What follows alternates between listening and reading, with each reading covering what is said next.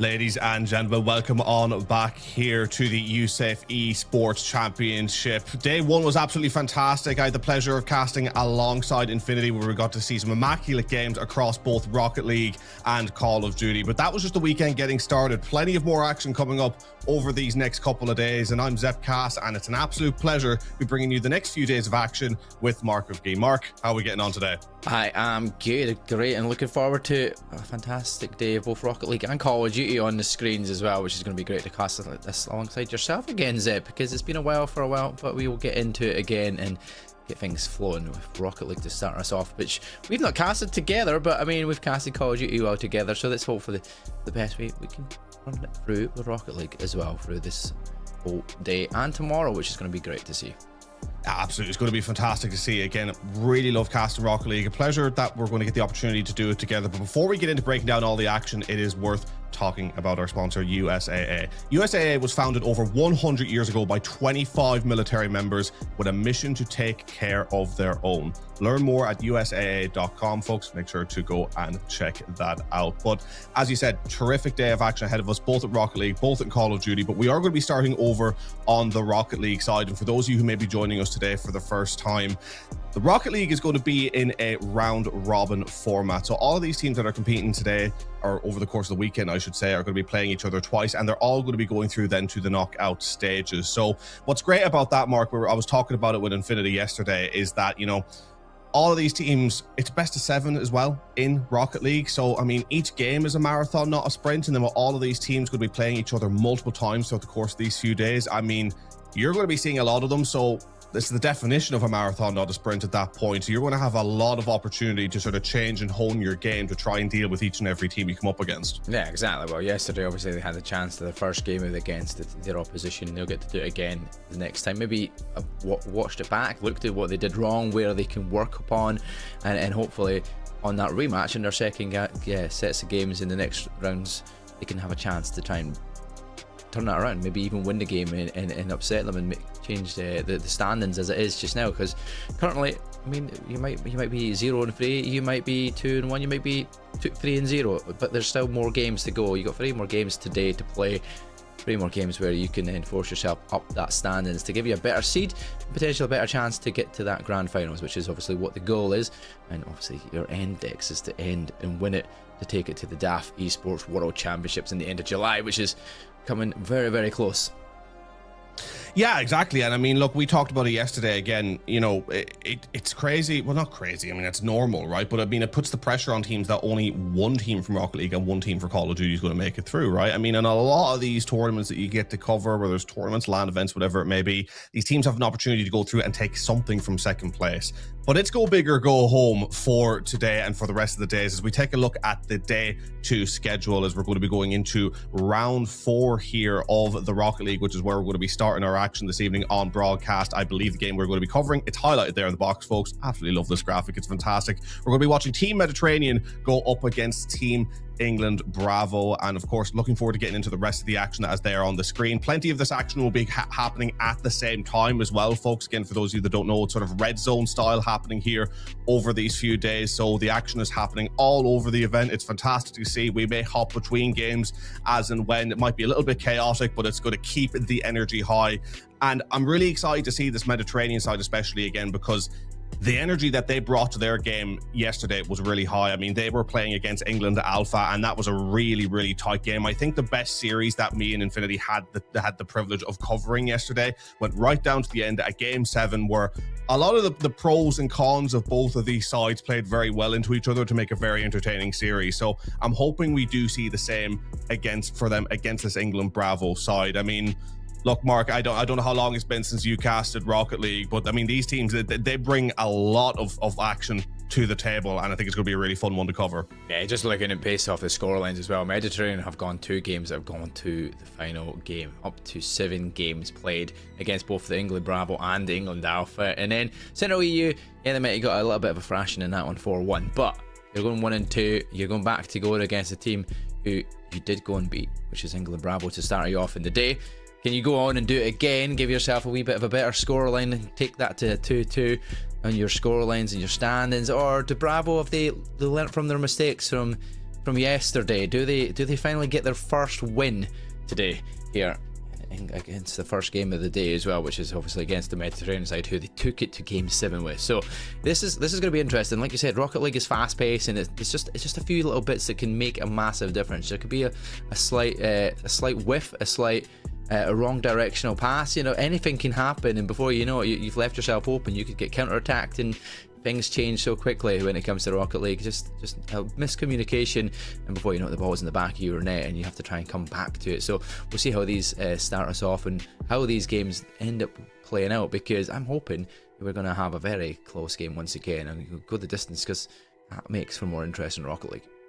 I mean, it really does. When you see these games go right to the end and you see the jeopardy at hand, and knowing the fact that, you know, some of these games go right to the end and then all of a sudden, you know, that they're going to be playing each other again, it really means that there's going to be a lot of learning to be had. But between these teams anyway, let's have a deeper look at the roster, sort of break them down, because we've seen a real mixed bag of players, I think it's fair to say. On the England Alpha side, we have Tyler Owens, Zorvix, and Elite Striker. And what I was saying with Infinity yesterday is that I feel like these 3 are the most consistent as a 3, right? We'll go into breaking down the other rosters as we go through them all, but the England Alpha squad, I think there's something about them when they're working cohesively as a unit. All 3 of them really bring out the best in each other, and to be honest, they look like the most consistently solid team. Also proven they can come back from adversity, having multiple times gone down in that game against Mediterranean, but never giving up and coming away with that Game 7 victory. Yeah, exactly, and the only team so far to not take a W, an L, sorry, not W, the other way around. Yeah, the best way to get towards it. So I mean, yeah, a strong roster that is looking to kind of go the distance and try and get every single win under their belt if they can, and head towards that first place seed. Who else have we got? Who have we got up next, Zep, is the question. I mean, we're going to England Bravo, who we're going to be seeing up first. It's going to be Bunnerface, Sheffy, and Machete Chief, sorry. Here we go. So this is a squad that is looking to get their first W. So they are looking to try and do this against that Mediterranean side, who we did see very close before in their round 1 game yesterday. They're doing the first round of the day again, but this time they've got a little bit of experience after playing a few games yesterday. Yeah, look, I'm not going to lie, again, with the greatest respect to the side, I think they have a hard weekend ahead of them, right? I think we've seen some frailties in their game, and I think when it comes to their weak points, it's a case of, at least against the teams we've seen them against, when it rains, it pours. right? You know, they can hold on to a game, they can do well, they can have their moments, but when they get caught on the back foot, it can really start to be detrimental to them. They can really start to kind of fall under the cosh. They struggle to pull themselves back around, but I hope after day one they'll have learned a bit coming into day two. And then of course we had the Central Europe squad there as well. The graphic not fully working, but I'm sure we'll get back to that and talk about the roster as quick as we can. But look, I mean, again, it's, you know, we have some incredible teams competing, and again, as I highlighted there a little bit, and I'll talk a bit more on, there is sort of a variety in the skill levels, I think, across these teams, right? I mean, I discussed it, I think, yesterday again with Infinity. We spoke about the Mediterranean side when they played against the England Alpha side.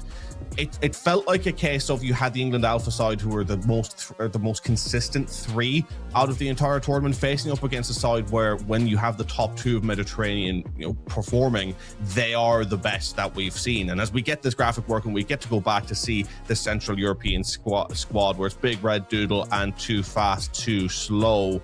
And yeah, I mean, look, again, interested to see how they perform. They're not a side that has really caught my eye in anything that they've done as of yet. Again, it's been very much England Alpha and Mediterranean, the two that have stood out to me on the Rocket League side of things so far. But I'd like to see a third team come in and shake it up a bit in Central Europe.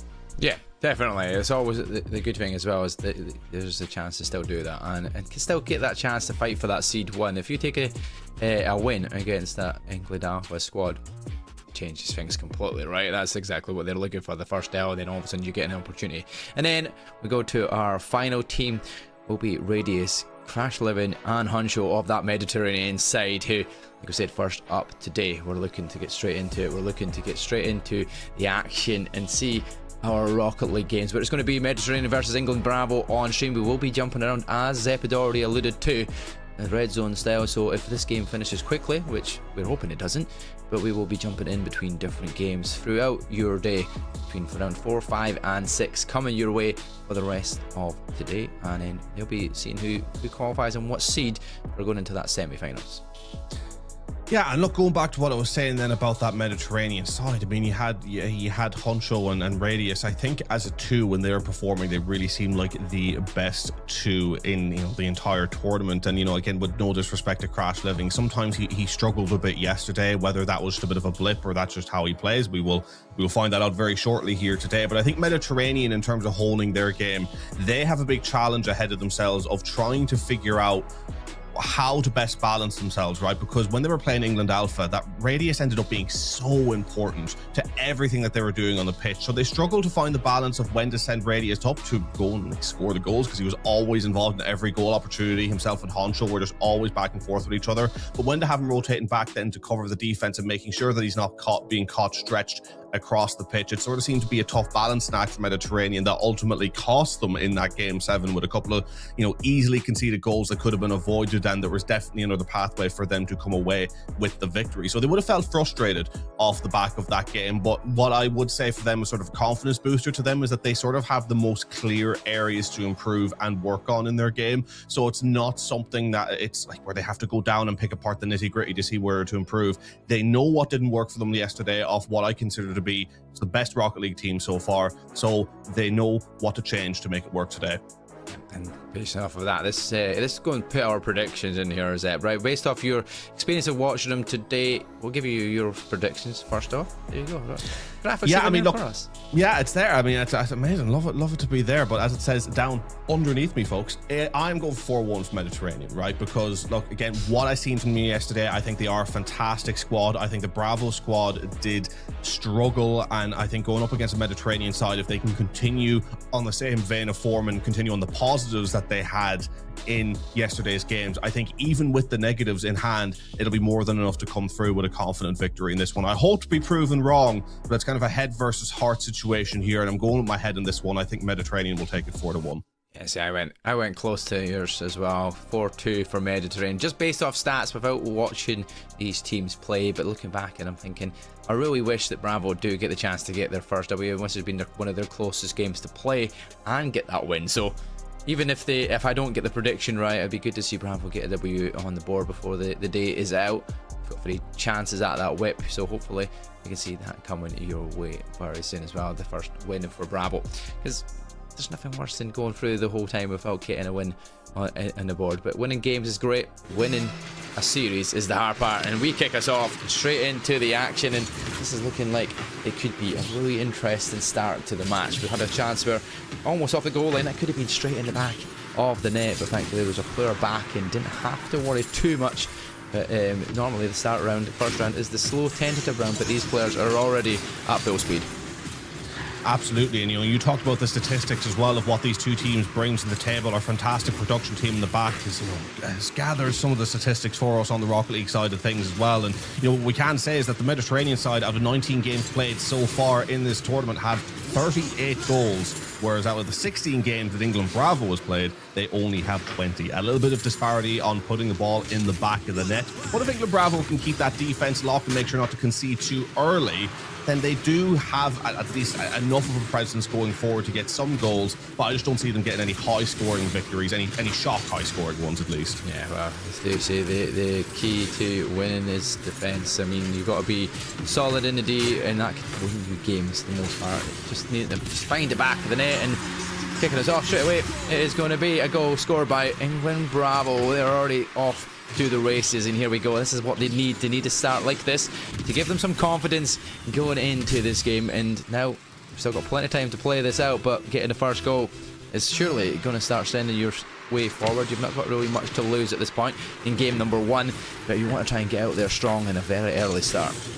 Yeah, amazing start for England Bravo, doing exactly what England Alpha did to Mediterranean, of just applying consistent pressure, because what we've seen from that last game was that the Mediterranean side cannot deal with that consistent pressure. They can deal with a nice counter-attack, they'll be there for the initial ball or two, but once it starts becoming ball 3, ball 4, they do struggle, and they are capitulating already at the back here. Mediterranean still waking up, it seems, here this morning on this fine Saturday morning, as we see Butterface go through, slam that one home with a virtually open net to double that lead with only a minute and a half gone. So far, the Mediterranean side, a shadow of what we've seen yesterday, but only a minute and a half gone in the whole series. Plenty of time to pull it back. Yeah, still plenty of time, as you say, as Crashland's having to make a really late save here again, but that's going to come off the wall. Thankfully, Machete Chief is up and best it towards the side and away from goal, but not for long, as Radius will convert that, and all of a sudden Mediterranean have finally woken up here. Took a minute or so, but we are in, and they have got the first goal of the day.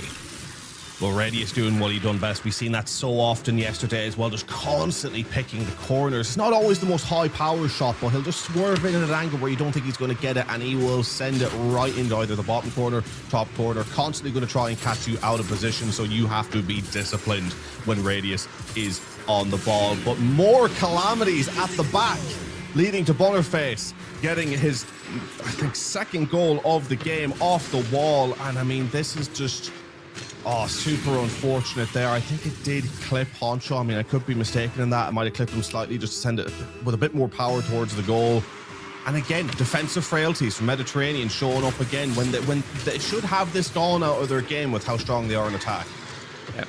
Maybe not a game 1 merchant at this point in time. Bravo starting off strong. 2 goals, the lead once again. A 2-goal lead is not a difficult thing to kind of counteract when you've got plenty of time on the clock. So it's not all over here for Mediterranean, as they still have opportunities towards goal. As Head Honcho trying to pass it forward towards his teammate. It's up into the air. Radius goes up to it, and here you go. There's the second goal of the day. Radius makes it 2 in a row from himself as well, and all of a sudden they're back in the game. This is what happens. It is Rocket League at the end of the day, and this is what happens very quickly. A lapse of judgment and where your balls go, and then before you know it, it's in the back of your own net. Well, that's what Mediterranean can do, right? The way that they play off the backboard. And we did see moments of this yesterday as well, starting off in that game 1, going for a lot of these more complicated hits and it not quite working out while they were still a little cold. But once they got a bit warmer, once they started hitting these things in the air, that's when they started to show themselves as being really dangerous. So England Bravo, they have to capitalize on Mediterranean still being a little cold. They need to either lock up this defense or get another goal to stretch a little bit of a gap before Mediterranean get fully warm. Taking a game 1 against them would be huge in the grand scheme of this series. You need to build up a steam of momentum early. Yep. And Butterface is going to try and cross that centrally. Perfectly placed. It's off the crossbar and it's under the goal and into the net. It is 4-2 Bravo. They take the 2-goal lead once again. 2 minutes on the clock though. Mediterranean still not out, but yeah, showing a lot of signs of life here. England Bravo game number 1, and it's looking good. And I'm looking and to see this going quite the distance here if they continue to play this way from Bravo. 4-2 Mediterranean really struggling on that back line still. Bravo doing exactly what they need to do to keep this lead, to keep that momentum, to capitalize on the opportunities presenting themselves here as they try to send that shot through, but it sort of trickles on forward and it's going to be an easy clearance that goes over Butterface as well. A counter-attack opportunity on here. It's crossed through, but Machete, he's on the goal line. He gets it cleared out and sends it very much out of harm's way and actually in a good position for the counter, nearly sending that one top corner, but it is blocked. And there's a bit of slowness in how Mediterranean are playing today. They're not really finding themselves in the right positions to deal with Bravo's clearances. Bravo is constantly finding the pockets that is making life really awkward on the back line. Yeah, just a few different plays where they're a bit tentative in the back line, and when you get a bit tentative, you start second guessing what you're going to do here in judgment, whether you challenge it, whether you don't. And that's where the difference between getting your goal or conceding. I'm afraid they conceded a little bit more than they were expecting to do early doors, but minute left on the clock. Mediterranean still on that back foot here, and also the ball in their half, so they have to try and figure a way out of their own side. But Butterface, he's going to try and get that centre once again, but the challenge comes in, and thankfully the 50 works in favour of Mediterranean. They're still in the defence though, and very much difficult to try and get it into the attack. The Mediterranean side are struggling at the moment. Granted, they've had a couple of shots on target from DDT Radius. I mean, look, between him and Head Honcho, they've had terrific games, but in terms of who's actually had that final product, it has been Radius throughout. I mean, he's just had such high scores throughout and has been constantly carrying this side with big moments, and especially in the back half playing against England Alpha, really came into his own. Whereas Bravo, they've had a really strong defense so far, coming through the number of saves. Butterface with 37 so far going into this game, Urglow at 32. And yes, not scoring many goals, but proving that they've changed that here today. The timer's running down, no time left for Mediterranean, and this is the perfect start for England Bravo, as shockingly, they take the first map. Yep, that's exactly what they wanted to do. They wanted to take the first game, and hopefully that gives them a wee bit of momentum going forward, and they can take it to Mediterranean. You have to wake up, but Radius still performing pretty well here. 3 shots, 2 goals made. We don't get to see the other stats because all the other players, they're happy. They want to get straight into the next match as quickly as possible because they are already off to a flying start here. We'll look at some of these replays. Butterface getting a couple of good goals, good opportunities, also some great saves as well that stopped any comeback there coming from Mediterranean. Really, so a very, very good job from Bravo early doors, and we'll get to see reactions there. It's I love a little camera in the venue. Everybody enjoying it. We even heard the comms of the players chatting when the goals go in and how excited they are. So yeah, good to see how much energy is already flowing inside the venue. Oh, absolutely. I mean, early doors, both of these teams seem passionate already, and I'm really enjoying what I'm seeing so far from this Bravo side, because I suppose they had the building blocks for this in the game that we saw on broadcast yesterday, but it didn't look like they were going to be able to bring this level to the table, right? Whether Mediterranean just overperformed yesterday, I'm not sure, but they're not locked as of yet. And we could be looking at a situation where, with England Bravo being a very strong defensive team, their fundamental style of play just counteracts Mediterranean's perfectly, right? Who are a bit more flair, a bit more up in the air, and lacking that cohesiveness as a 3. But I still think we've more to see from Mediterranean. I think we've seen what England Bravo can do now on a good day, on a good game. It's up to Mediterranean now to answer back with a good game of their own, but not the way to start. Snail's pace towards the back, and another goal conceded that in my opinion was avoidable. Yep, 6 seconds in, straight off the kickoff, really where it came from, and nobody is home for Mediterranean. Them couple of shots of Monster did not wake them up yet. It's going to have to take a little bit more than that, and they're going to have to try and come back once again in game number 2 already. Like we said, Rocket League is one of these games that can change at a whim. The defensive demos in the back, that's going to be great to get the opening, the chance on shot. It's going to just come off the post. Unfortunate there, could have been 2-0 for Bravo, but it wasn't to be. The post stopping that one from going in. 4 minutes 25 left to go. Barely gotten into this game, but so far we are seeing the same story as game 1. Mediterranean struggling to get through. In saying that, Radius may have gotten a nice chip. How will Machete deal? He deals well, but straight into the path of Radius once again, who sends it on home, following the path of the ball beautifully. Again, just making life awkward on that back line, which surprisingly Mediterranean have struggled to do so far. But again, could be a very long series on our hands. Plenty of time to rectify that as they even this one up. Just getting in the way and in the path of the ball more, getting in for blocks and just sending it into the awkward areas, just giving back a little bit of what's happening to them. Yep, exactly that, and they're doing a fantastic job. Radius actually really well judged that, knowing that the USAFE was coming in, repositioned the car right into a perfect spot and was ready for the rebound, but nobody really able to challenge it after using all of the boost to make that defense the first time. There is nothing to really do apart from just the jump, maybe a double jump if you can do that, but that was unfortunate. They couldn't make the second save and they are tied up, but this one's right into the centre. Nobody's going to be coming from Mediterranean though, so Boniface manages to get it away from his goal side and try to put an attack, but instantly it stopped as we start to force our way up. Still plenty of time on the clock. That was going high and away from goal, but Radius showing off his aerial ability can redirect that to the side of the goal and keep the pressure off for a little bit longer. I feel like it's the longest we've seen now between these two sides without a goal or any real threat of a goal coming through. The pace slowing down just a little bit as both of these teams still trying to send it forward, but they're sort of dealing with each other on the defense better as they've begun to figure each other out, where they're positioning, where they're playing. As Urgaloa trying to get something going here on the counter, needs a good opportunity to cross it. He's playing patient, waiting with the ball. Honcho's going to be through though with the clear. But Machete was actually there, but he missed it, and now potentially an opportunity for Mediterranean to go forward if they can get the right cross through. Crash Living was there, but dealt with excellently in the defense, and now they have to rush to rotate back.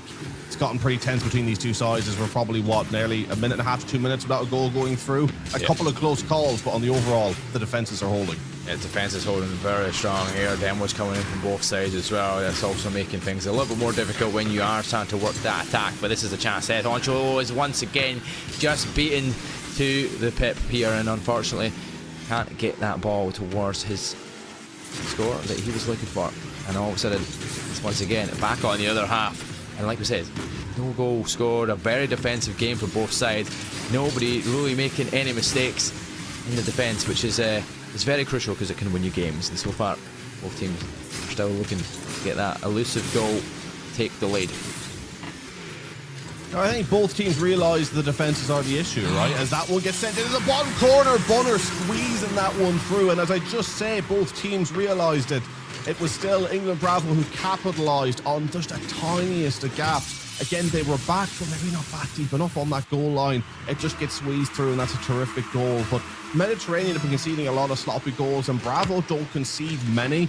But when they realise that some start to be conceded, you know, in the previous game, for example, still conceding 2, if they can kind of fix that within their game and just nullify Mediterranean completely, then the victory really is theirs, which again is, for me at least, a real underdog victory if they can get it. And now up 2-1. I mean, with the way that this game has shaped itself out to be, it could be the driver's seat unless Radius can come up with something.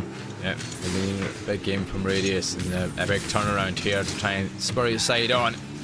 So far, managing to find something in this one. Head Honcho off the back wall, but Boniface already challenged and was well read up there. And look at the intercepts coming in here from both Urgalo and Boniface. They're in the right spot at the right time to just stop anything in that attack. Machete Chief there now eventually directs that his way as well, but now they are pinned back on that defense. A wee miss here might actually open up this chance for Bravo as they do send it goalward. It's just a little bit wide, but Boniface is still keeping the pressure forward. Mediterranean have to make these hits count, and they are doing it and managing to clear their lines. A bit of a 50-50 challenge between the two teammates there. Thankfully, it keeps them with the ball at their feet, and they're going forward. Well, not very much feet, but you know, their wheels. They've got the chance to make it 2. That's a great save off the line. Wow, Head Honcho keeps Mediterranean in this one, for sure. So close yet so far. Mediterranean hang on with 25 seconds left there. At least have one more opportunity to send this one through to overtime. It's good on the defense, and Urgaloa is going to try and get this one out. Moving forward on the counter-attack, sending it straight into the corner. Will he get the cross? No. He's playing it defensively. He's happy to let this clock run down. 10 seconds left. One more chance. Head Honcho trying to stand it up, but that's a terrific block, which is actually going to cause issues on the back line. Mediterranean aren't going to be there. That ball is going to drop surely, and we are going to see England Bravo go 2-0 up in this series. when it eventually hits the ground, it's surely happening now, somehow still up in the air. Oh my, this has been a while, and they're passing it up as well. Hang on just a minute. That was a really crucial demo that came through, which is sort of, look, it's been all a sort of a prolonging of the inevitable, but it finally drops. England Bravo go 2-0 up. And this is a real flip of the script. We're now on for your scoreline that you predicted, but that means Mediterranean are going to need to turn up and get 4 in a row. I don't see it. The way that they're playing so far, Mediterranean are just not up to standard yet as they were yesterday. I mean, it did go the distance last time round in their first game against Bravo, but this time, I don't think, did it? They probably didn't start like this. They probably were not too down at this stage, looking to try and have to come back and win all 4 or more, at least, because you're gonna have to get all the way back. But this is unfortunate for them, and not the start they wanted probably today. But Bunnerface, he'll be happy with his side's turnaround. 2-0 up in the series, chance to still look towards their first W of the week, and they're looking good so far for it. Both sides definitely ready for this. They're just getting straight into the action as quickly as we can, and we've said it before. It could change around. It doesn't take much. A wee bit of warm up. Maybe the first 2 games weren't Mediterraneans. Can they come around and turn this around? Do you see anything changing from here on out, or have England Bravo just locked this one down, Zip? I think we've seen a better Mediterranean side in that game too, right? They showed up the defense just a little bit more. I mean, only conceding 2, but we just haven't seen them being able to succeed on the front foot yet. And again, I think that is just the issue that they suffered with yesterday as well, not being able to find the right balance between going forward and going back, because they all just can't trust each other on that back line and forward line collectively. They kind of have to either go up as a unit, and if it doesn't work, suffer the consequences as a unit. So they have to rely on high-risk plays, and with a strong defensive side like Bravo, they're able to deal with them, and then have proven today that they can capitalize on the offense when Mediterranean are exposed. Exactly, that's what they're looking at. Bravo now still team in blue, and they're going to be the one to open the scoreline once again. The goalkeeper just sat on the line. It's going to bounce into the goal. Machete Chief gets a wee bit of luck here probably, but you know what?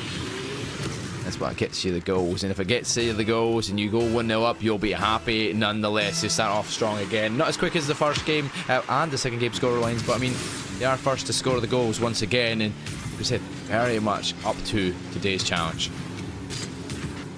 I mean, they must have been really eager to prove us wrong, because they're really doing that here today. I didn't see this happening at all. As you said, a little bit fortunate to score, but still getting into a position that, you know, Mediterranean should be dealing with, and that nearly going through. Head honcho with a great cross through, and the head honcho, by the way, I think is sort of an underrated player in this Mediterranean side. We've seen him so often set up perfect opportunities yesterday, and he takes an opportunity here today to equal the score line again. When he gets on the ball the way he wants to, his touch is perfect. I mean, that just right off the crossbar, couldn't be placed any better. And all the assists that he got for Radius yesterday were just such little deft touches that completely threw the defense. If Head Honcho can get into these positions where he's setting that ball down for Radius, that's where the danger for Mediterranean is, and that's their pathway back into this one. Yep, exactly that, and it's definitely what they need. They need them both to start doing things here. Head Honcho starting off now, another chance to redirect towards the goal line. As Ergolote makes that defensive save once again on another player that's been making so many saves in this very defensive England Bravo side. But he says, they have been very defensive, and you know what, not scoring very many goals, but they're still winning these last 2 games. All by 1 goal the difference in that last game. Could well be the same again, because we've seen how long we went after it was 1-1 last time round in game number 2. Will we see a stalemate for quite some time here in and around the park? They look to try and make that goal lead here, and will it be Machete Chiefs redirecting away from goal? That almost would have been a very much an opening there, because nobody was home further back after Machete, so if that missed him, that was almost goalward. Fortunately, thankfully, he does get that neft touch that sends it to the sideline. There's still pressure on here as Mediterranean still trying to keep the ball in the Bravo side. Yeah, sort of pressure coming through now, and will it be the undoing? Machete through with the save. Radius sending it down. That's what Radius does as Mediterranean take the lead here. Finally looking a bit like themselves. Honcho sending it up to the back line. Machete trying to clear it up, but Radius putting it right back down on top of their net. and taking the lead. Finally, Mediterranean looking a little bit more like themselves. How will Bravo now handle the pressure? Oh, that's an easy go off the score to start as well. That is unfortunate. I mean, he just whiffs straight past it and runs it straight in the goal.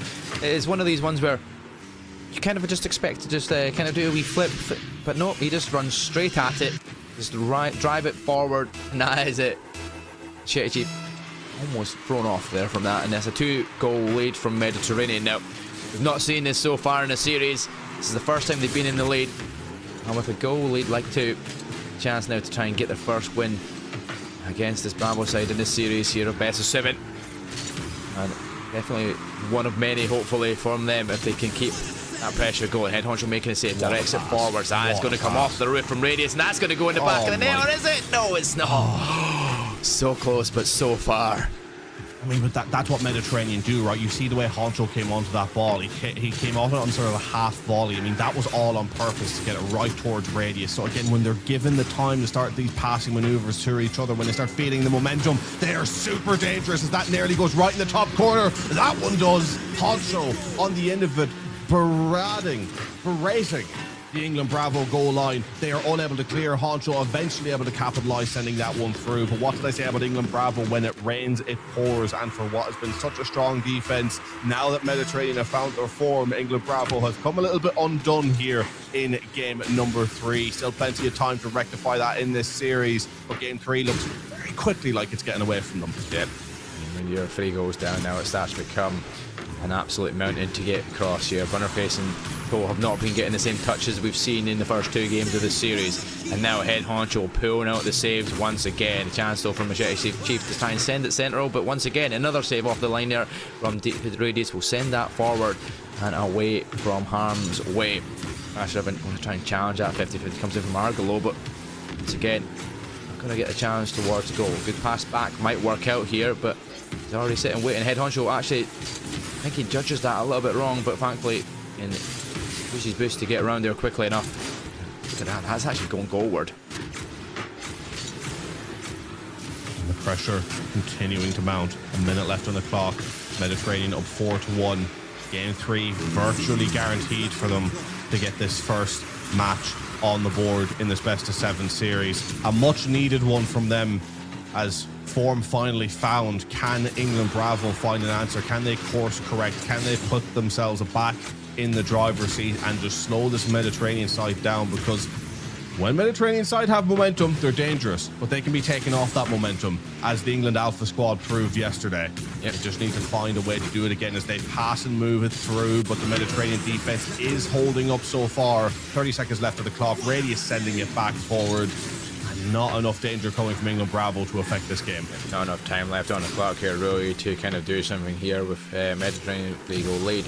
You would need O-line kickoffs every single time, and oh, that was almost going to make it 5-1, very much out of reach here, but that is it. 10 seconds, the countdown timer is on, and thankfully Mediterranean will get their first win on the board. Now, will we get another consolation goal coming out here, or are we going to get another goal to add to that tally here? Head Honcho hits the floor, and there we go. We are all to a scoreline for Mediterranean finally on the board. 2-1. Our Bravo leading this series, but like I said, best of 7. Lots of games still to play here. And finally, they've made something click, Mediterranean, and now we have a series on our hands. Because look, I will say after that game, I don't know where the rest of this series goes. I think we've seen a really strong performance in the overall from Mediterranean. I do think they found their form, but Bravo can hold on as well. Look, there was like a couple of defensive mistakes here and there. Bravo weren't great going forward, but on the defense, for the most part, despite a couple of mistakes, there was still a relative amount of consistency, right? So the floodgates aren't just going to open for the rest of this series. Mediterranean are still going to have to work ridiculously hard for any goal that they can get. But if Bravo can just find something that clicks on the offense again, they're still going to present themselves as a lot of danger. So I don't think by any means this is a complete now flip of the script and that Mediterranean are going to soar on through. Bravo are still in the stronger position. They're still in the lead. They still have bits of momentum. They still have positives that were working for them. They just need to refine a little bit of what was working for them more so in the first and second game, and also just find the way to nullify an ever-growing in threat Mediterranean side. Yep, definitely do. And like you said, the defense was strong from Bravo, but maybe once it got to a certain couple of goals past them, they're like, right, okay, this game might well be out of our reach, but we'll just kind of put the pressure, not let them score just loads and loads and loads, because if that happens, it could demoralise you. But you're at that stage where you're still putting in the effort, you're still putting the saves in, making sure you can figure out how they're playing and what the play style is here, what they've changed to adapt towards the early game losses that they have conceded here from Mediterranean. But that was much better performance from them this time round, and can they continue that going into game number 4 here? They're going to need it. They want to try and tie the series up after 4 and make things very much interesting, and that's going to be an open net. Radius is going to convert that, and we are going to get off to a hot start once again from Mediterranean. Great move from Radius. I really love that. Again, just catching them a little bit of sleep at the back, and again, I feel like, again, that's not like through the hard work of Mediterranean. Granted, a great touch, but I feel like Bravo have gone a little bit of sleep at the back, which, for a side with that being their strongest component, they cannot afford to let that happen. They have to be keeping these low-scoring games if they want any chance. And yeah, this is a struggle now. Head honcho back on the ball, taking it into the corner, trying to get it crossed through. Eventually dealt with and sent it back to the mid. But now through, off the line once again, and Radius doing what Radius does, picking out a corner to perfection. And this is what happens when you don't have anyone guarding that back line, but a poor miss from Master Chief, or Machete Chief, my God, I've got the halo head on me there. But that, yeah, that's another hugely costly goal, just from missing the ball, and you can't afford to do that against Mediterranean. No, definitely not. When you talk about Radius, he's talking about angles, but that's a quite good bounce back here, as Butterface will get a goal and that deficit down, and unfortunately that's off the kickoff once again, and nobody's going to be at home, so a good conversion to get that into the net and keep game close. Radius, who's been finding so many goals so far, very much our highest scoring player in that Mediterranean side. He's carried the side quite a lot, and he's finding so many great opportunities, whether he's converting with goals or assists. He's doing a lot of the work here, or the heavy lifting, which is the hard part. Once you start getting players like Head Honcho getting you assists, getting you opportunities, you have a chance. But Butterface is the player that you have to look out for, because he's just going to bite you in the back. And there you go. There's an opportunity coming off the back of the wall from Urgalo. 2 players are home, but you cannot get there quick enough to get it away from the goal.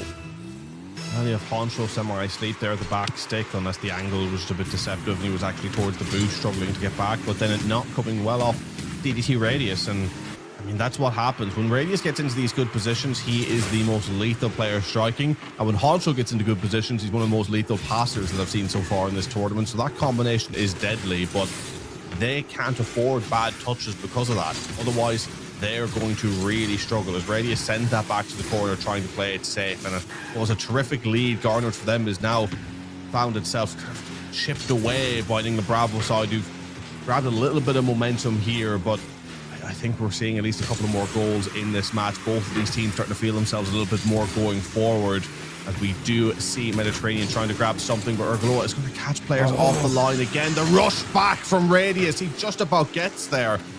But risky business from both teams now, leaving that back line open so often. Yeah, very much pushed up here. Nobody's home, but they all managed to get back. Urgalo keeps this one off the goal line, and it is still going to be pressure on. But Butterface, is he going to do the fake? Oh, he tries to, but he's wise to it.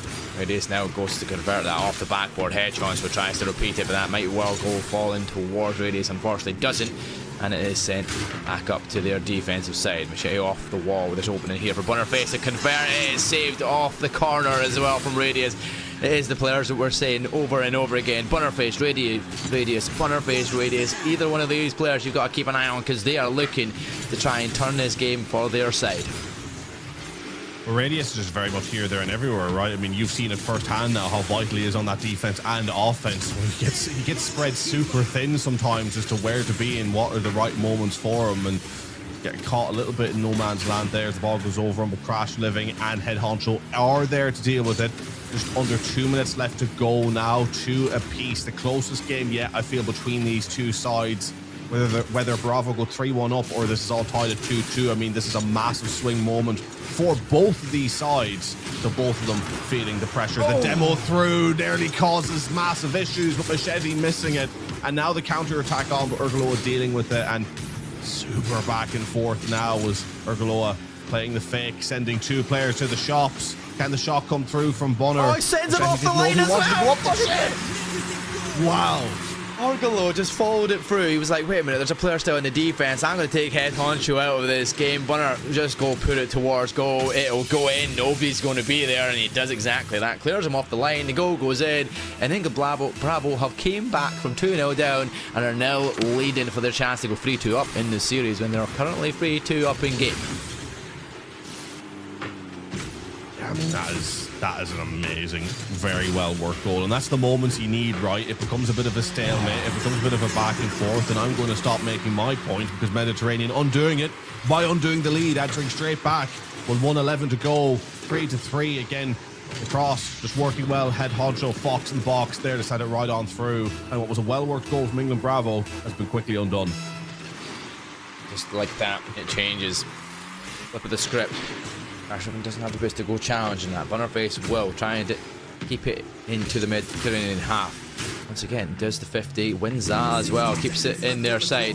And now pushing forward, Urgolo gets it centre. Crash 11 has to put that upwards, but that's still going to fall down right in the centre of the goal line. But both players will miss here from England Bravo, and that will mean Mediterranean can clear the lines a little bit more. Radius with a little bit of boost to work with. How much skill has he got here to direct this goalward? Head honcho tries to help him out a little bit, and he's keeping that pressure goalwards, but no, it is once again strong defense here coming up from Bravo. And that's a nice cross on through as well, and sent straight into the back of the net. Who else but Bunnerface once again there to receive it. 4 goals now, I believe it is, for Bunnerface in this game. I mean, I love that cross from Urgolo, just sending that through with pace, bouncing off the roof right down into the centre. And Bravo now 28 seconds left, have a chance to sneak this game for a massive moment for them, but they need to try not get countered on straight away once again. To deal with it this time, they're sending it forward, but Radius is there to hold on. Yeah, this is looking good. Argolo and Bunnerface have been combining very well here in this game here. 4 goals, and pretty much both of them have been in both, well, every single goal pretty much has been partly their fault. Great save once again off the line. Argolo, that might well have just saved them in winning this game. Can he do it again? Bunnerface does. That ball is going to shoot up just so short, almost.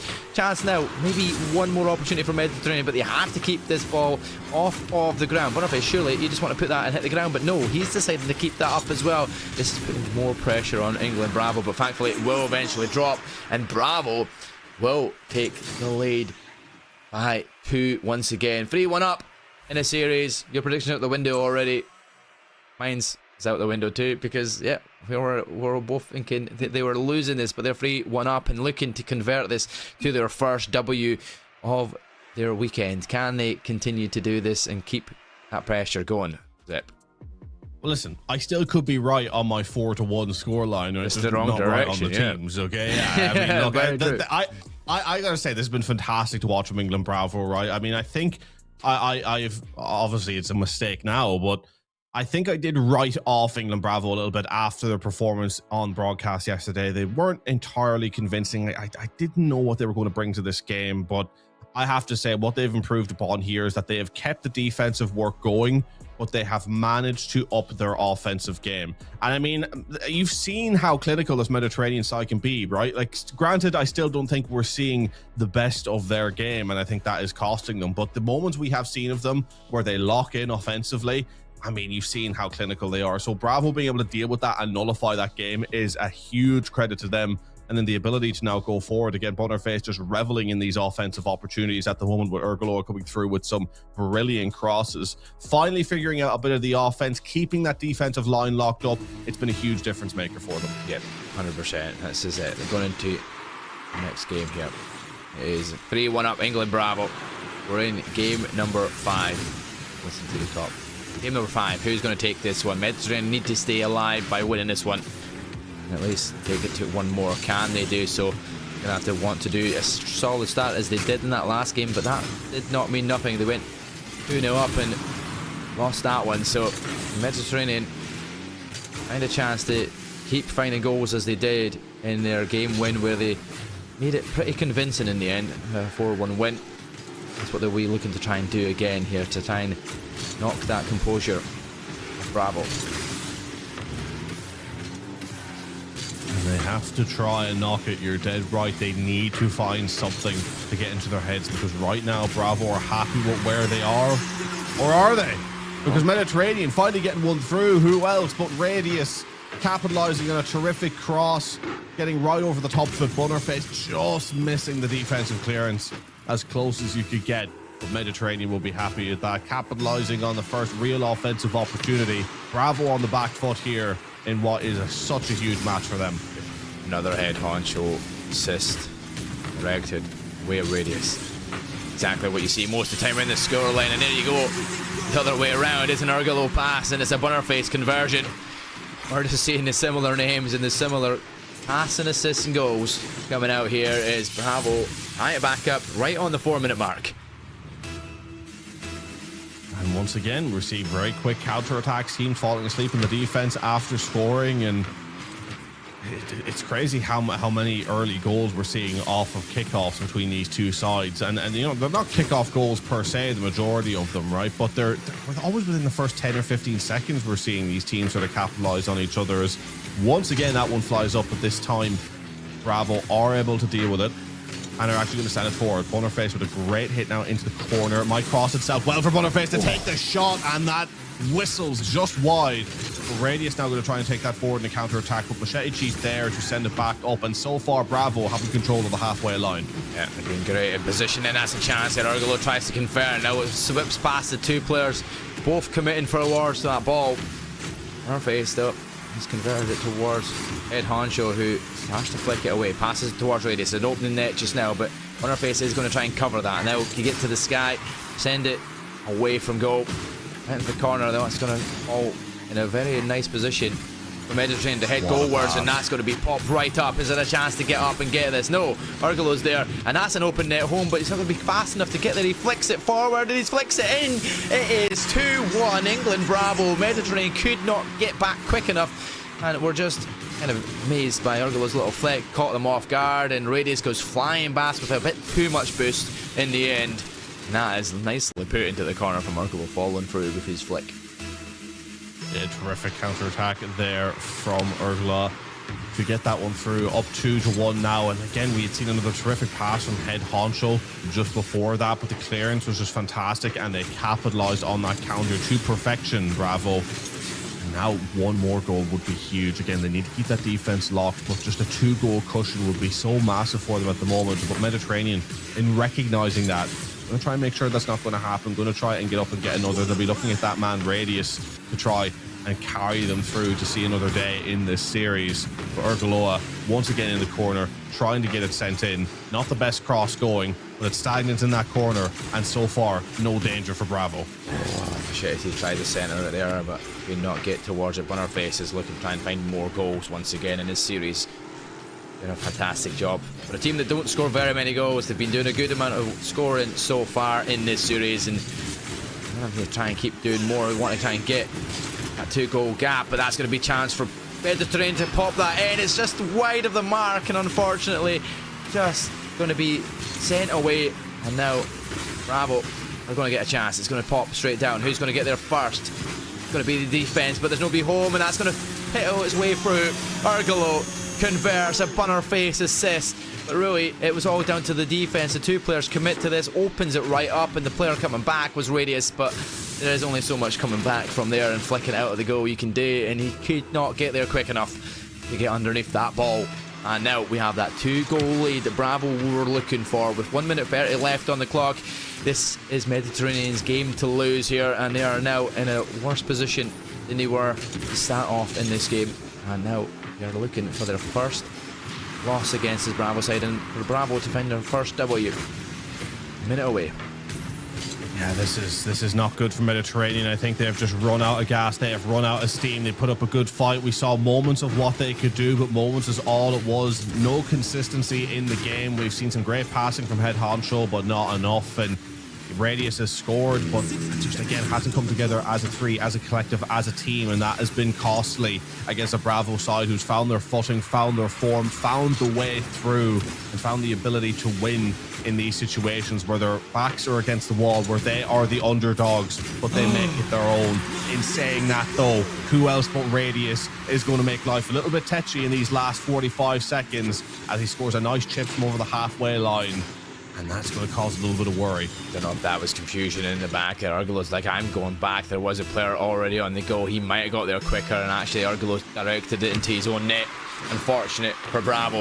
Is this going to be the downfall of them now, just at the later stages of this match? 42 seconds was time from that goal to try and score another straight off the rip if they can. Mediterranean need one more. Stay in this game. That's going to be an opening opportunity. Challenge on the goal line. Argelo is there, and it just bounces off, and thankfully they're away, and that's going to send it goalward. Good hit from Radius on that defense. Got 17 seconds to play for that goal.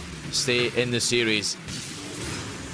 Is it going to come? It looks close, but not close enough here. Argelo directs it wide. That's all they need to keep doing now. Solid defense is all they need from here on out. Bravo, as they have this goal and this lead. Nah, it's going to be game coming in a second. Can they convert? Oh, wow.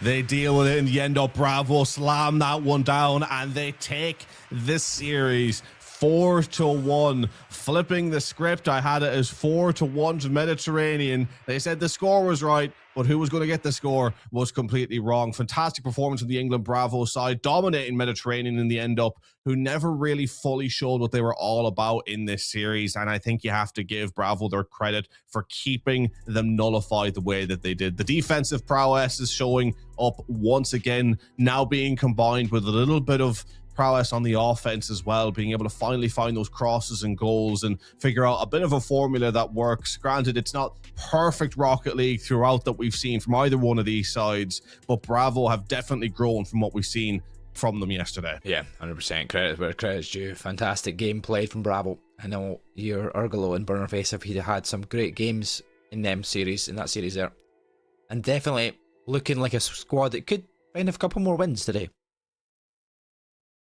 Yeah, absolutely. They finally look like a squad now. We're going to get some more wins. And Mediterranean, again, with the level that they can bring to the table, I'm surprised they just don't have as many wins as they do. Again, you know, we're going to see more so how the Call of Duty shapes up as the weekend goes on. But at least in terms of the Rocket League, it really feels like there is where we have a lot of teams who are quite evenly matched, teams who are, you know, have the ability to kind of get different results against each other each and every time, right? I think when we get to the final stages of the Rocket League, it's going to be very interesting. I haven't really seen any of those super close matches yet when it comes to the Call of Duty side, ones that I think, wow, that is going to be one where it could be different each and every time. But look, it's just a case of waiting and seeing on that end of things. But for the moment, based off of what we've seen in that game, I think England Bravo have a lot to look forward to going forward, right? And if this is being a good learning experience for them, then I think, you know, could they be a team that go back to playing England Alpha and actually be able to achieve something in that game that they weren't able to achieve the last time around? Yeah, definitely. I mean, that's definitely changed things in that standards for the Rocket League as well, because Bravo now getting their first W makes it a 1-3, which then beating Mediterranean puts them at 1-3, so they're very much tied up here and where they're going to be seeded, and they'll still have a couple more games to play, but we will be getting ready for an interview coming up from obviously the winning side. We will be our top scorer for the side of Bravo. It will be Bunnerface coming your way shortly, so we will be ready to send you that way soon enough. But Zep, I mean, still more games to be played today of Rocket League, still more opportunities for all these sides involved. You've got Mediterranean, Central EU, you've got Alpha. All we need to see on screen as well to see how these guys are looking good, because Alpha is looking like the team to beat still. And I wonder where the scoreline stands between their round 4 game, as they're currently playing Central EU. So that could be a very interesting game. Once we find out the scorelines, we will update you along the way as well, Zep. But yeah, a great game from Bravo. I mean, they want to keep that momentum going now, as they will be heading onto their next game very shortly against that Central EU side. So can they go back-to-back wins? Have they got what it takes to do so after a very strong performance? They didn't score many goals, but they scored the goals enough to get it over the edge. 1 goal the difference from most of their winning games. That's all it takes.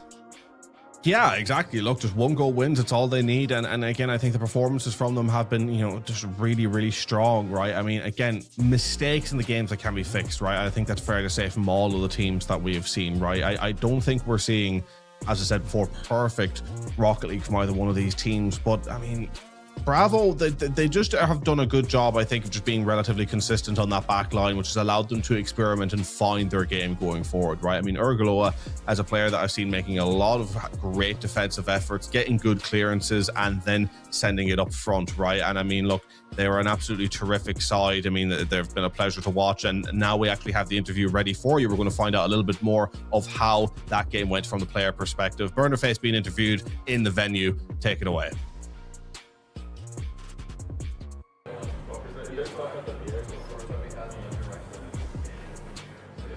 Good afternoon, sports fans. It's your friend the neighborhood, Paul here, and I'm joined today by Bunnerface, who just got done, well, I would say putting Mediterranean in their place, but how do you feel like your team did? I think today was a lot better. I think day one was a whole lot of nerves. And I think we're operating off of, everybody loves a comeback story. So today we're locking in, we're dialed, and we're here to compete. Awesome, I love that. So, what was your biggest, during this game? There was a couple close moments. What was your biggest, clinch, oh, God, moment? I want to say there was one moment where DDT and Huncho were just, making passing plays back and forth, and, we were all scrambling to get boost. We were boost starved, and it was just, we're all sitting on top of each other, and we're just trying to do the best we can to save the ball, and it's just one of those moments where it's I need to get away, but I can't move away if they scored in our net. It's my fault. So we had a couple of those moments, but we were able to get some clears, which was great. Awesome. And then who are you looking forward to playing today, next? I definitely want a rematch against Central Europe. Okay. I think they're right now the biggest competitors between them and England Alpha. Okay. But I really want to face them next to see how we fare up after beating Mediterranean. All right. Well, I look forward to seeing it, man. Thank you guys so much. Appreciate it. Back to you guys. And that was a terrific interview there to listen to. Really, really interesting to listen to him pick apart that game, right? And also just pick apart how the weekend has gone overall, because I think he's hit the nail on the head. There were jitters in the way that they played yesterday. The nerves were there. They weren't playing their game correctly. They seem to have rectified that today. They're here to win. They've locked in. They played really well. And then sort of commenting then on Radius and Honcho, Yeah. the way that they can control the middle of the field, just boost starving, constantly passing between each other. It's fun, at least. I like watching it. We have the pleasure of being able to break it down, but it's nice kind of picking up something, watching it and being that looks like it's a threat, and then having that kind of confirmed from the players who have been on the receiving end of it, right? Because you've gotten a glimpse of it here, and it wasn't even a glimpse of it to where it helped them win the game. Mediterranean weren't really able to get anything out of it, but that combination of Radius and Head Honcho, super dangerous. Oh yeah, it was definitely, you could see is how much they were rushing back, trying to get the boost, and being boost starved makes things a hell of a lot more difficult in defense. If the pressure is constantly coming, you have no boost to work with. Any ball coming your direction, you start to worry, because with little boost, there is no opportunity to make these intercepts. There's no chance to go for these jumps up into the corner. So if you send the goal high, the ball goes towards the top corners. Very difficult to get to without any boost. So yeah, very well done to actually hold that off for the most part with Head Honcho, and Radius doing a fantastic job around the pitch. But you managed to stop them in their tracks and not concede enough goals to make it worthwhile for Mediterranean. After all that play and all the opportunities that they did make, not enough to convert it and take that W. And yeah, Bunnerface will be a very happy day to start us off. But like he says, he's looking forward to go in and try and see what he could do and try and upset all the other teams after day number one not went their way. It might go their way today. Absolutely. Well, ladies and gentlemen, we have plenty more action coming your way throughout the course of the day. I'm actually not sure what we're moving on to next, whether it be Rocket League or Call of Duty. Either way, we're going to have a great time. I think it's Call of Duty, but as I was proven wrong in my prediction of the scoreline today, I'd be excited to prove wrong on that as well. Maybe it's just one of those days. But myself and Mark will be bringing you plenty more of the action throughout the day. Make sure to stay around. We're only going for a quick break. We'll be back in a couple minutes. Over a century ago, our founders made a promise to each other, to their families, that they'd always take care of their own. And that promise is still at the heart of everything we do. And how our members know, we'll do what's right for those who served, their spouses, kids, and then grandkids. USAA, taking care of our own. Good afternoon, sports fans. I'm your friend, the neighborhood Paul, and right now we have a little game that we call Maybe Marmite. I'm joined by two of our lovely, well...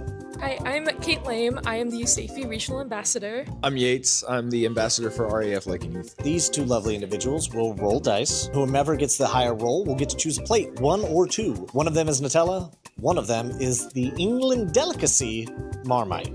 Let's do it. Choose your dice. 1, 18, oh, and a 16. Sad trombone. Boom, boom, boom, boom. Yates, you get to choose plate 1 or plate 2. 2. You have plate 2. No. Stay right there. Keep the lids on them, please. The way you reacted does not. Plate 2 over here. Keep it closed. Plate 1 over here. On the count of 3. 1, 2, 3. Whole cracker. All right. Hey, to good sportsmanship and competition. Cheers.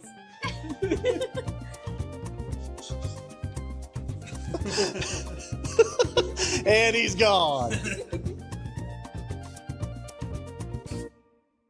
Good afternoon, sports fans. It is I, your friendly neighborhood Paul, right here at Eagles Landing for the Air Force Gaming USAFE Esports Championship. I'm joined by two of our wonderful competitors here who are going to be playing in one of my new favorite games, Maybe Marmite. I'm Porkchop, Aviana Air Base, and I'm playing Black Ops 7. My name is Boxy from Aviano. I'm playing CoD. Wonderful. Now, they will roll off. Whoever gets the higher roll gets to pick the plate.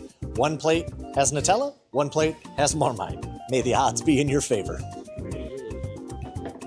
We got a 19 and a 17. Oh, no. So, winner, which plate would you like? Plate 1 or plate 2?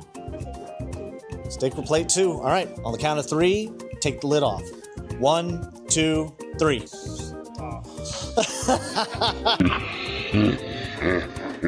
And remember, this is all about competition and team building. Bon appetit. Whole cracker.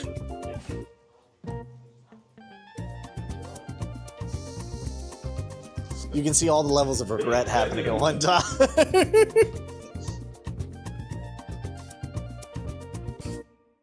Good afternoon, sports fans. It's your friend, the neighborhood Paul here again. We are here at the USAFE Championships, and I am joined today by... Ruka here, currently stationed at Lakenheath, playing Call of Duty. Monsoon Vibes. I work on Lakenheath, and I'm playing Call of Duty today. This is called Maybe Marmite. What we're going to do is each one of them is going to roll. The winner of the roll gets to pick a plate, number 1 or number 2. And one of the plates is going to be Marmite, and then the other plate is going to be Nutella. Nutella's good. It's great, right? That's what we're hoping for. Yeah. What's the worst that could happen? So go ahead and choose your die. We got a 19 and a natural 20. Oh. He had a 5% chance of beating you, and he got it. There's still a chance that you don't lose. All right, you want plate 1 or plate 2? Plate 2. All right, you got plate 2. 1, 2, 3. Oh, no. Well, this is about sportsmanship and team building. Bon appetit.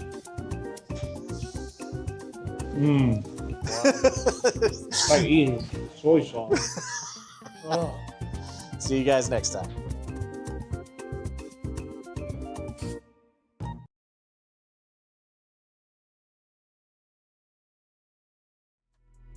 Ladies and gentlemen, welcome on back. And I was in fact correct that we will be moving on to the Call of Duty side of things here now at the USAFE Esports Championship, where we are going to be seeing Central Europe Bravo taking on England Bravo. We're going to be jumping in midway through this series, a best of 5 series currently, 2-1 for Central Europe Bravo, where we will be now going on to a hard point. And I'm really excited to see some Call of Duty action, to see how these teams are playing against each other so far. And I mean, 2-1, I mean, it must be a pretty interesting series if it hasn't been a 3-0. We've seen quite a number of 3-0s so far on the Call of Duty side of things. Of course, there was one best of 5 that went all the way, but hopefully we have another one going all the way here today. Yeah, definitely. And we can bring up the 2 rosters that we will be watching here to start us off with here. England Bravo and Central EU Bravo with, you said, 2-1 scoreline.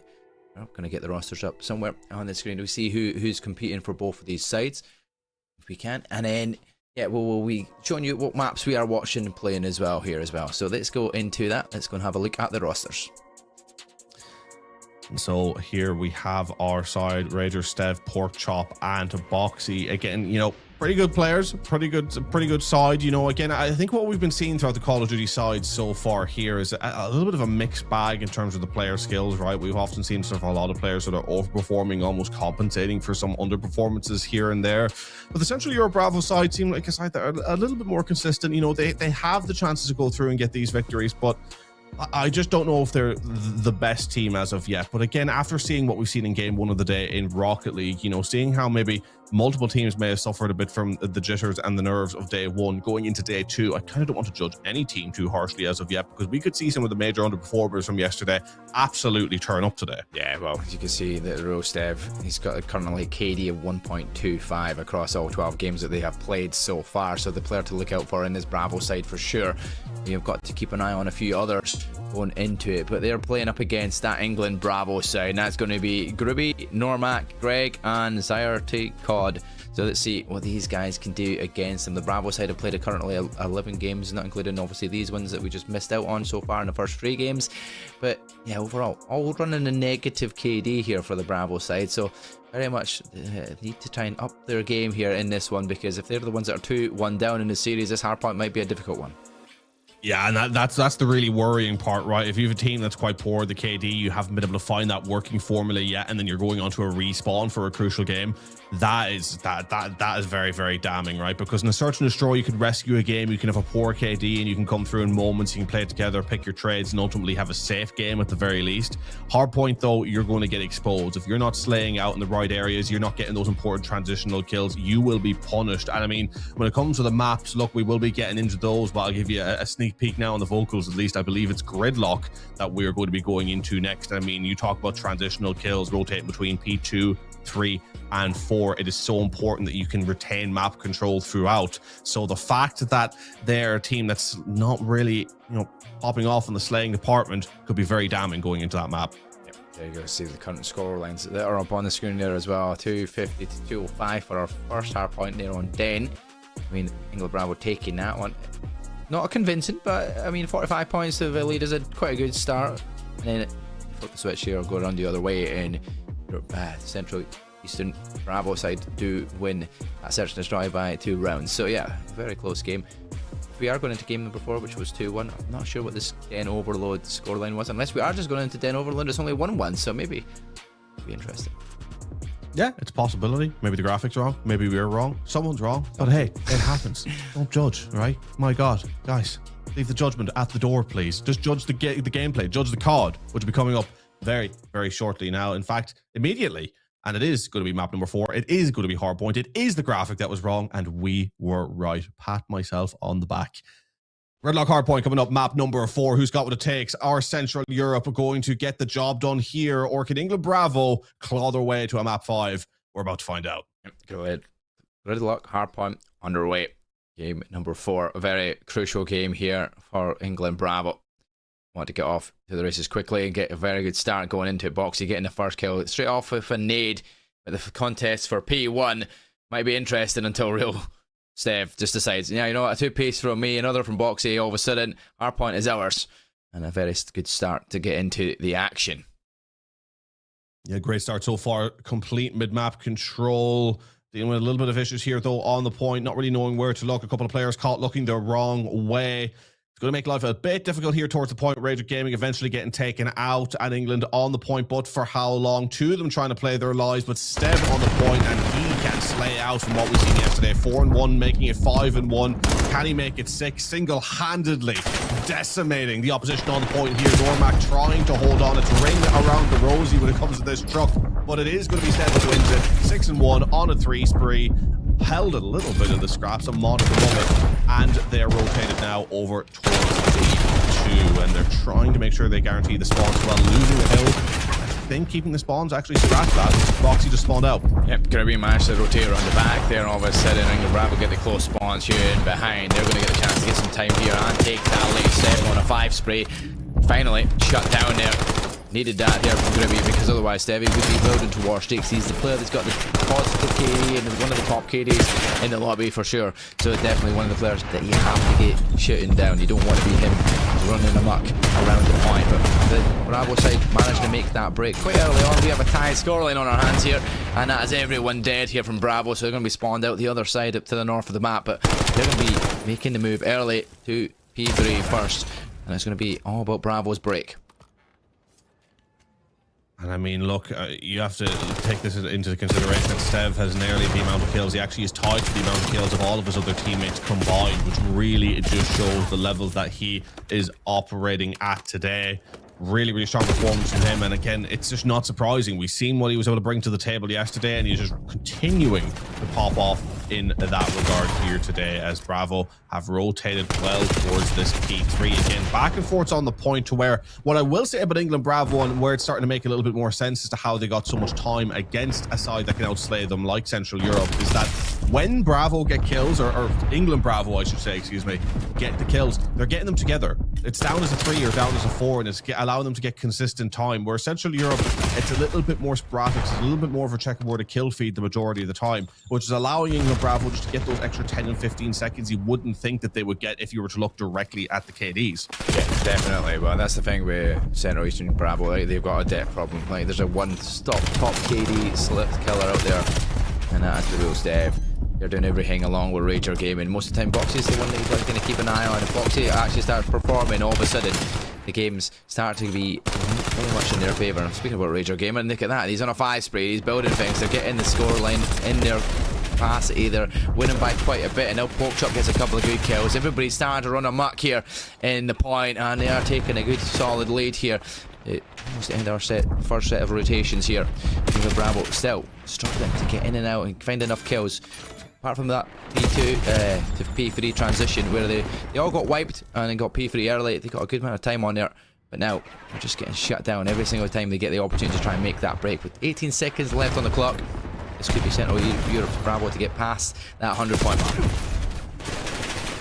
Now, when the hills were slaying really matters, such as P4, this is where Central Europe Bravo seem to shine. They get a 4 dead, pushing their way to a 5 spree. Porkchop 9 and 6, Stev 17 and 6 on a 4 spree. It is just all coming together. They rotate back to a P1, back to a slaying point.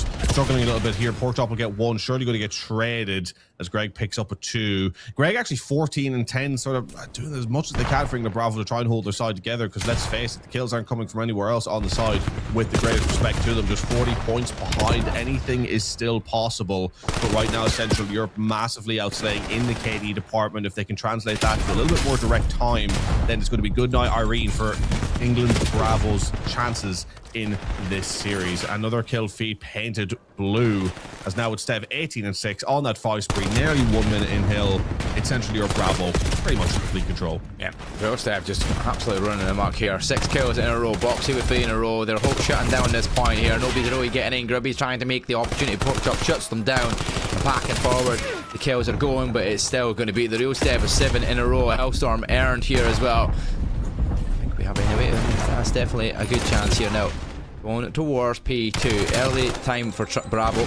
But can they do what they did in the last time in P3 and shut everybody down so they can get time? Because they kept it close, even with that negative slaying that they are doing here. So far, managing to keep the game close enough.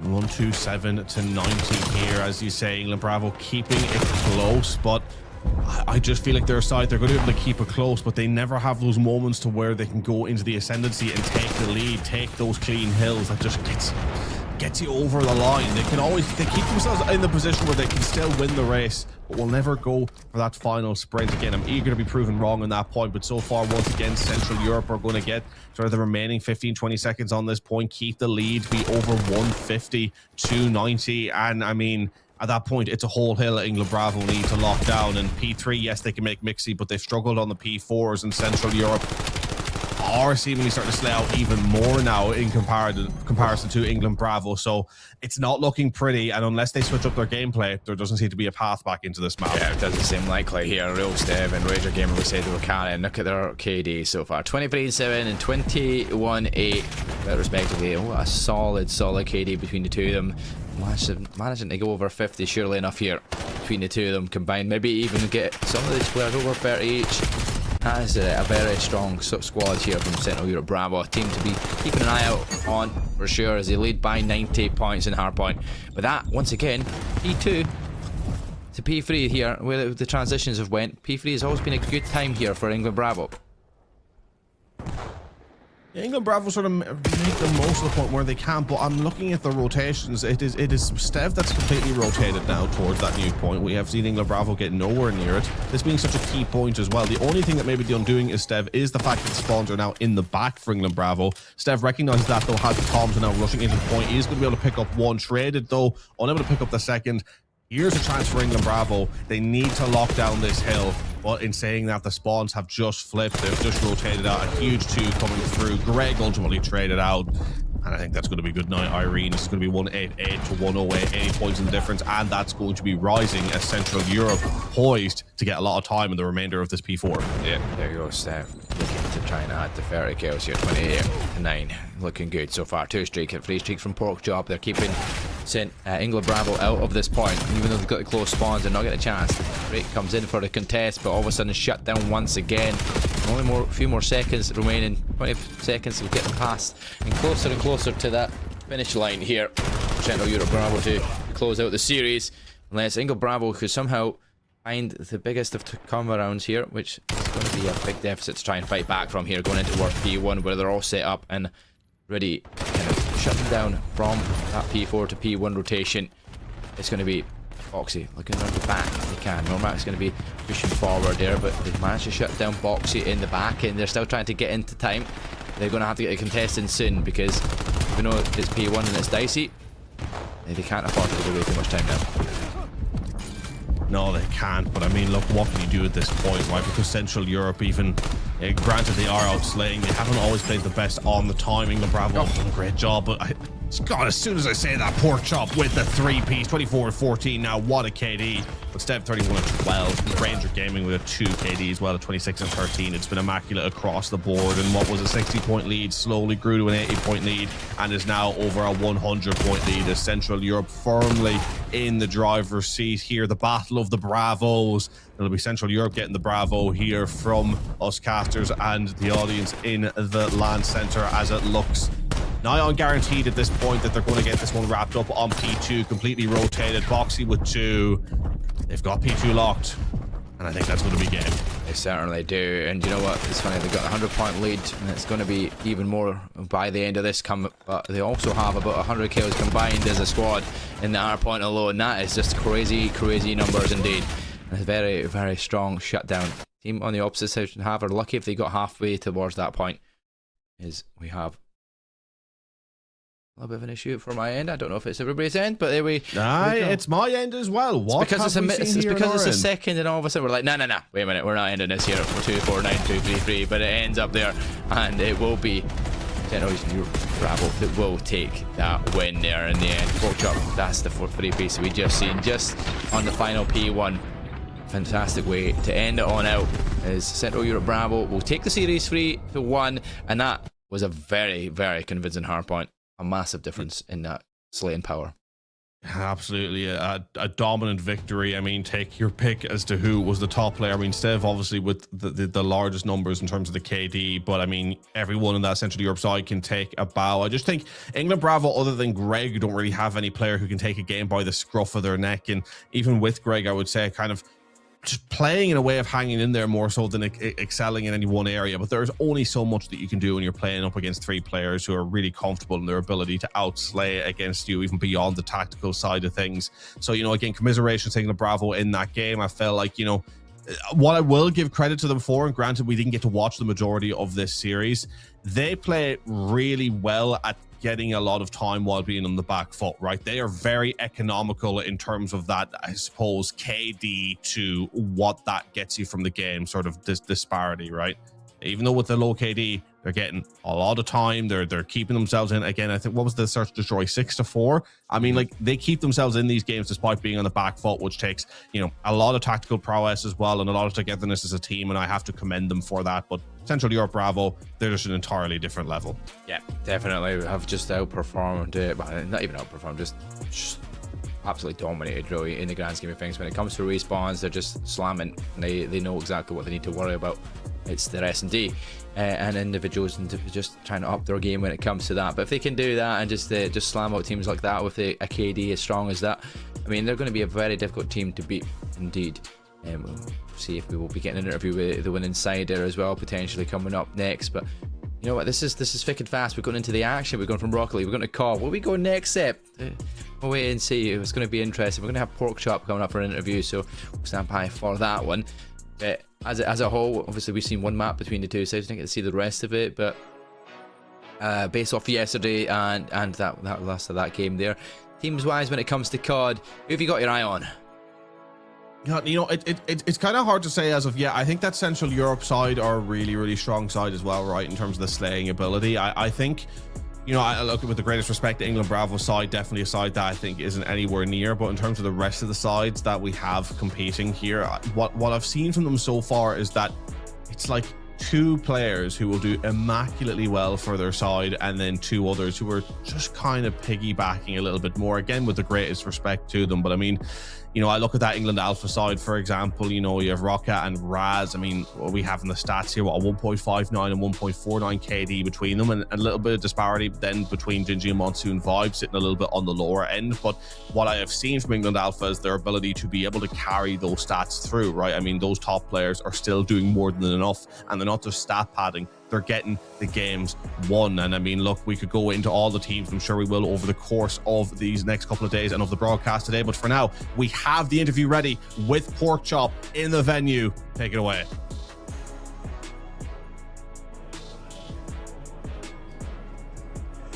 Good afternoon, sports fans. It's from the neighborhood, Paul here, and I'm joined by Pork Chop, who just got done with the Battle of the Bravos.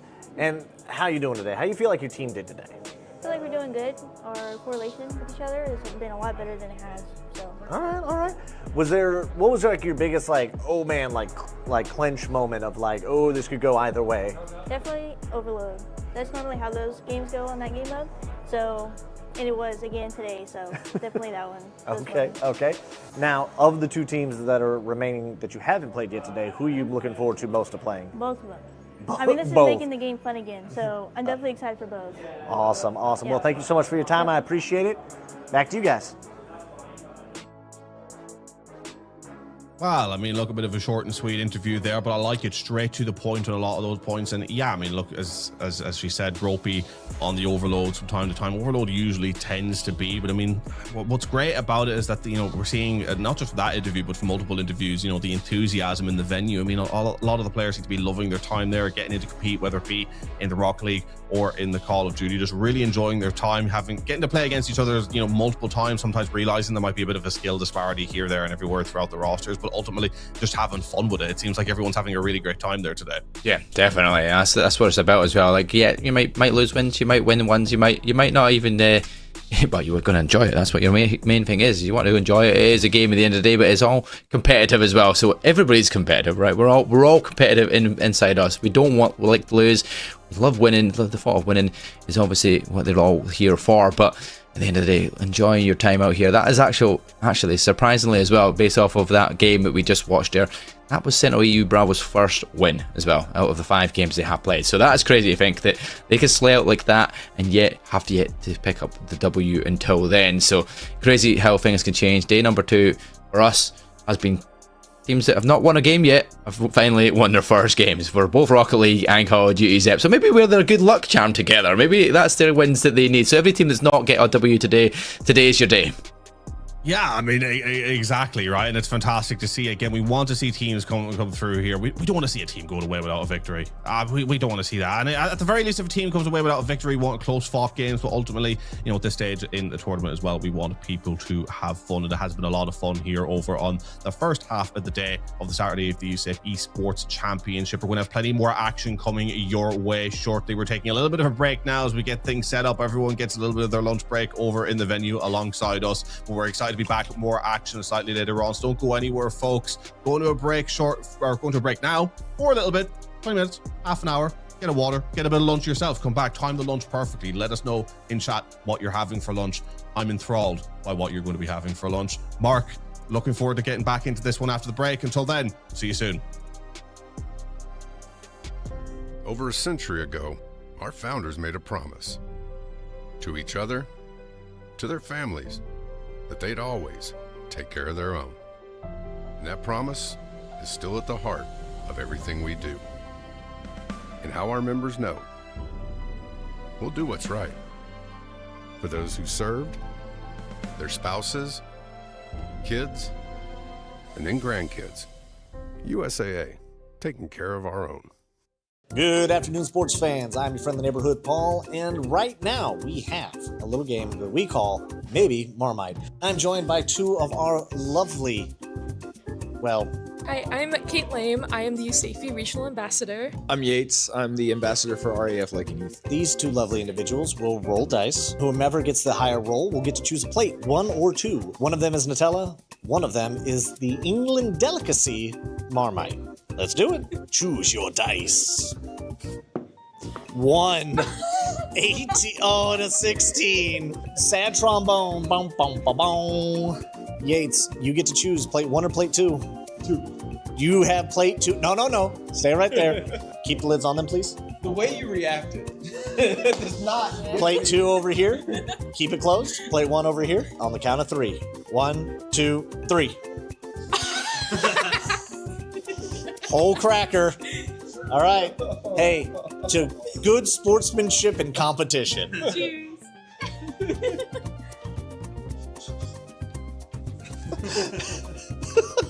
And he's gone. Good afternoon, sports fans. It is I, your friendly neighborhood Paul, right here at Eagles Landing for the Air Force Gaming USAFE Esports Championship. I'm joined by two of our wonderful competitors here who are going to be playing in one of my new favorite games, Maybe Marmite. I'm Porkchop, Aviana Air Base, and I'm playing Black Ops 7. My name is Boxy from Aviano. I'm playing CoD. Wonderful. Now, they will roll off. Whoever gets the higher roll gets to pick the plate. One plate has Nutella, one plate has Marmite. May the odds be in your favor. We got a 19 and a 17. Oh, no. So, winner, which plate would you like? Plate 1 or plate 2? Stick with plate 2. All right. On the count of 3, take the lid off. 1, 2, 3.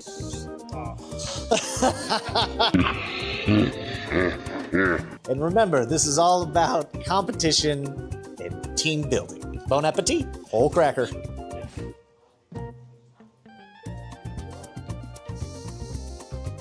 You can see all the levels of regret happening at one time.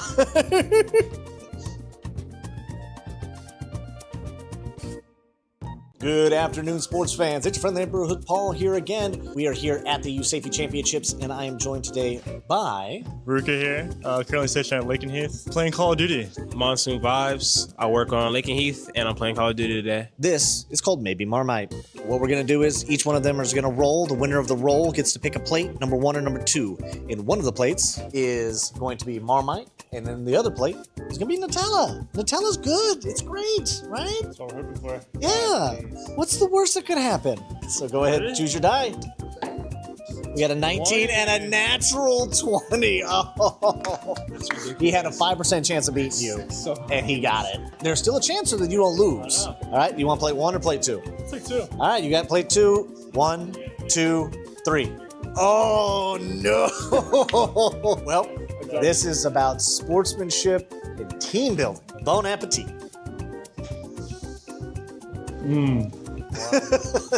Like eating soy sauce. Oh. See you guys next time.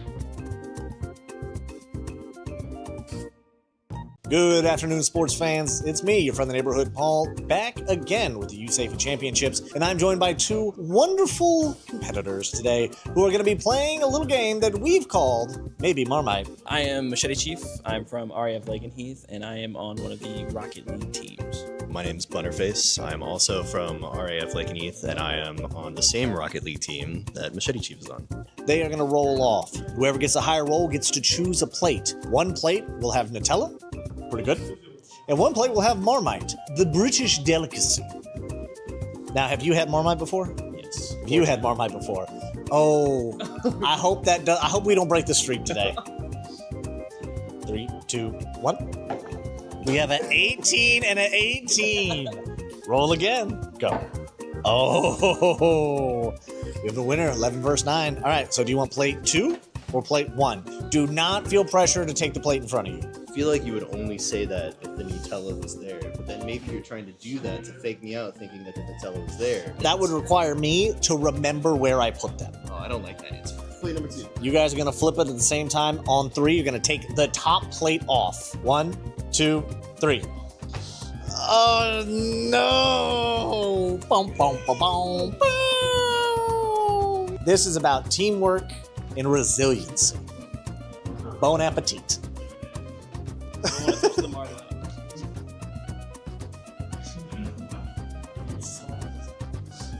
Not good. Not good Nutella.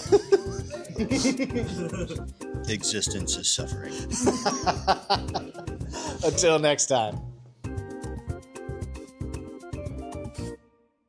Good afternoon, sports fans. It is your friendly neighborhood Paul here, broadcasting to you live from the Air Force Gaming USAFE Esports Championship. And I'm joined today by 3 of our competitors here. Can you please introduce yourselves? I'm A1C Nevis. I'm Elite Striker. Sergeant Parker, I'm Sorvix. We're playing Rocket League, and we're England's alpha team. For those of you guys who are watching this is called beans or buckets. Shoot the ball, goes in the bucket. You don't have to eat a bean. It moves on to the next person. Next person gets a chance to either eat it or double it and give it to the next guy. We go around 1 full lap until either somebody misses or until everybody makes it. Good? Yeah. No big deal. It is a lot of pressure. Under pressure. Yep, right there on the line. Ooh, there's a bean for you. 1 bean on the board already. Ooh, 2. Let's see this.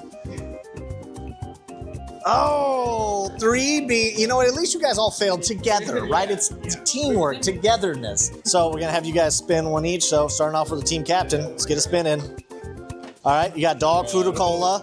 We got birthday cake or soap. Oh, I'm so sorry for you. Ooh, and we got tropical or curry. Get your dog food. We're gonna do this all at one time. There's your birthday cake, and there's your curry. Just remember, you guys all signed up for this. All right, on count of 3. 1, 2, 3, go. Ah! Well, you win some, you lose some.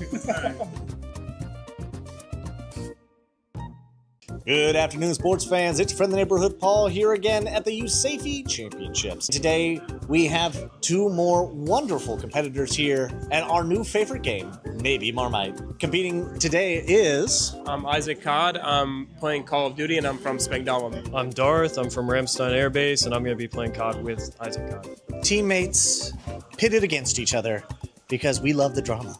They will be rolling 2 D20s. Whoever gets the higher roll gets to choose a plate. 1 plate has Nutella, 1 plate has Marmite. Could be worse. Maybe Marmite. It may be Marmite. Let's go for it. Choose your die. 1, 2, 3. We got a 15 and a 9. That's rough, buddy. If I were Marmite, where would I be? In plate 1 or 2. Oh, honestly, I think it's in both of them. I'm thinking this We is did Nutella. debate on oops all Marmite, so Right. you're choosing plate I'm 1. choosing plate All right, plate 1, plate 2. Okay, so you guys are gonna flip it on 3. Okay, 1, 2, 3. Oh no! Hey, we're here for resiliency, team building. Bon appetit. Sacrifice myself. Let me not touch the Marmite though. Oh, it smells great. Oh yeah. This is fantastic, guys. It's so great. Until next time. Good afternoon, sports fans. It's your friendly neighborhood Paul here at the USAFE Championships, and I'm joined today by not competitors, but actually 2 of the organizers for the event today. Starting off with... I'm Sergeant Crawford, or Immortal Oracle in Discord. I am the RAF Esports Manager out of the Services Center. I'm Sergeant Turner, Dev Turner on Discord, and I'm also one of the managers for the esports program.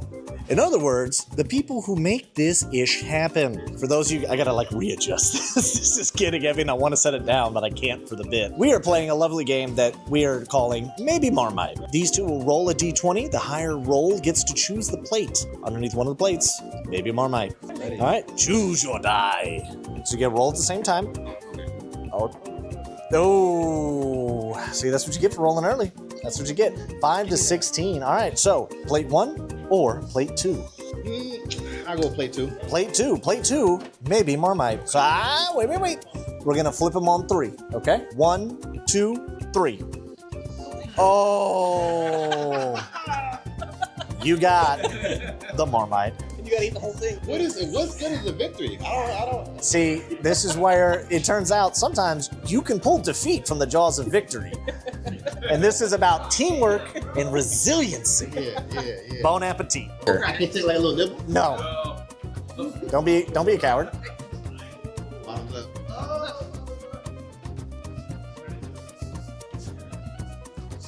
Don't lie. Don't lie like that. Got a good flavor to it. Got a good flavor to it? The flavor of salt? I had no water. I need it. Until next time.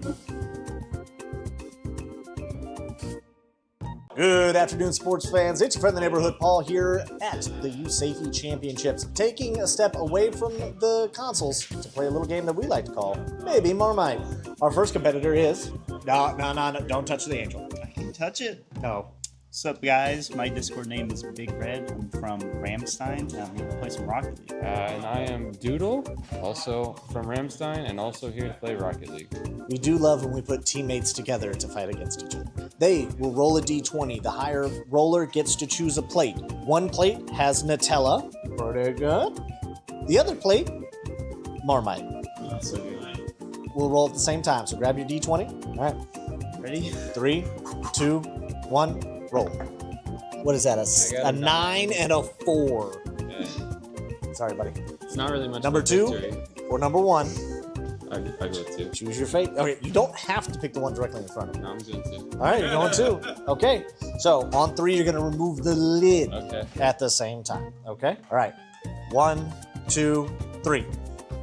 Oh, no. Not only did you lose the roll, you lost the flip. Hey, but we're here to build resiliency and teamwork. Bon appetit. Cheers. Don't touch the...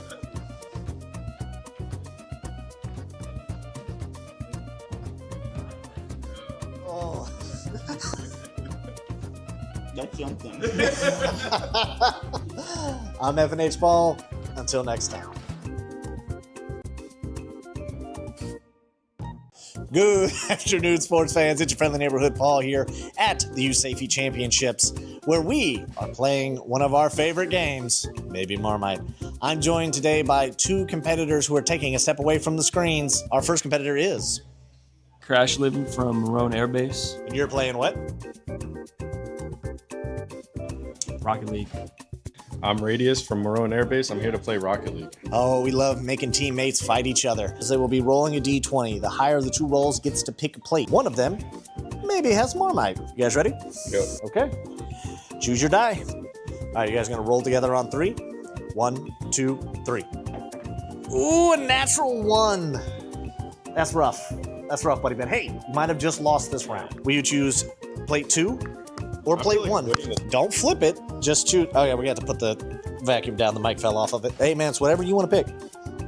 Don't feel pressure to pick the plate in front of you. I want to be very clear. A lot of people are choosing the plate in front of them. Set it back to mother, lover, set it down. You're going against the rules here. Jeez. So you guys will flip the lids on 3. 1, 2, 3. Oh. I'm sorry. You lost the roll. You lost the flip. But we're here to build resiliency and teamwork. Bon appetit. Cheers.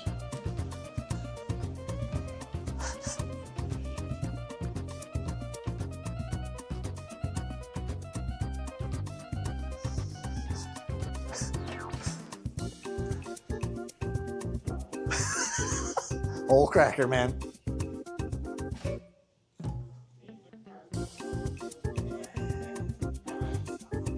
It's something. This smells great. I bet, bro. I'm FNH Paul. Until next time. Over a century ago, our founders made a promise to each other, to their families, that they'd always take care of their own. And that promise is still at the heart of everything we do. And how our members know we'll do what's right for those who served, their spouses, kids, and then grandkids. USAA, taking care of our own. Good afternoon, sports fans. I'm your friend, the neighborhood Paul, and right now we have a little game that we call Maybe Marmite. I'm joined by two of our lovely, well... Hi, I'm Kate Lame. I am the USAFE Regional Ambassador. I'm Yates. I'm the ambassador for RAF Lakenheath. These two lovely individuals will roll dice. Whomever gets the higher roll will get to choose a plate, one or two. One of them is Nutella. One of them is the England delicacy Marmite. Let's do it. Choose your dice. 1, 18, oh, and a 16. Sad trombone. Boom, boom, boom, boom. Yates, you get to choose plate 1 or plate 2. 2. You have plate 2. No. Stay right there. Keep the lids on them, please. The way you reacted does not. Plate 2 over here. Keep it closed. Plate 1 over here. On the count of 3. 1, 2, 3. Whole cracker. All right. Hey, to good sportsmanship and competition. Cheers.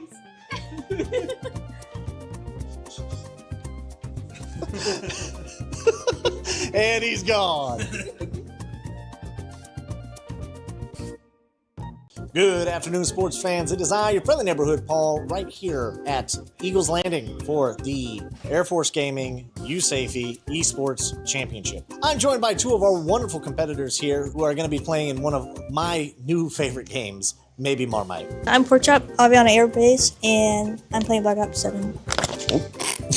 My name is Boxy from Aviano. I'm playing CoD. Wonderful. Now, they will roll off. Whoever gets the higher roll gets to pick the plate. One plate has Nutella, one plate has Marmite. May the odds be in your favor. We got a 19 and a 17. Oh, no. So, winner, which plate would you like? Plate 1 or plate 2? Stick with plate 2. All right. On the count of 3, take the lid off. 1, 2, 3.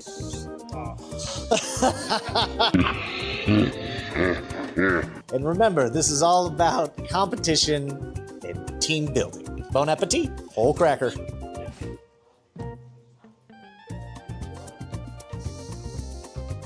You can see all the levels of regret happening at one time.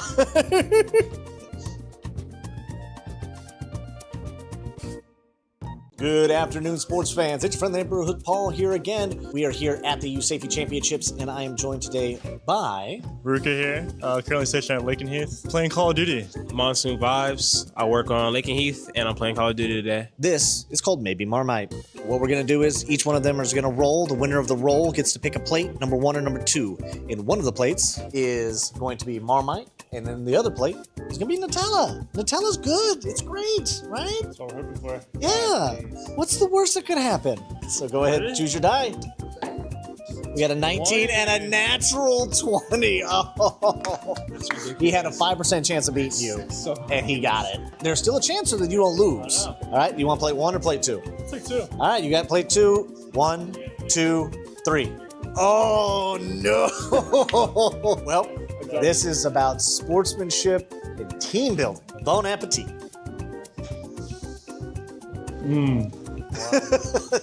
Like eating soy sauce. Oh. See you guys next time. Good afternoon, sports fans. It's me, your friend, the neighborhood Paul, back again with the USAFE Championships, and I'm joined by two wonderful competitors today who are going to be playing a little game that we've called Maybe Marmite. I am Machete Chief. I'm from RAF Lakenheath, and I am on one of the Rocket League teams. My name's Butterface. I'm also from RAF Lakenheath, and I am on the same Rocket League team that Machete Chief is on. They are going to roll off. Whoever gets a higher roll gets to choose a plate. One plate will have Nutella. Pretty good. And one plate will have Marmite, the British delicacy. Now, have you had Marmite before? Yes. Have you had Marmite before? Oh, I hope that does. I hope we don't break the streak today. 3, 2, 1. We have an 18 and an 18. Roll again. Go. Oh, we have the winner, 11 versus 9. All right, so do you want plate 2 or plate 1? Do not feel pressure to take the plate in front of you. I feel like you would only say that if the Nutella was there, but then maybe you're trying to do that to fake me out thinking that the Nutella was there. That would require me to remember where I put them. Oh, I don't like that answer. Plate number 2. You guys are gonna flip it at the same time. On 3, you're gonna take the top plate off. 1, 2, 3. Oh no! Boom, boom, boom, boom, boom. This is about teamwork and resiliency. Bon appetit.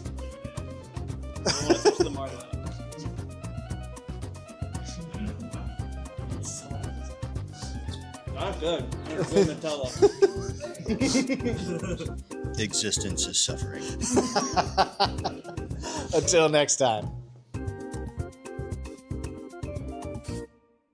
Good afternoon, sports fans. It is your friendly neighborhood Paul here, broadcasting to you live from the Air Force Gaming USAFE Esports Championship. And I'm joined today by 3 of our competitors here. Can you please introduce yourselves? I'm A1C Nevis. I'm Elite Striker. Sergeant Parker, Sorvix. We're playing Rocket League, and we're England's alpha team. For those of you guys who are watching this is called beans or buckets. Shoot the ball, goes in the bucket. You don't have to eat a bean. It moves on to the next person. Next person gets a chance to either eat it or double it and give it to the next guy. We go around 1 full lap until either somebody misses or until everybody makes it. Good? Yeah. No big deal. It is a lot of pressure. Under pressure. Yep, right there on the line. Ooh, there's a bean for you. 1 bean on the board already. Ooh, 2. Let's see this. Oh, 3 beans. You know what? At least you guys all failed together, right? It's teamwork, togetherness. So we're going to have you guys spin 1 each. So starting off with the team captain. Let's get a spin in. All right, you got dog food or cola. We got birthday cake or soap. Oh, I'm so sorry for you. Ooh, and we got tropical or curry. Get your dog food. We're gonna do this all at one time. There's your birthday cake, and there's your curry. Just remember, you guys all signed up for this. All right, on count of 3. 1, 2, 3, go. Ah! Well, win some, you lose some. Good afternoon, sports fans. It's your friendly neighborhood Paul here again at the USAFE Championships. Today, we have 2 more wonderful competitors here and our new favorite game, Maybe Marmite. Competing today is... I'm Isaac CoD. I'm playing Call of Duty, and I'm from Spangdahlem. I'm Darth. I'm from Ramstein Air Base, and I'm going to be playing CoD with Isaac CoD. Teammates pitted against each other because we love the drama. They will be rolling 2 D20s. Whoever gets the higher roll gets to choose a plate. 1 plate has Nutella, 1 plate has Marmite. Could be worse. Maybe Marmite. It may be Marmite. Let's go for it. Choose your die. 1, 2, 3. We got a 15 and a 9. That's rough, buddy. If I were Marmite, where would I be? In plate 1 or 2. Oh. Honestly, I think it's in both of them. I'm thinking this We is did Nutella. debate on oops all Marmite. So Right. you're choosing plate I'm 1. choosing plate All right, plate 1, plate 2. Okay, so you guys are going to flip it on 3. Okay, 1, 2, 3. Oh, no. Hey, we're here for resiliency, team building. Bon appetit. Sacrifice Let myself. me not touch the Marmite, though. Oh, it smells great. Oh, yeah. This is fantastic, guys. It's so great. Until next time. Good afternoon, sports fans. It's your friendly neighborhood Paul here at the USAFE Championships. And I'm joined today by not competitors, but actually 2 of the organizers for the event today. Starting off with... I'm Sergeant Crawford, or Immortal Oracle in Discord. I am the RAF Esports Manager out of the Services Center. I'm Sergeant Turner, Dev Turner on Discord, and I'm also one of the managers for the esports program. In other words, the people who make this ish happen. For those of you, I gotta readjust this. This is kidding. I mean, I want to set it down, but I can't for the bit. We are playing a lovely game that we are calling Maybe Marmite. These 2 will roll a d20. The higher roll gets to choose the plate. Underneath one of the plates, Maybe Marmite. All right, choose your die. So you get rolled at the same time. Oh, see, that's what you get for rolling early. That's what you get. 5 to 16. All right, so plate 1 or plate 2? I'll go plate 2. Plate 2. Plate 2, maybe Marmite. So, wait. We're going to flip them on 3, okay? 1, 2, 3. Oh. You got the Marmite. gotta eat the whole thing. What is it? What's good as a victory? I don't. See, this is where it turns out sometimes you can pull defeat from the jaws of victory. And this is about teamwork and resiliency. Yeah. Bon appetit. I can take like a little nibble. No. Don't be a coward. Bottoms up.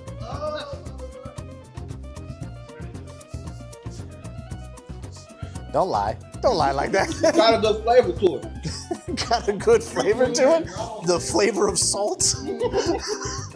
I had no water. I need it. Until next time. Good afternoon, sports fans. It's your friend, the neighborhood Paul, here at the USAFE Championships, taking a step away from the consoles to play a little game that we like to call Maybe Marmite. Our first competitor is... No, don't touch the angel. I can touch it. No. What's up, guys? My Discord name is Big Red. I'm from Ramstein. I'm here to play some Rocket League. And I am Doodle, also from Ramstein, and also here to play Rocket League. We do love when we put teammates together to fight against each other. They will roll a d20. The higher roller gets to choose a plate. One plate has Nutella. Pretty good. The other plate, Marmite. We'll roll at the same time, so grab your d20. All right. Ready? 3, 2, 1. Roll. What is that? A 9 and a 4. Okay. Sorry, buddy. It's not really much. Number 2 or number 1? I go with 2. Choose your fate. Okay, you don't have to pick the one directly in front of you. No, I'm doing 2. All right, you're going 2. Okay. So on 3, you're going to remove the lid at the same time. Okay. All right. 1, 2, 3. Oh no! Not only did you lose the roll, you lost the flip. Hey, but we're here to build resiliency and teamwork. Bon appetit. Cheers. Don't touch the...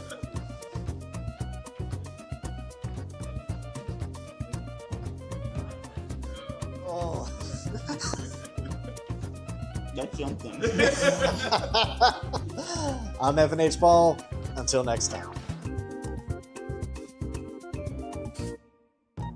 Good afternoon, sports fans. It's your friendly neighborhood Paul here at the USAFE Championships, where we are playing one of our favorite games, Maybe Marmite. I'm joined today by 2 competitors who are taking a step away from the screens. Our first competitor is... Crash Living from Marone Air Base. And you're playing what? Rocket League. I'm Radius from Marone Air Base. I'm here to play Rocket League. Oh, we love making teammates fight each other. As they will be rolling a d20. The higher of the 2 rolls gets to pick a plate. One of them maybe has Marmite. You guys ready? Go. Okay. Choose your die. All right, you guys gonna roll together on 3? 1, 2, 3. Ooh, a natural 1. That's rough. That's rough, buddy. But hey, you might have just lost this round. Will you choose plate 2 or plate 1? Don't flip it. Just choose. Oh yeah, we got to put the vacuum down. The mic fell off of it. Hey man, it's whatever you want to pick. Don't feel pressure to pick the plate in front of you. I want to be very clear. A lot of people are choosing the plate in front of them. Set it back to mother lover. Set it down. You're going against the rules here. Jeez. So you guys will flip the lids on 3. 1, 2, 3. Oh. I'm sorry. You lost the roll. You lost the flip. But we're here to build resiliency and teamwork. Bon appetit. Cheers.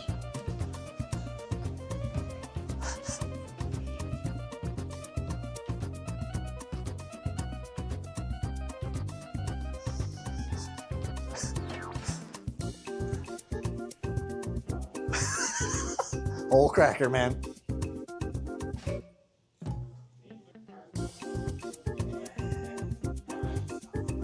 It's something. This smells great. Not bad, bro. I'm FNH Ball. Until next time. Over a century ago, our founders made a promise to each other, to their families, that they'd always take care of their own. And that promise is still at the heart of everything we do. And how our members know, we'll do what's right for those who served, their spouses, kids, and then grandkids. USAA, taking care of our own. Good afternoon, sports fans. I'm your friend, the neighborhood Paul, and right now we have a little game that we call Maybe Marmite. I'm joined by two of our lovely, Hi, I'm Kate Lame. I am the USAFE Regional Ambassador. I'm Yates. I'm the ambassador for RAF Lakenheath. These two lovely individuals will roll dice. Whomever gets the higher roll will get to choose a plate, one or two. One of them is Nutella. One of them is the England delicacy Marmite. Let's do it. Choose your dice. 1, 18, oh, and a 16. Sad trombone. Boom, boom, boom, boom. Yates, you get to choose plate 1 or plate 2. 2. You have plate 2. No. Stay right there. Keep the lids on them, please. The way you reacted does not. Plate 2 over here. Keep it closed. Plate 1 over here. On the count of 3. 1, 2, 3. Whole cracker. All right. Hey, to good sportsmanship and competition. Cheers.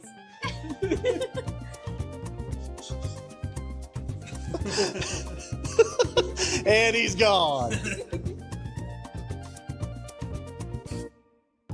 Good afternoon, sports fans. It is I, your friendly neighborhood Paul, right here at Eagles Landing for the Air Force Gaming USAFE Esports Championship. I'm joined by two of our wonderful competitors here who are going to be playing in one of my new favorite games, Maybe Marmite. I'm Porchop, Aviana Air Base, and I'm playing Black Ops 7. My name is Boxy from Aviano. I'm playing CoD. Wonderful. Now, they will roll off. Whoever gets the higher roll gets to pick the plate. One plate has Nutella, one plate has Marmite. May the odds be in your favor. We got a 19 and a 17. Oh, no. So, winner, which plate would you like? Plate 1 or plate 2? Stick with plate 2. All right. On the count of 3, take the lid off. 1, 2, 3.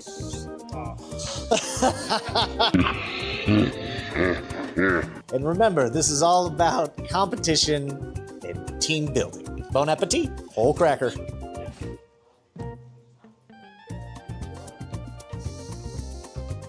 You can see all the levels of regret happening at one time.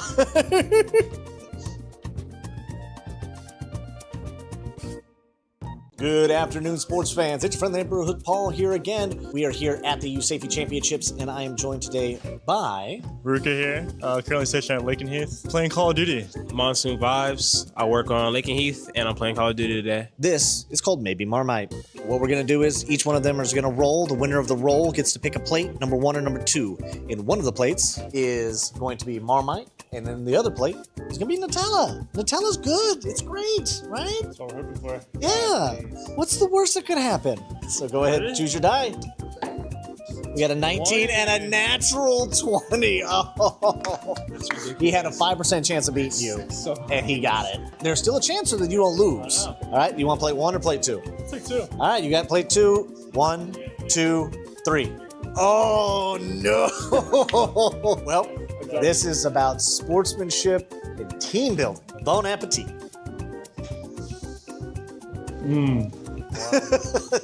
Like eating soy sauce. Oh. See you guys next time. Good afternoon, sports fans. It's me, your friend, the neighborhood Paul, back again with the USAFE Championships, and I'm joined by two wonderful competitors today who are going to be playing a little game that we've called Maybe Marmite. I am Machete Chief. I'm from RAF Lakenheath, and I am on one of the Rocket League teams. My name's Butterface. I'm also from RAF Lakenheath, and I am on the same Rocket League team that Machete Chief is on. They are going to roll off. Whoever gets the higher roll gets to choose a plate. One plate will have Nutella. Pretty good. And one plate will have Marmite, the British delicacy. Now, have you had Marmite before? Yes. You had Marmite before. Oh, I hope we don't break the streak today. 3, 2, 1. We have an 18 and an 18. Roll again. Go. Oh, we have the winner, 11 versus 9. All right, so do you want plate 2 or plate 1? Do not feel pressure to take the plate in front of you. I feel like you would only say that if the Nutella was there, but then maybe you're trying to do that to fake me out thinking that the Nutella was there. That would require me to remember where I put them. Oh, I don't like that answer. Plate number 2. You guys are going to flip it at the same time. On 3, you're going to take the top plate off. 1, 2, 3. Oh no! Bum, bum, bum, bum, bum. This is about teamwork and resiliency. Bon appetit.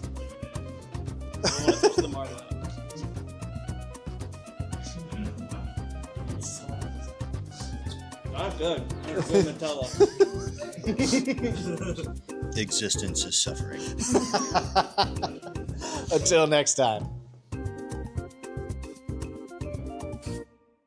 Good afternoon, sports fans. It is your friendly neighborhood Paul here, broadcasting to you live from the Air Force Gaming USAFE Esports Championship. And I'm joined today by three of our competitors here. Can you please introduce yourselves? I'm A1C Nevis. I'm Elite Striker. Sergeant Parker, I'm Sorvix. We're playing Rocket League, and we're England's alpha team. For those of you guys who are watching this is called beans or buckets. Shoot the ball, goes in the bucket. You don't have to eat a bean. It moves on to the next person. Next person gets a chance to either eat it or double it and give it to the next guy. We go around one full lap until either somebody misses or until everybody makes it. Good? Yeah. No big deal. It is a lot of pressure. Under pressure. Yep, right there on the line. Ooh, there's a bean for you. One bean on the board already. Ooh, two. Let's see this. Oh, 3 beans. You know what? At least you guys all failed together, right? It's teamwork, togetherness. So we're going to have you guys spin one each. So starting off with the team captain. Let's get a spin in. All right, you got dog food or cola. We got birthday cake or soap. Oh, I'm so sorry for you. Ooh, and we got tropical or curry. Get your dog food. We're gonna do this all at one time. There's your birthday cake, and there's your curry.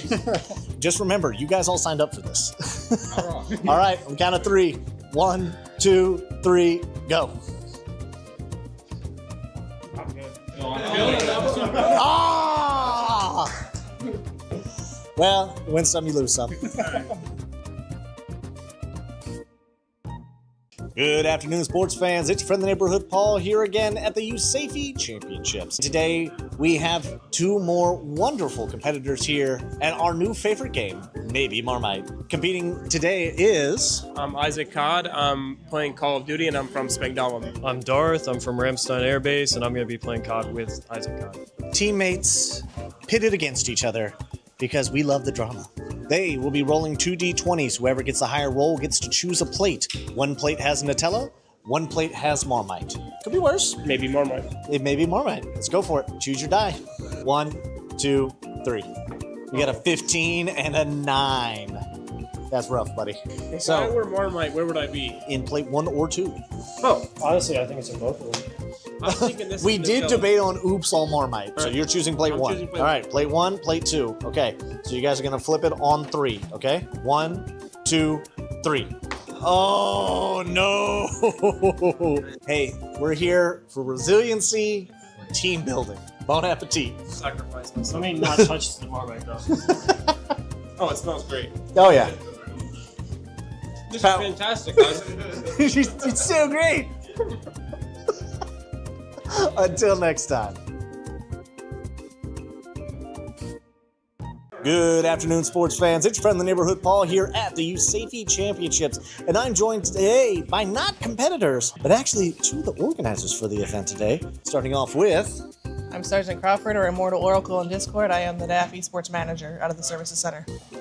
I'm Sergeant Turner, Dev Turner on Discord, and I'm also one of the managers for the esports program. In other words, the people who make this ish happen. For those of you, I gotta readjust this. This is getting heavy and I want to set it down, but I can't for the bit. We are playing a lovely game that we are calling Maybe Marmite. These 2 will roll a d20. The higher roll gets to choose the plate. Underneath one of the plates, Maybe Marmite. All right, choose your die. So you get rolled at the same time. Oh, see, that's what you get for rolling early. That's what you get. 5 to 16. All right, so plate 1 or plate 2? I'll go plate 2. Plate 2. Plate 2, maybe Marmite. So, wait. We're going to flip them on 3, okay? 1, 2, 3. Oh. You got the Marmite. You gotta eat the whole thing. What is it? What's good is the victory? I don't. See, this is where it turns out sometimes you can pull defeat from the jaws of victory. And this is about teamwork and resiliency. Yeah. Bon appetit. I can take a little nibble. No. Don't be a coward.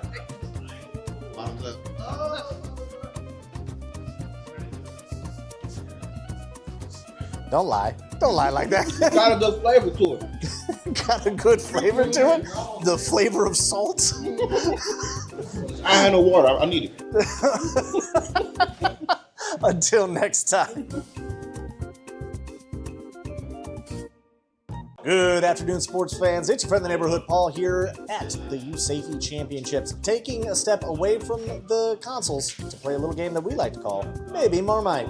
Our first competitor is... No, don't touch the angel. I can touch it. No.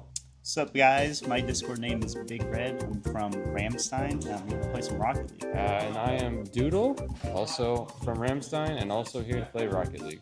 We do love when we put teammates together to fight against each other. They will roll a d20. The higher roller gets to choose a plate.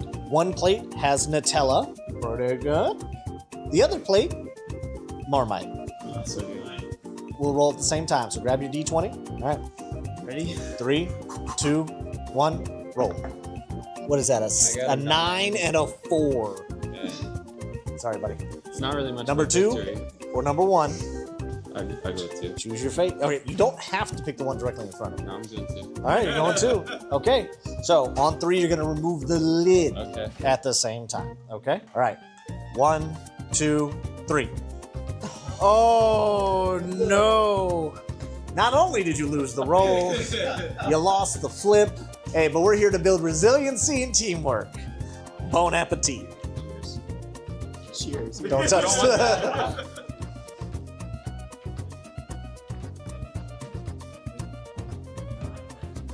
Oh. That's something. I'm FNH Ball.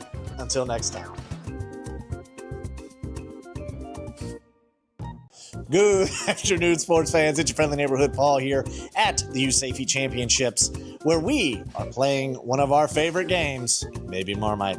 I'm joined today by 2 competitors who are taking a step away from the screens. Our first competitor is... Crash Living from Marone Air Base. And you're playing what? Rocket League. I'm Radius from Marone Air Base. I'm here to play Rocket League. Oh, we love making teammates fight each other. As they will be rolling a d20. The higher of the 2 rolls gets to pick a plate. One of them maybe has Marmite. You guys ready? Go. Okay. Choose your die. All right, you guys are going to roll together on 3. 1, 2, 3. Ooh, a natural 1. That's rough. That's rough, buddy. But hey, you might have just lost this round. Will you choose plate 2 or plate 1? Don't flip it. Just choose. Oh yeah, we got to put the vacuum down. The mic fell off of it. Hey man, it's whatever you want to pick.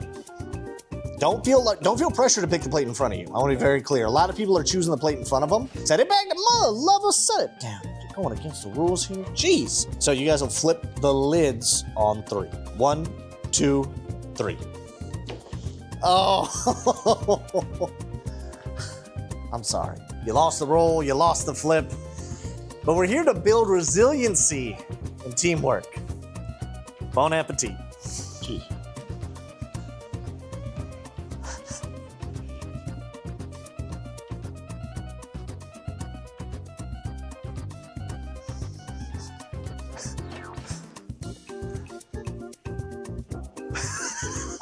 Whole cracker, man.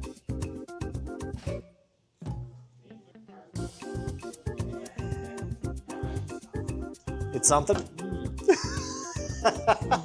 This smells great. I bet, bro. I'm FNH Ball. Until next time. Over a century ago, our founders made a promise to each other, to their families, that they'd always take care of their own.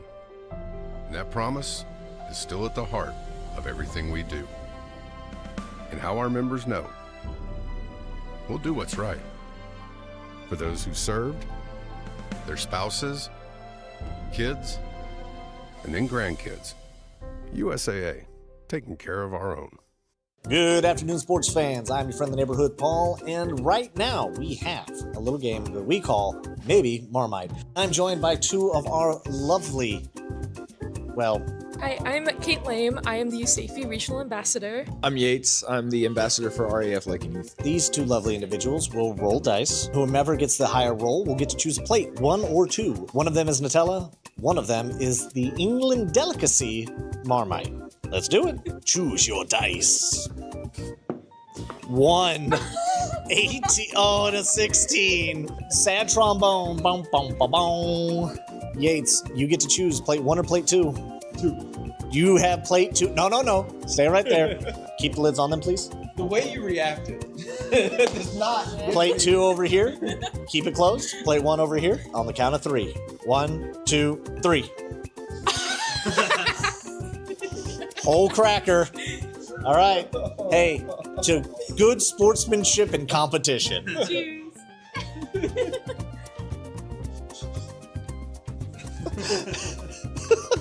And he's gone.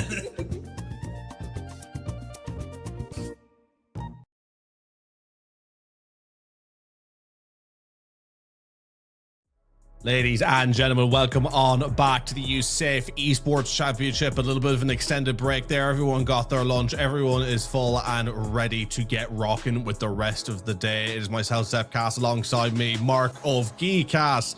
Looking forward to getting back into the action. More Rocket League coming up. How are you feeling about this one, Mark?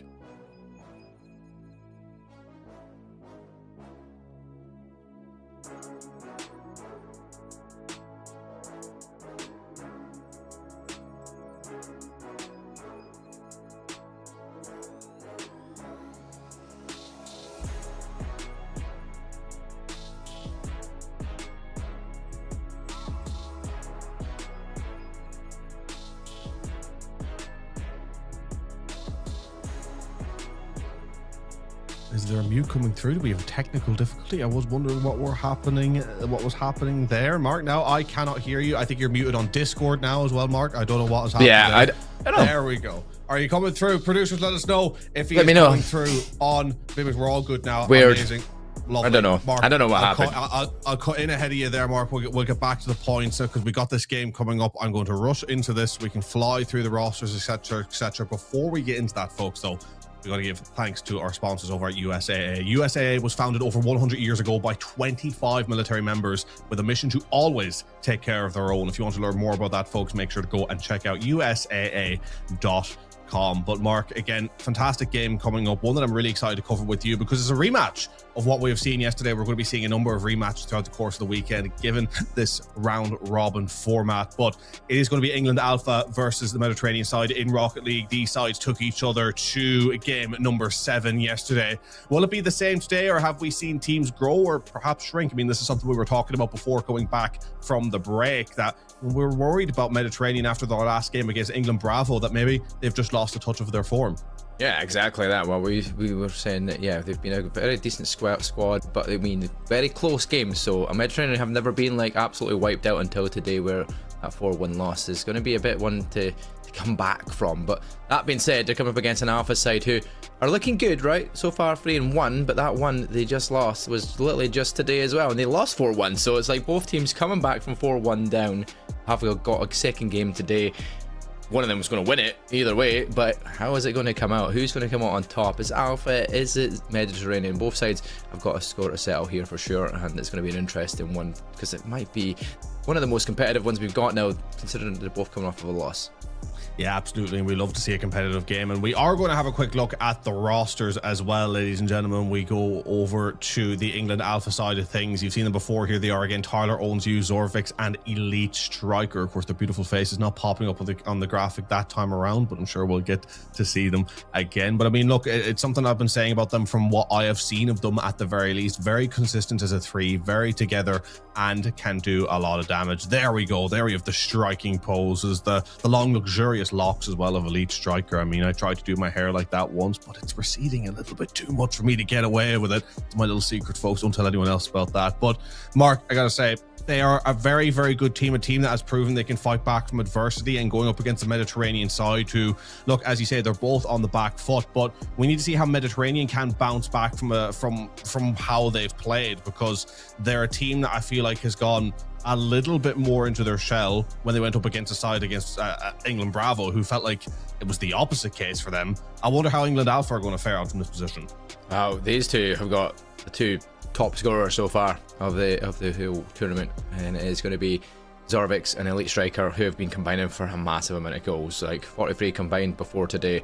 So don't know what it was like in the game earlier today, but they've got to then compete against the likes of Radius, who we've seen him scoring goals pretty well in the last game, combining alongside Honcho's lovely assists and Crash Lovin being there to help out in the back. So yeah, a solid squad from Mediterranean, a solid squad also as well though from Alpha, but Alpha's probably got the upper hand, I'd feel like, out of these two rosters, just based off of previous games that have been played so far. Yes, they both just came off a loss today, but that might just be early day 2 nerves, right? You've got your first games under the bag, and then all of a sudden you're like maybe a little bit more complacent today going into the first game. Now they've both got a score to sell, they both want to get another win on that board, and both have to start doing it now, and one of them's going to get it either way. So I feel like Alpha, we've both predicted an Alpha win.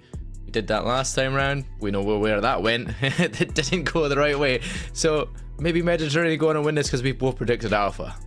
Yeah, I mean, look, it's very possible. We predicted Alpha 4-2 to 4-1 again, very similar scores once again in our predictions, but I mean, it feels like Alpha, you know, if it depending, again, it depends on how the result went for them the last time around. Getting that loss, right, that they've just had, it might set them back a little bit, but if Mediterranean can't sort of play to the level that they did against Alpha the last time around, then they're not going to do near as well. It's as simple as, and I think the building blocks are more in place for Mediterranean not to do as well as they did, but I do hope I am proven wrong as well, especially like I just clocked on the graphics as well that we've seen of the players doing their poses. I think Radius is doing the Randy Orton pose. I could be completely wrong in that, the WWE Randy Orton pose. So I mean, we know what Randy Orton's like, the Phenom, the Viper, striking venom and fear into the hearts of the opposition, and that's exactly what Radius does as well. You know, his ability to kind of pass is great. I mean, look, I would say Honcho is just the absolute expert of the passing, but the way that Radius just gets on the end of things as well, the way he can sneak through, just sneak that ball into the top corner, constantly stretching the opposition defense, he can be a real danger player. But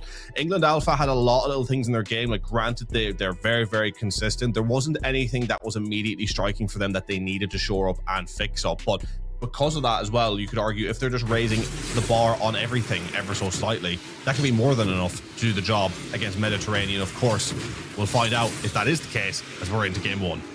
Game 1, and like you said, this is round 5, we're in 2, we've got only one more game to follow this one, and this one is a very important one for both bouncing back, going into form. They want to get wins before the end of this day, before we head into the semi-finals and grand finals coming your way. But one of these two teams might well make it well, but it's also about seeding position, so winning these games will be more important going into this one. And currently it was Obrex and Elite Striker, being the Elite Striker that he is, if they combine well enough, Alpha might well see off Mediterranean pretty convincingly here. But it'll all be about that first game nerves. Who's going to have the opportunity to open up this scoring? And then we said his name, and it's Elite Striker that strikes first goal. Yeah, threading it behind the lines again, going for the back post, catching Radius and Honcho off guard, just couldn't get there in time, picking his spot to perfection. Great first goal for England Alpha, and already finding themselves a little bit in the driver's seat here, not 1 minute gone.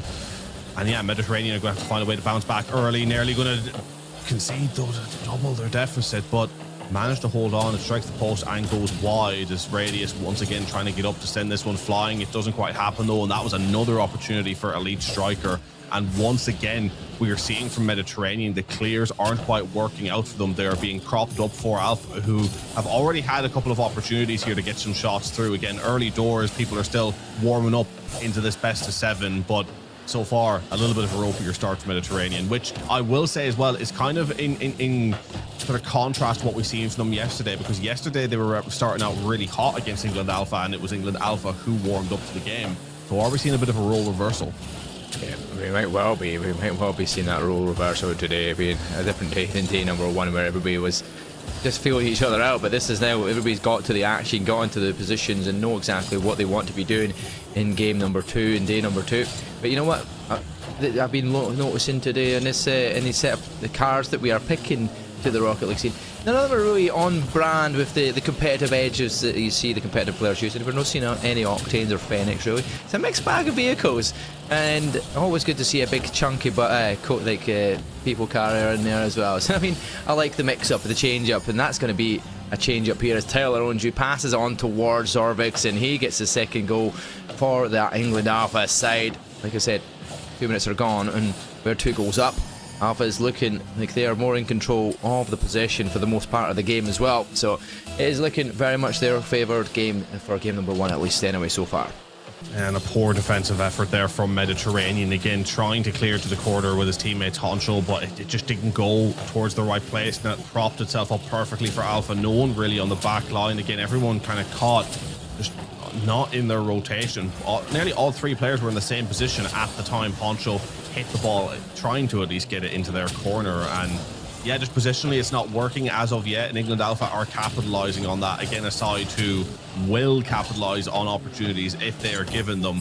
And again, the scary thing about it is all 3 players on their side can capitalize on them. Elite Striker already with a goal in hand, trying to set himself up for the cross that'll come in from Zorvix. He sends it through. A huge miss, should be a free shot, but the angles weren't quite there. No one on the England Alpha side was expecting Mediterranean to miss that one, but if they did, it would have been 3-0. Yeah, Elite Striker backed off thinking that one of these 2 players were going to get it. Both go past the ball, and all of a sudden the open net is sitting waiting, and Zorvix can't adjust his car quick enough to get in a good position to angle it in. And unfortunately, Elite Striker will be kicking himself after that. But I mean, still 2-0 up, so I mean, it's not be all and end all, because we still got plenty of time to find more goals if need to. Zorvix looks to try and flick it forward, but Head Honcho comes over the top of the car, doesn't decide to go up for that ball, decides to let it come down as it passes off the backboard, and once again, nobody is there to receive the pass, and at least Zorvix will be there to defend the shot that does eventually come in following the drop down of that ball. But it's definitely the team in blue that are looking more convincing, more in control of the ball. I feel like the chances that Mediterranean are having are coming few and far between of little nicks that might have just become unlucky for them. So they definitely need to try and work a wee pass and play, maybe try and get themselves back involvement into it. They need to get obviously their normal involvements into it, because DDT has not been doing the DDT in anyone at this current moment in time here, as Honcho looks to take a shot. Striker with a save.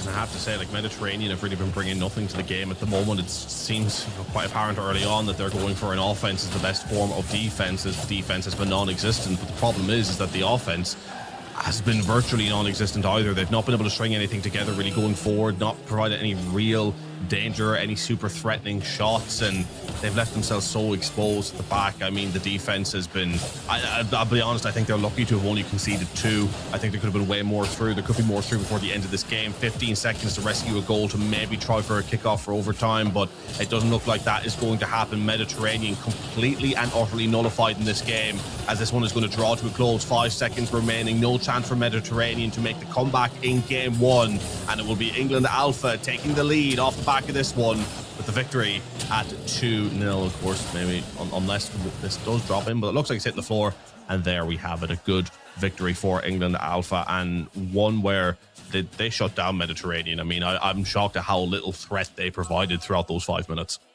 Yep, very little opportunities really to be had there, and you can see, well, technically a lot more shots than it looks like when we've seen it. I did see a lot of blue in control of the ball and the possession for the most of that game. There was 8 shots opportunities here for Mediterranean, none of which were really difficult to deal with, or even really remotely looking like they were going to score from them. And Zorvix and Elite Striker, though, they're the 2 that finds the goals, and that's who we spoke about prior to the game as being the top strikers for this England Alpha squad. So yeah, with the amount of goals that these 2 scored so far in day number 1, looking forward to day number 2. They're still keeping that score ticking, and it's exactly what England Alpha need to kind of bounce back from that 4-1 loss that they did come from. So definitely a good start. Game number 1 here between the 2 sides, but like I said, we've seen Mediterranean go down and start to come back, but can they find a comeback straight away? Can they come back with a 1 win straight off the rip instead of going 2-0 down as they did in their previously match? You can almost kind of see, I mean, we can't hear the calls, we can see the way they're talking to each other there. They're trying to figure out a formula, because right now it just isn't working. And again, I think, you know, for Mediterranean, plan A works really well for them, and they're very, very good at it. But as the weekend's progressing now on day 2, I think teams have kind of figured out what the play, what the strategy is for Mediterranean, and the plan B hasn't really been able to be formulated yet. Whereas it feels like with England Alpha, they've got, you know, I suppose multiple stats there and multiple different ways that they can swing a game round towards their favor. You know, if they need to slow it up, quicken the pace, whatever it may be. It feels like they're adjusting more. Mediterranean, amazing at what they do, But then beyond that, I feel like is where you really start to expose some frailties. And look, they have more than one opportunity left to prove me wrong in that, to show that they can adjust. But right now, I mean, especially taking the last series we watched them in into consideration, I'm not seeing much of that from them.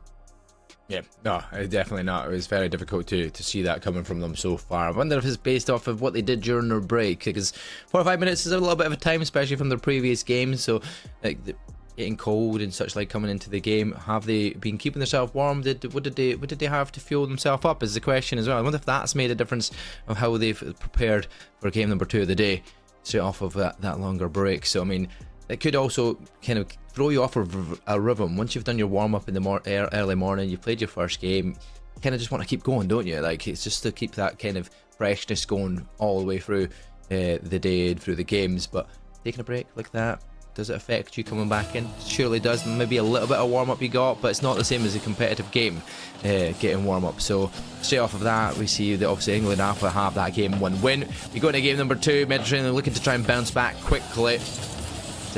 We see the opportunity for them based off of that game number 1. We've seen a very few far between shots. Radius has his first shot of the game, but it's just wide.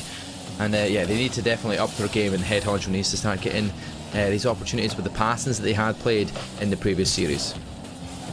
Well, I think at Mediterranean, they always have an opportunity, and it would be silly to count them out because of the prowess of Honcho and DDT when they work together, right? They will always be an opportunity to sneak a goal, and I think at any point, you know, Alpha, having played them before, will realise they can't take their foot off the gas pedal with them. They know what DDT and Honcho are capable of, so there's that passing duo dynamic, but it's whether or not they can bring that out consistently over the next 5, 10, 15 minutes of gameplay to, you know, kind of set themselves up to go forward in this series. And it's so far the moments are just looking a little bit too fleeting, whereas with England Alpha you kind of know what to expect, you know how they'll work together as a unit. And yeah, it's like even what we just seen there with that offense. I mean, DDT trying to send that up, they were trying to get something going, the pinch didn't quite work, and on a different day that works for them and it sets them up well. But and you can't rely on 50-50 moments all the time. You need to bring a little bit more control to the game, and so far control seems to be just what England Alpha has in spades. Looking very comfortable right now. Oh yeah, just every single touch, every single connection, it's going in the right direction. It's sending away from their own goal towards their opposition's goal line, and this is exactly what we want to do. Put the pressure on Mediterranean, pin them back in their half, and maybe boost them to make things even more difficult to try and make these saves when the ball eventually does get directed towards that goal line, which so far no shots really that have been difficult to deal with for Mediterranean coming from Alpha as compared to game number 1. It's like game 1, right, we got it together. Mediterranean is right. We adapt from that. We get into a defensive side. We've been looking good in defense so far for the first 2 minutes. Can we hold on now and try and look for that counter? And that's going to be the opportunity now. Up to the side, Honcho going to try and send this centre. Oh, that's going to be perfectly positioned. Nobody's back for it, and it's going to be Elite Striker that gets a chance to push this down the pitch once again. A great centre, but nobody there to follow up for the opportunity. And that was a poor moment there for Mediterranean. It had opened up to just take a straight chip shot. Again, no one had really rotated back for the Mediterranean side, England Alpha could have got that one flying up, but weren't able to do so. And again, both of these teams not having much to offer on the offense yet. Again, we're seeing Mediterranean having more shots, but nothing really that is, I suppose, damning or causing a lot of danger yet to England Alpha. They are comfortable to deal with these. Meanwhile, Zorvik's going up, and that's a good defensive effort from Mediterranean. Deeper on the goal line, making sure to read the path of the ball better. That's what they need to do. They need to stop conceding at the very least and then try to work something going forward. They cannot rely on being a counter-attacking team 100% of the time. But we're actually starting to see them apply a little bit more pressure now, catch England Alpha out. And, you know, on the overall, the last minute and a half, have had a bit more control and dominance of that ball and the positioning. They're dictating the pace of play just a little bit more, but they need to get some results and end product from this move. Yeah, Mediterranean can capitalise on overextension here from Alpha if they get that opportunity counter-attack wise, but so far, both defences have been stern. This is well and truly the longest time we've went since not conceding a goal so far. 0-0 still with a minute and a half left on the clock. It's crazy to think here. Just shows you how closely matched these two sides really are when it comes down to the gritty, when both of these are focused, you're both locked in, you're looking for opportunities. Crash Living, look at that, we dummy fake. Chance opportunity now though. Radius has no boost, so he can't really do much with it, but it goes into the air, off the backboard, drops right down, but going to be wide of the mark for anybody following up, so difficult task from it. Crash Living, he's one player that he's off the radar most of the time when you're looking at the Mediterranean squad.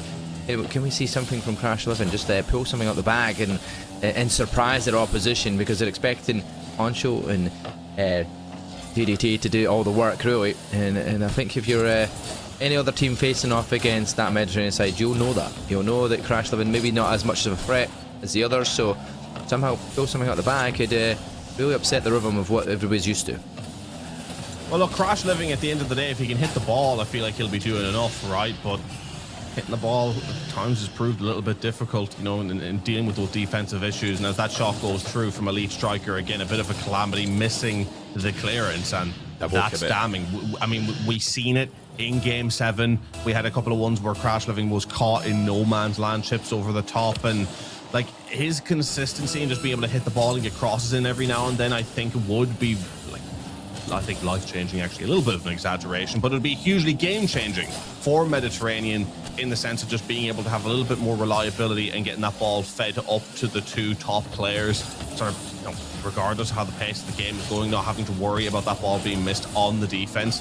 It would be a huge change-up, but the double commit seems to have been the undoing of Mediterranean. They have one more chance to go forward, but Zorvix locking down the line, going to go for the second, bounces through and doubling the lead in the game. And with that, at the death, it doubles the lead in the series. England Alpha go 2-0 up and are firmly in this driver's seat. Mediterranean floundering at the wheel here, as despite having good offensive pressure, are struggling to break through the clean sheet and defense of the England Alpha side. Yeah, and once again, it's Elite Striker and Zorvix with a goal apiece, makes it 2-0 as it ends. Game 1 ended the exact same scoreline with the exact same scorers. I mean, are we going to see a trend here going into game number 3? Is it going to be just a 2-goal thriller? Are we going to see any more? But the defenses for the majority of that game were top notch, and it was just a little bit of a lax of misjudgment. They kind of just got opened up in the end, because the double commit comes in and all of a sudden it falls straight from Zorbic's pass right off into the corner, and he puts it to Elite Striker, who finishes up, and that double off the end to finish it off just adds insult to injury, because the game was well and truly done with only a second left anyway. It bounced bang on a second down to then go into the goal, so that's just a crazy way to end the game. But yeah, it's a 2-0, even though it didn't look like it was a 2-0 coming at any point in time for the full 3.5 minutes of that game. No, I completely agree. Mediterranean, they are just not finding the formula here, whereas England Alpha, I think, are looking relatively comfortable, right? I mean, I see them conceding another couple of goals, right? We know what Mediterranean can do, and I think when Mediterranean sort of get up front in the way that they want to, I don't think there's any team here that would really be able to stop them. But as I said before, and I'll say it again, the moments are just coming too few and far between. England Alpha are happy enough to deal with it. They may concede one here and there, but they're looking strong on the offense, consistent on the offense, the ability to pass to each other, keep that ball rebounding off the back of the goal, or sometimes even just crossing in from the corner. They look strong on the crosses as well. Mediterranean haven't been... Well, actually, in saying that, game 1 they didn't clear well. I would say game 2, where I'll give them credit, is that the clearances were setting them up to go forward this time around, which did allow them to have a little bit more pressure towards the England Alpha side of the pitch. I mean, when they were clearing out, they were at least getting into the corner, giving themselves the opportunity to get it across. But England Alpha are being consistent and disciplined on that back line and setting themselves up with some pretty damn good clearances too. Yeah, definitely. We definitely know who we need in this game here to make a difference for the Mediterranean side, and that is having DDT Radius turning up and looking for that to deliver that RKO to the opposition. Can he do it? As he's been shown off the Randy Orton show-offs, can he show off some skill that he has, that we know he has? Can he go and do something with it here now in game number 3 as we kick ourselves off into the action? And Alpha just been dominant for the majority of both of these games, possession-wise and control of the game. Mediterranean need to change who controls this lobby, who controls the pitch, and who can get the chance to get that first goal, because that might be the deciding factor in this game. And it does feel like do or die, make or break now. That is a masterclass. Huge hit out of the way there, getting the goalkeeper, the defender, knocked out for an easy tap in for DDT Radius. Again, great work up front, catching England Alpha lacking a little bit early. And as I just said, I think it's do or die for Mediterranean here. If they want to get anything from this series, they need to get it in this matchup. And to start off with an early goal, and a well-worked early goal at that, is exactly what they needed. A bit of confidence now running through their veins as head honcho sends it straight back up the pitch. Yeah, the bump off the defending player that set back in goal was perfectly orchestrated here to make it an opening net to strike towards, and you know that DDT Radius, when he gets an opening like that, he ain't going to miss. And thankfully, that gives Mediterranean the early lead here in the first minute. Is what they needed. It definitely needs to get them back into the swing of things, and look at that off the backboard, but too far. That's an open net, and who's going to hit it first? Thankfully, the retreat is there, runs out of boost, but at least gets that 100 in the corner. Challenge goes to go come in, but Zorbix he's like the best, highest ranked player in this lobby, right? He is a player that you rely on left, right and centre, where you're getting back to defence, whether you're looking for goals. Zorbix is the man here in the Alpha squad. So far, he's got a goal in every single one. He's done a lot of saves, he's got a lot of trailing back. And once again, he's having to do the same again, right on the sideline there.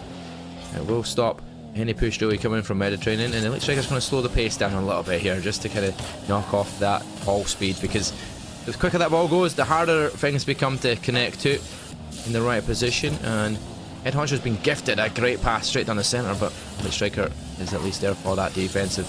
They knock it back again, and they're actually on the back foot this time, Alpha, it feels like, compared to the previous two games. Yeah, I mean, they've answered back incredibly well, right? Because, I mean, like, Radius had kind of gone missing in that game too. Crash Living has just gone missing in terms of being up front. He was never really there.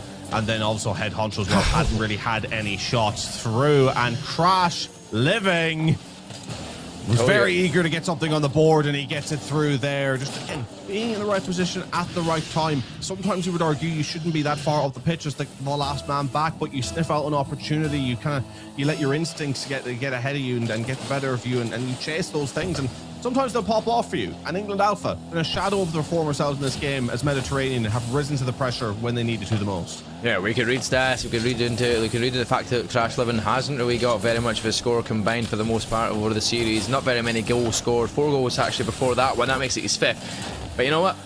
You just need something like that every now and then that works out for you. You take a 2-0 lead going into the final, the second half of this game. You're now looking in a better position than you were in the previous 2 games. You've already scored 2 goals more than you scored in the previous games because you were completely zeroed out. And now you're back on the score sheet, and being on the score sheet is the start. Can they convert it to the win as well in the end? Or has Alpha got an answer back in the final 2 minutes? Well, they've proven they can have the answers. They've come back from deficits before against Mediterranean. In game 1 of their previous game yesterday, were 2-0 down, managed to win it 3-2. They have it in the locker, but Mediterranean know that they have it in the locker and are not going to let up on this pressure. And so far, keeping that pressure, keeping control of the halfway line, and just sending waves after waves, barrages into this corner, try and get a pinch out into the center for a shot. Meanwhile, England Alpha are struggling to get this one clear as the pace of the ball has dropped. All of this suiting Mediterranean perfectly to get that clock ran down just a minute and a half now. If England Alpha are going to do something, they need to do it now. Potentially a counter-attack on. Does that pinch go through? It doesn't. Radius there for the clear. And again, just happy to play at a little bit of a slower pace. Hang on though, shot through. It does get blocked. Good block through. And Honcho getting through for the block there as well. Getting in the way of the ball, just being a nuisance. That's all Mediterranean have to be right now to try and get a game on this series board. Yeah, they're getting good 50s here that are working out in their favour. Zorbix having to pull up more saves to keep them in this game here. 2-0 down currently, but it could have been more the way that Mediterranean have played this game. Definitely a lot faster paced than the previous 2. And there's going to be 3. The RKO delivered, 56 seconds. And Radius is finally back to shooting terms, where you're expecting him to score goals and find assists here coming from Head Honcho. A good game to get themselves back into it. 2-0 down in the series, but now 3-0 up in this game, looking to make it 2-1 and at least delete that deficit a little bit and make it a little bit easier for an opportunity, because these 2 went to 4-3 last time round with Alpha taking the win in the end. Mediterranean still have fight in them, and they're still showing that here. And Mediterranean finally have waked up. Maybe we're just suffering a little bit of indigestion after the lunch break. Popped a couple of antacids. Stomach is settled, and now they're ready to lock in. But in saying that, someone's stomach must be gurgling again, because England Alpha have managed to sneak one through. 35 seconds left. Still need 2 goals. Not too much danger as of yet. But elite striker going to put a sweat on the brow of Mediterranean, sending that one through. Again, a little bit of a lacking defense in the end leads to an easier goal for England Alpha. that they give themselves a fighting chance to take this to overtime. Yeah, it might just be a hiccup here from Mediterranean in that defense there, straight off of too much of that monster downage. But here we go, we are in control of this game with 2 minutes left, 20 seconds left, sorry, 2 goals up. You're pretty much just waiting on that solid defense from here on out. Just commit to everything, 50-50 the ball. You've got the game won, unless here from here, elite striker, head on, she was back to clear it, and thankfully keeps it to 3-1. The scoreline, Zorvik sadly is taking it back into his side of the pitch, and that's not what you want if you're trying to score a goal, and within 1 second you ain't scoring 2. Mediterranean are back in winning ways. They win the game 3 and they take it to 2-1. Still down but not out. Well, they needed to get 1 at the very least, and they've got it. Now 2-1. Every chance to pull themselves right back into this one. Finally have made the adjustments. But again, I wonder how much of this is down to just England Alpha taking their foot off the gas pedal a little bit more so the Mediterranean changing things up. Because the only sort of piece of note that I would say about Mediterranean where things looked a little different was, because like even the clearances were quite the same. The only difference is really is that Crash Living actually started getting involved on the top end of the pitch a little bit, you know, just coming through that goal. Granted, you know, still not playing spectacularly, but being in those right positions just to push his team from 90% all the way up to that 100%, you know. And I've said it in the previous series that they played, and I said it in the last series as well, Mediterranean played earlier today, that I feel like that's all they need to be a really, really dangerous team here. It's just they need that next 10% wherever it comes from. And Crash Living is, I think, the key to that. Now, whether or not he can be that consistently throughout a series, it's a case of waiting to see. But if he can just continue discipline on the defense, being in the right positions at the right times, and then being there for tap-ins up front if and when needed. You know, I've often seen it in games as well with Mediterranean. That ball rolls across the box quite a bit, and there's not often someone there to get to put it through, because by the time DDT Radius and Head Honcho have gotten the pass between them to orchestrate that cross, sometimes no one's there in the back post, and sometimes you need someone like Crash Living there on that back post and allow one of the other lads to rotate out, because that also shores you up better on the defense. Yeah, 100%. I feel like, yeah, if you're Crash Living, you're maybe sitting back a little bit more tentative. Maybe that's based off his skill level, knowing that he's not as up to pace as Head Honcho and DDT. But you know what? They finally delivered the goods in the end there, and with them two playing like that, they definitely upped their pace in game 3. I think that was one of the major factors in that game there. They two started to up their game. They actually started to commit for things. They started not worrying about what the opposition were doing and started worrying more about what they were doing, because you know the opposition is a very strong squad. You don't worry about them. You just have to play your game, and if you play your game well and you get the connection, you challenge for the ball that you know you can win, there is still every opportunity, because Rocket League is the way that is. Anybody can get their chances at that ball. It's just being there quick enough and just committing yourself, relying on the skill level that you have. The elite striker tries to go for the wee flick there off the back. That will dominate, but Zorvix there will slot it in, and they will continue the trend of scoring again. But this is eventually Alpha getting back off of the loss in the last game to start off strong in this one. Almost a good thing that flick didn't go through in the air, because it left it down for Zorvix perfectly. They put that one through, and an early lead once again for England Alpha, who have started off strong on the rebound here, losing that game at number 3. Not going to want to make that a recurring team. Going to try and make it 3-1 here in this one. Radius up on the defense, trying to send it up, and nearly over, and that would have been very dangerous if it was over. But Head Honcho now going on a little bit of an air dribble, trying to send it down for DDT. Not there though. Elite striker there to deal or Crash Living, excuse me, missing that one on the side now, struggling to rotate back. Is the counter attack on here as Zorvix doesn't actually get a touch. Radius has done a really good job there. Head Honcho trying to send it forward. Head Honcho, maybe he switched earlier, but I've only just noticed it now, switching to the Merc. I was pretty sure he was running a different car earlier, but now we're actually seeing the Octane, but we're seeing a few different cars come out for Mediterranean, and could that be a massive factor in this one? I mean, I did say that at the start of the game, they were wearing and using different vehicles that you're not used to seeing, but now we're resorted to using the Phoenix here, Elonju and Inco, and you're seeing Octanes again back in the fray, which is kind of the more go-to picks for vehicles when it comes to competitive. And I don't know if it's to do with their hitboxes being slightly better and controlling the ball slightly easier and such like, but I mean, everybody's got their own taste and preference, right? And maybe this is them going to their preferred picks now eventually, after the realizing, you know, that didn't work out for us using these mixed cars and mixed vehicles. We'll go to what we used to do and it's working out for them.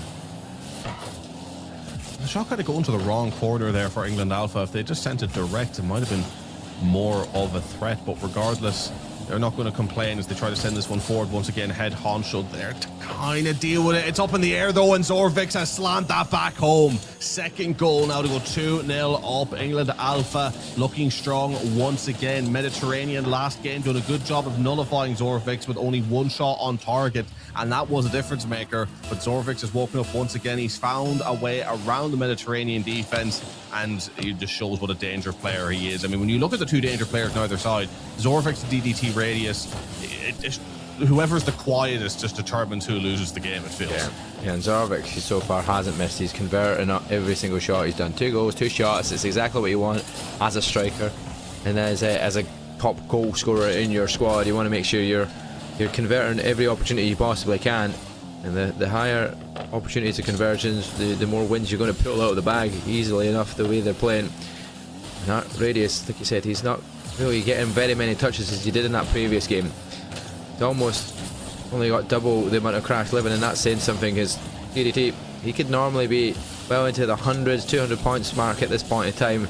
After the first 3 minutes, that's going to be an opportunity. Oh, now unfortunately pass by, and Crash Living misses it. It's an opening goal, and Tyler owns you. Wasn't on the score sheet now, but he is eventually there. It's took 4 games, but he's on the score sheet. And that's just what happens. That is what happened multiple times to Mediterranean in the last series they played against England Alpha.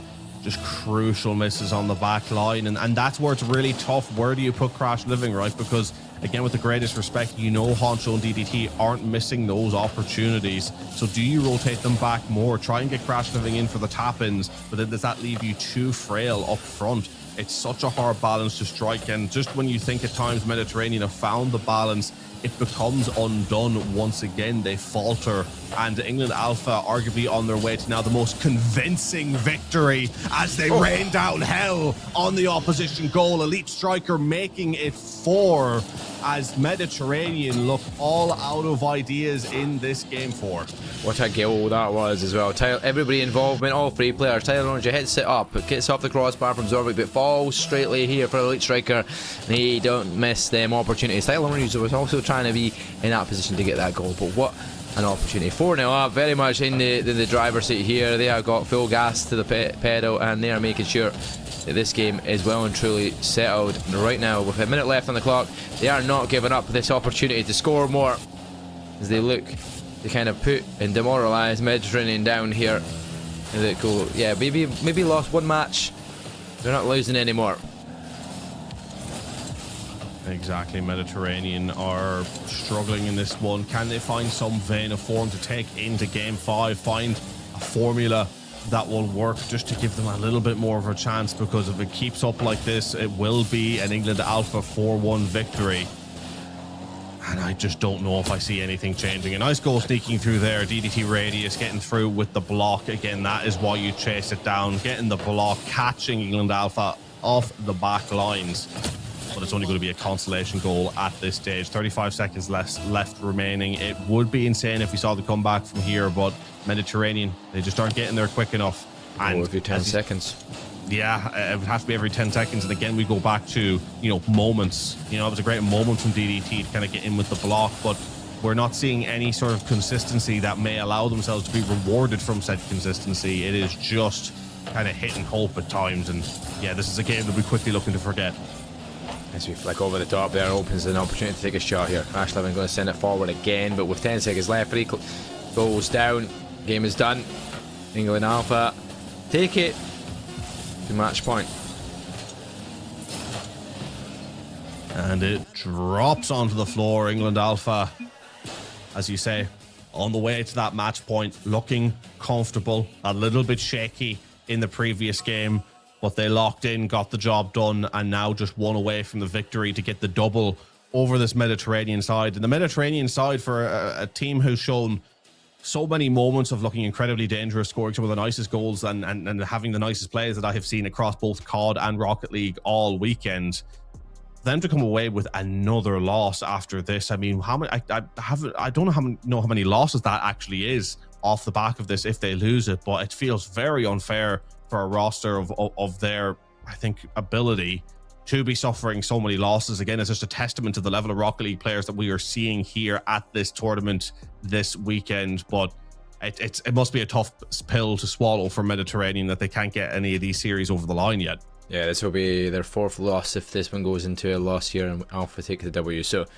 yeah, you think about what we've seen from them and the consistency of Head Honcho and DDT. They don't look like they're going to be on these 1-4 score lines, not managing to win the games that you kind of expect. They've been close as well, and that's the sad part about it, is that they haven't been absolutely whooped. Some of the games, maybe that one there, score wise, was well of question, but every other one it was 0-0 until 30 seconds left, and then they eventually lose 2-0. I mean, that was never an over game for them until the last 30 seconds, but maybe just a lack of concentration when the game was so tight, just getting overconfident, trying to push forward. Edgerton did get that good win, so now we know they can win. They just need to do it back to back to back now here to try and not get the L here. But the way that it is going, Alpha have been more consistent now, and that previous game just shows how consistent they can be. England Alpha looking to get the job done. Mediterranean looking to orchestrate the comeback of dreams. It will be one step at a time, but it will be giant steps at a time, it feels. And is the leg span long enough to make those giant steps? To be honest, I am not sure, but I've been proven wrong multiple times already over the course of this weekend. So why don't we make it a recurring theme here, folks? Mediterranean, prove me wrong again. Prove me you've got it in your stride to take something from this series. Nearly an opportunity there, but it gets cleared out. 1 minute gone, no team scoring yet. Mediterranean looking a little bit better, but the counter attack here nearly enough for England Alpha, but it is cleared. Solid defensive effort here to keep that goal clear. That was nearly a great counter. Yeah, nearly working out for them here. Now Elite Striker's back on the backboard, waiting his time, knows fine well that the ball's going to come his direction, reads it well. That's now going to be Zorvix getting the final touch onto the corner. Tyler Owens, you look for the assist, but bumped away from Crash Living. That's a good bit of involvement there from Crash Living. Doesn't give him any scores, but I mean, it stops his team having to be worried about the players in the back as he bumps him out the way. The flick forward, that's an unfortunate miss from Crash Living. That was an open opportunity to take a shot at the goal, but unfortunately with the speed he was coming at the ball, he just goes past it before the ball gets to him. And that's the issue you have. They do the same. Full boost, and all of a sudden you think, I'm going to smash this, but you go faster than the ball's travelling. And it goes whizzing by. And so far, stalemate here on the scoreline. Both teams feeling the pressure a little bit of this one. Mediterranean desperate not to concede another. That touch! Oh my word, Mediterranean. Great goal from them. It was a little bit awkward going through, but Crash Living once again getting on the end of it and sending Tyler the wrong way. And again, Crash Living getting into these positions up front, just being there to tap it in, allowing one of his teammates to be better set up on the defense. In terms of just at least this game, it's the strategy that's worked.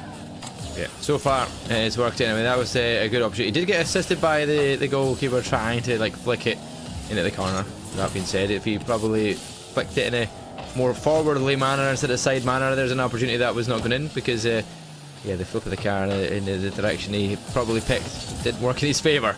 But either way, a goal is a goal, and Crash Living will be happy with that. That makes it 6 to his tally. And that's over all the games that he's played. So yeah, different story than what we were used to seeing here when you see the likes of Head Honcho and Radius and Zorvix all scoring goals. They could potentially score that in a series.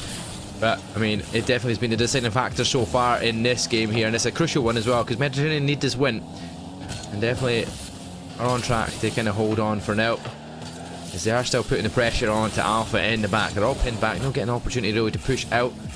Like we said, Tyler Owens gets into the corner. That bounce back's going to go to Zorvix, but the 50 works out for Mediterranean. Desperately trying to hold on here on the defense. Maybe a 1-0 win if they can get it here, Mediterranean, because I don't know if they want to risk going forward, because England Alpha are starting to barrage this one down now. Complete control of the halfway line, and when you have Zorvix eyeing up a shot at goal, that's when you know you're in trouble. But potential for a counter here if Honcho can get there, but not enough boost to work with, and the chase going up a little bit frantic, dropping down low. Elite Striker needs to be there, and he is. As Honcho once again going for the chase, and Mediterranean just trying to run down the clock, being a bit more advanced themselves, but again no boost for Head Honcho. Can they orchestrate something here on this offense? England Alpha so far dealing with it, and will be looking to maybe counter themselves, but once again, good position from Honcho, just trying to roam around that halfway line. Oh, that's beautiful. That is absolutely top drawer stuff there from Head Honcho. He goes up the sidewall, he looks for the aerial, he gets a touch, and all of a sudden he spirals his way into that aerial, committing 2 defenders, but nonetheless he has the deft touch to put it in the back of the net, and Mediterranean take a 2-0 lead with 56 seconds remaining on this clock. Alpha could well be seeing another game coming their way. And with Mediterranean starting to heat up, Crash and getting another deft touch here. That's going to be, almost Head Honcho's opportunity to try and direct that goalwards, but that's opened up for Zorvix to try and hit a shot forward and leave the ball in Mediterranean's half. And that's what they need, because they need to get opportunities towards goal. Oh, wow. Crash Levin is scoring and saving. He is doing everything just now, Crash Levin. This is definitely him potentially getting better at playing Rocket League until now. And Zorvix finally gets the goal. And we will see 1 goal from Alpha. Can they do it with 24 seconds remaining? Oh, the redirect. It's almost just a slice of paint off the top there for Zorvix, just to redirect that one perfectly into the top left-hand corner. England Alpha, 24 seconds left to take this one to an overtime. Already getting a demolition through, already dictating control of that halfway line. Tardo owns you, he's got the boost, and he's going to try and send this one forward. That's a great cross. Zorvix in there. Oh my word, that would have been great. 8 seconds left, running out of time. Mediterranean or forward. Is there one last chance, one last opportunity for England, or are we going to see Mediterranean take another map in this series? And they do. Mediterranean getting the job done there. Now 3-2. England Alpha still in the lead, still not panic stations, but Mediterranean, they're finding ways to make this work now, with Head Honcho and Crash Living both getting on the score sheet. Yeah, and Crash having finding 3 shots, pushed up a little bit more in that game. It's definitely a change of pace and a change of style. And you know what? That one pulled off in the end and works out. Yeah, they conceded near the end, but with not enough time really for Alpha to come back into it and take it to that overtime. Yet to see an overtime as well, which is crazy to think, because both these teams have looked like they could do that and bring it towards an overtime, and even the other series looked like it could be close as well. But yeah, the way that this is going, Head Honcho and Mediterranean and DDT, can they do something about this? Can they keep going back to back? That's the first time we've seen it happen. Can they do it again? Can they find another one to keep their dreams alive in this win? Well, we've seen a Game 7 from these sides before. We could be in for, again, Mediterranean slowly but surely working their way back into this one. It feels like a very different series to when we seen them last time around. But could we have a very similar outcome, but with this time Mediterranean sneaking it at the death? Game 6 is about to get underway. England Alpha, not worried as of yet, I'm sure. A bit of a blip in that last game. We know what Mediterranean can do when they're on form, but we know they've found they've struggled. I can get my words out like I struggle to get my words out. They've struggled with the consistency over the course of an entire series. And if that happens again, then England Alpha should be able to get this one through. Up at the back, thankfully Head Honcho's rotated back well enough here to stop that from going in goalwards, and Crash Living was pushed up early as well there to try and get opportunities, put pressure on the players in the back of England Alpha. Although he's not really a threat up front of the goal half the time, he has found goals in the series now, and he's feeling a bit more confident about how he's playing the game and where his position is more, which is good, because if he can do that and he can position himself well, he has an opportunity for his team to take this to 3-3 and take it to that Game 7, unless things like that come out from a late striker. And unfortunately for Mediterranean, 2 players commit in both separate times. No one could go near it. Zorvix will smash his Crash Living into the back of the net, and he opens it up for the goal. That's a great move from Zorvix again to do that. Crash Living, they kind of know now, England Alpha, that with Crash Living getting a little bit more poised in this game, finding a bit of more confidence throughout the weekends, they need to actually be there to deal with them. And nearly a demolition actually coming through there, but causing enough of a ruckus for Head Honcho to come through and get that score. Zorvix had to avoid the demolition, maybe jumping him a little bit off the ball because of that, and Head Honcho through to score in the open net. Tyler owns you, nearly getting there, but not quite. Tied up 1-1. Mediterranean, England Alpha, both teams now smell blood. Could we be in for the highest scoring game yet? I mean, that was Crash living by name and nature. He was looking for the big crash to try and smash everybody out the way. It just avoided them, every single one of them, but they all avoid being crashed into, and that is what opened it up there for Head Honcho to slot that one home. So good opening, whether it was any touches whatsoever, it does still open up an opportunity for a goal, and that's the stuff you don't see here when it comes to Rocket League. You might get very little score, but if you're doing things like that and forcing players off of the ball and out of position, it does also help your team going forward. So you might not get scores, but you're affecting how that ball is played on the pitch. And that's an opportunity that once again Radius is up there to commit that defensive structure. And now Crash Living, he's going to go up forward as well, but he can't double commit here for the challenge of this ball. Crash Living sat back and waited, and unfortunately just a little bit wide of the shot.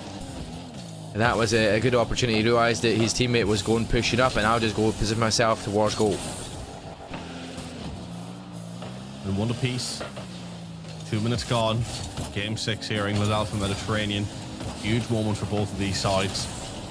England Alpha, actually I was about to say England Alpha, but both teams really needing this win, and you can kind of feel that in the way that they're playing now, really feeling each other out once again as they're just trying to probe their way through and get what will be an all-important goal. Next goal could either be the Game 7 victory, or the Game 7 for Mediterranean, or the victory for England Alpha, depending on who gets it first. So both of these teams being as patient as they can be. Crash Living had almost a free shot through, granted a difficult one to hit. Not able to get that one on target. Will that come back to bite them? As we see now, Mediterranean trying to take this one back up. That's a huge touch and a great save on the back post for Radius.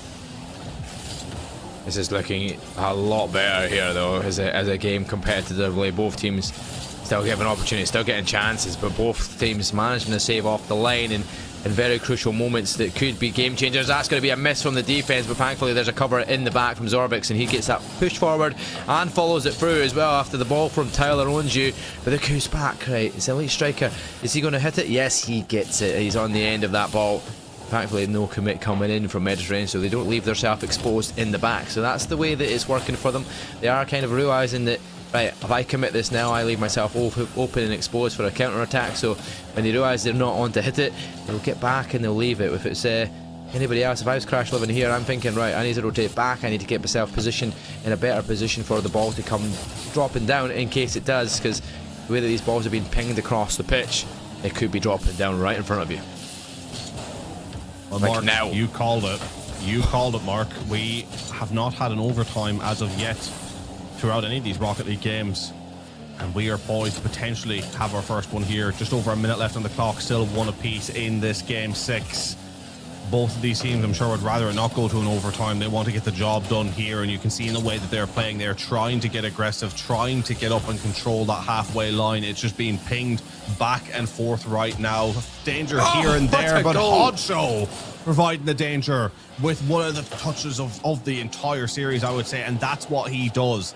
That is what he did in the previous series against England Alpha. A lot of those touches just being passed down for DDT, but this time delivering the death blow himself. As now with 49 seconds left, Mediterranean take the lead, and if they can keep this one, Game 7 is on the cards. Yeah, well, Radius is going to try and look for another. That could have been it, but Tyler Onju stays stern and holds on to the defense. But that was a fantastic angle shot there to get that goal with that one from Honcho. No idea how he angles the car perfectly there to get that tight angle in, but he does. And that gives him, it could be the deciding factor in this game from going to game number 7. And the way that this is going, Zorbix needs to pull something out of the bag because he's had so many shots, but he's not converted this time round. And we were speaking about how well he was at converting. 5 shots, 0 goals scored in this round. The other times he's been 100% record with converting his shots to goals. And so far, so good for Mediterranean. They've got 5 more seconds to withstand the pressure. You're needing Zorbix to get a touch. He does. He sends it forward. It's a second on the clock, but it drops. And Mediterranean take it to game 7. We have a repeat of our game number 1 against these two sides. Is it going to end an Alpha win, or is it going to end the other way and Mediterranean come back from almost death to taking the W? I mean, I did not see Mediterranean being able to do this because I feel like the answer for Mediterranean has been there throughout. Just get head honcho on a few more of those balls, stop relying on Radius as much because we know when the two of them are combined how dangerous they can be, and just get Crash Living involved somehow in the game. Maybe just throw him up on the offense a bit more and have him there sniffing out opportunities. And because of that, again, he's been able to get a couple of goals, and then that has freed up the other two players to just rotate a little bit more back, just to get into those safer positions and not be stretched rotating back all the time, wondering if they can rely on Crash Living at the back. They've switched it up a little bit. The answer's always been there. They finally had the confidence to try it, and I feel like it's worked. It's been a minute change, but it's been the difference maker. And now going into a Game 7, I really did not think we were getting anywhere near this, especially off the back of those first 3 games. I thought England Alpha looked super confident, but Mediterranean finding form, finding their footing. Can they use it now to get over the line for what I think would be a shock upset here? Oh yeah, 100%. It was 2 games straight, but now it's 3 games straight for Mediterranean. Oh no, yeah, 2 games straight that is now, isn't it? Yeah. I believe so, yes. Yeah, something like that. Either way, they've brought it back to an even pegging when it didn't look like it was. They didn't even score any goals in the first 2 games combined for Mediterranean. But now, it's Game 7. This is what Rocket League is all about. It is who's got the nerves in the end, and who's got the skill level to show it at the end of this game. Because Alpha up their game again. Zorvis is going to get gifted an opening opportunity, but the bump tries to come in. DDT holds there and at least gets the defense and goes for the counter attack himself. He gets the full boost here. Can he get a touch? No, he can't. Thankfully defended, but he's going to send it back to his teammates. Who's going to be back? Crash Living and Head Honcho are there, but that is going to be easily an opportunity for Striker, but he can't strike the goal. 1 minute down. No goals through as of yet, but this game is being played at a high pace. Both of these teams setting the pace, enjoying it, feeling the pressure, but reveling in it as they both look to chase each other down and get this opening goal. And surely there'll be more than 1 goal in this matchup, but you would think the first goal would be a hammer blow to any side that concedes it. This Head Honcho trying to make life difficult. He can't quite do so. Will that drop into the danger zone? It won't, as Zorvix manages to get it clear and is on the chase, getting a decent cross in. Can Elite Striker get up? He can, but it is blocked. And we're seeing just ring around the rosy here with this ball. It is going back and forth at a very high pace. There to deal with it. Quite an awkward one to defend there, managing to do so, but still in the danger zone. Elite Striker is blocked from that shot. And so far, we are seeing Mediterranean hang on, going out for the counter themselves. This is going to be interesting for sure. Like this is tentative, but not tentative because they're still going at 100 miles an hour here. They're to make sure they're keeping the pace of this game going. And that's going to be dropped down right into the hood, and all of a sudden Tyler Onju gets it down, and thankfully it connects well to the defence there, and they couldn't react quick enough to realise that ball was going to hit them.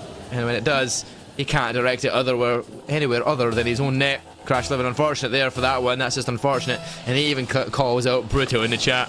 It's just one of those unlucky circumstances where you think you're going to hit it, you are, but you're just not hitting the right direction. You don't have the angle adjusted right, and you go 1-0 down in this very important Game 7.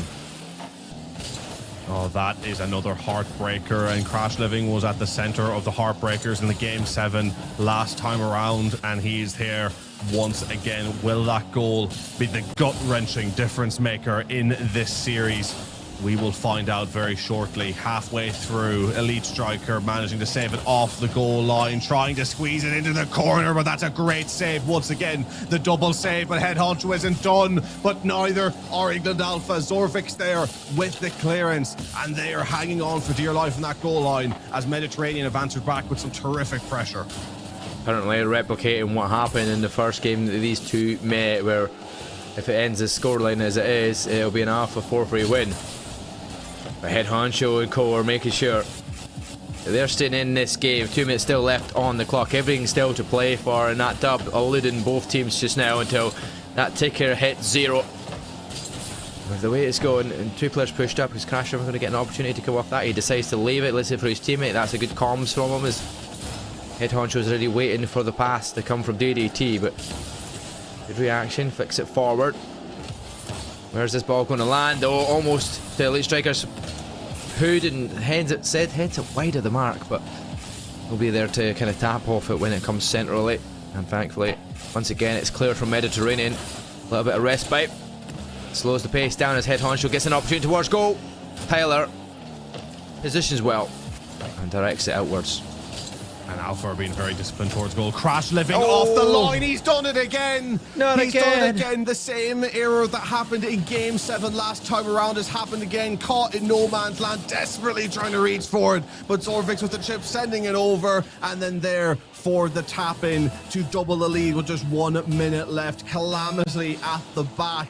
Mediterranean crumble and are running out of time to take this one to a Game 7 overtime. That was a critical error. As we always see the bye pop up here, because that's what he was saying as he swings by and drives right past Clash living into an open net to find the conversion to make it 2-0 and make things a little bit more difficult for Mediterranean after they were looking like they were starting to bring things together and have an opportunity here against Alpha. Alpha are now set and poised. 40 seconds left on the clock here to take the W. Should have had it probably a while back, but Mediterranean had found some form and Crash Living finding some scores. Definitely swung things in Mediterranean's favour. But now, time is against you if you're Mediterranean. It is indeed. They need a goal every 10 seconds, and that's if they had scored 2 seconds ago, and that is just not looking like it's going to happen. England Alpha are holding on. They are back on the goal line. They have got this one locked down. Mediterranean fought tooth and nail. They gave it their all. They looked down. They look out. They relentlessly fought back to where it could have been their series, but as it went the last time previously, England Alpha at the death take it in Game 7 to win the series 4-3. Massive congratulations to them and commiserations once again to a Mediterranean side who gave it their all, but it wasn't quite enough.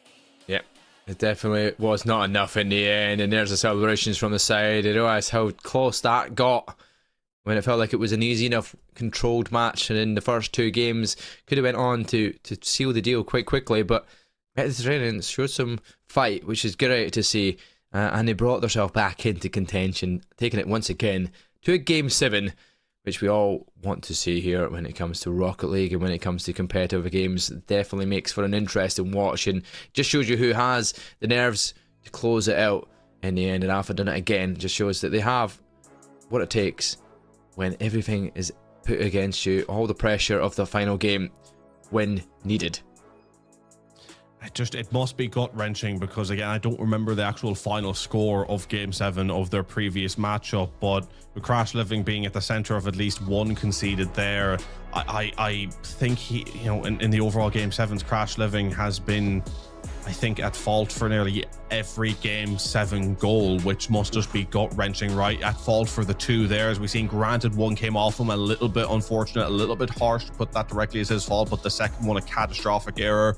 Same for Game 1. That chip that went over the top of him was sort of what opened Mediterranean up in the Game 7, and I think that actually happened twice in Game 7. So really unfortunate scenario there, and look, sometimes, pressure makes diamonds, but sometimes it doesn't, and I think for Crash Living, again, with the greatest respects to the roster, which, and I say this right now, Mediterranean for me so far, out of all the teams we've watched across Rocket League and CoD in this tournament, Mediterranean have been the most entertaining team to watch. So again, I want to give them massive props and credit, but it just must be so unfortunate to be stuck in that scenario with that happening, especially off the back of looking like they turned a new leaf sort of halfway through, Crash Living getting involved up front and arguably being a difference maker in a couple of key moments, which would have, without that, they wouldn't have been anywhere near Game 7.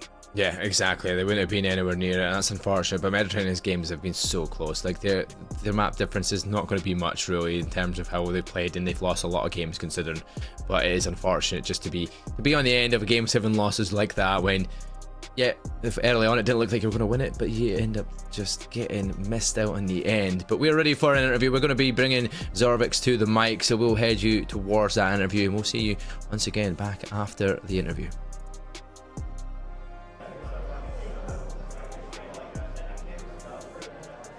Good afternoon, sports fans. It's your friendly neighborhood Paul here at the USAFE Championships, and I'm joined by Zorvix, who just got done with a 7-series Rocket League win. How do you feel like your team did that last series? We played great. We had some hiccups, but we capitalized on the things we were doing right, and we made some changes, and we ended up getting the job done. So pretty happy with that. Awesome. Was there any moments in the game where you were really like, oh God, please no? Yeah. So they ended up bringing it back to 3-3. We were up 3-1, but they brought it back to 3-3. They started playing really well. We had to make some changes, but we did and ended up working out. So awesome. And then, so how are you leading into our last game of the day? What are you kind of looking out for with this next match? Making sure our fundamentals as a team are still solid. We like to go fast and we like to get ahead of ourselves, so keeping ourselves in check, playing our game. Okay, awesome. Well, best of luck to you, man. Thank you. Appreciate you. Back to you guys. There we go. Well, Sarvik says they capitalised on the opportunities that they needed to, and then realised they had to make a change at one point when Mediterranean started getting themselves back into the game. So knowing where they went wrong, they adjusted it, they come into game number 7, they close it out. Are they a side that you think can go the distance then, based off of the fact that they know when to change things up?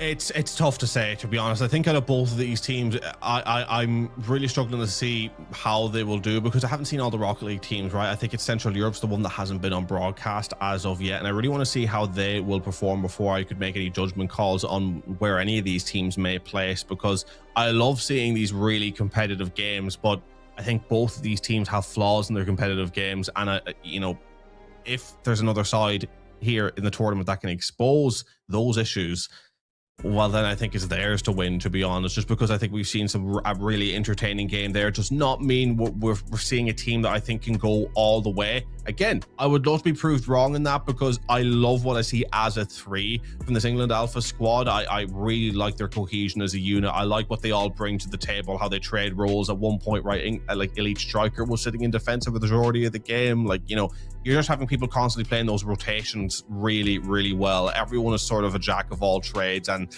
I think they're a team that can do the damage, but whether or not they go all the way, pick up the victories, I'm not sure I would want to sort of pick them as of yet. I need to see more Rocket League action to make that final assumption. Yeah, definitely need to see what Central EU are all about, because they're looking like a very strong squad. Yet they have lost the game, so I mean, everybody's lost the game so far over these Rocket League teams, so it's definitely getting closer and closer as the competition gets closer to that semi-final seeding, and where obviously stands and who's going to be playing who, because first stand versus fourth, I mean, seeding gives you almost the guaranteed opportunity to go to that grand final, so you'll be wanting seed number 1 going into that for sure. So if they can, we'll hopefully see Central EU at one point going away before we get to the semi-finals and such like, which will be tomorrow. But for now, we're going to send you to a 5-minute break. We'll be back shortly with some more action, whether it's Rocket League or COD.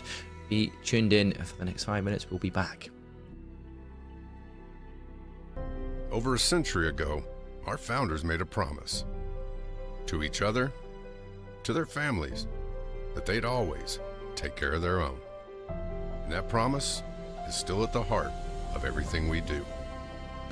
And how our members know, we'll do what's right for those who served, their spouses, kids, and then grandkids.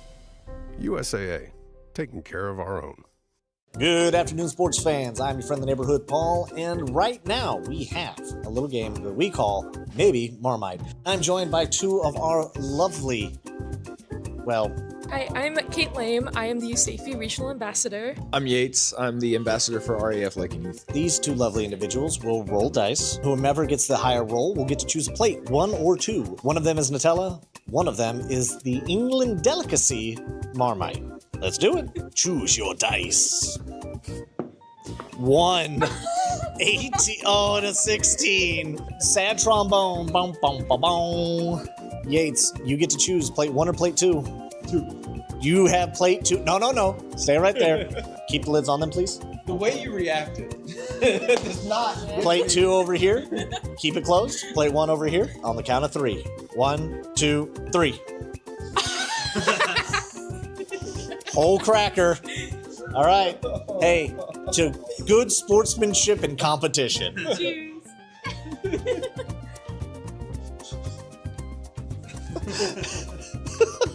And he's gone. Good afternoon, sports fans. It is I, your friendly neighborhood Paul, right here at Eagles Landing for the Air Force Gaming USAFE Esports Championship. I'm joined by 2 of our wonderful competitors here who are going to be playing in one of my new favorite games, maybe Marmite. I'm Porkchop, Aviana Air Base, and I'm playing Black Ops 7. My name is Boxy from Aviano. I'm playing CoD. Wonderful. Now, they will roll off. Whoever gets the higher roll gets to pick the plate. One plate has Nutella, one plate has Marmite. May the odds be in your favor. We got a 19 and a 17. Oh, no. So, winner, which plate would you like? Plate 1 or plate 2? Stick with plate 2. All right, on the count of 3, take the lid off. 1, 2, 3.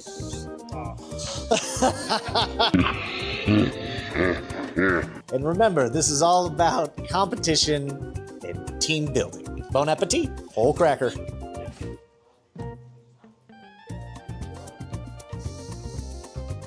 You can see all the levels of regret happening at one time.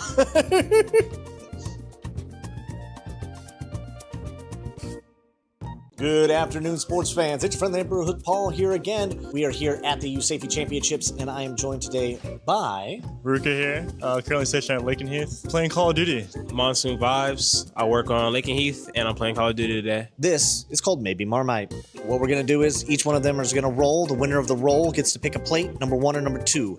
And one of the plates is going to be Marmite, and then the other plate is going to be Nutella. Nutella's good. It's great, right? That's what we're hoping for. Yeah. What's the worst that could happen? So go ahead and choose your die. We got a 19 and a natural 20. Oh, he had a 5% chance of beating you, and he got it. There's still a chance that you don't lose. All right, you want plate 1 or plate 2? Plate 2. All right, you got plate 2. 1, 2, 3. Oh, no. Well, this is about sportsmanship and team building. Bon appetit.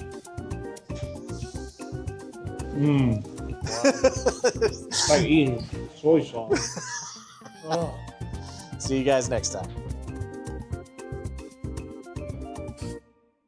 Good afternoon, sports fans. It's me, your friendly neighborhood Paul, back again with the USAFE Championships, and I'm joined by 2 wonderful competitors today who are going to be playing a little game that we've called Maybe Marmite. I am Machete Chief. I'm from RAF Lakenheath, and I am on one of the Rocket League teams. My name's Butterface. I'm also from RAF Lakenheath, and I am on the same Rocket League team that Machete Chief is on. They are going to roll off. Whoever gets the higher roll gets to choose a plate. One plate will have Nutella. Pretty good. And one plate will have Marmite, the British delicacy. Now, have you had Marmite before? Yes. Have you had Marmite before? Oh, I hope we don't break the streak today. 3, 2, 1. We have an 18 and an 18. Roll again. Go. Oh, we have a winner, 11 versus 9. All right, so do you want plate 2 or plate 1? Do not feel pressure to take the plate in front of you. I feel like you would only say that if the Nutella was there, but then maybe you're trying to do that to fake me out thinking that the Nutella was there. That would require me to remember where I put them. Oh, I don't like that answer. Plate number 2. You guys are going to flip it at the same time. On 3, you're going to take the top plate off. 1, 2, 3. Oh, no. Boom, boom, boom, boom, boom. This is about teamwork and resiliency. Bon appetit. I want to touch the Marmite.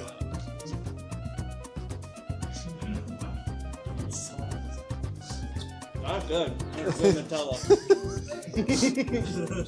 Existence is suffering. Until next time.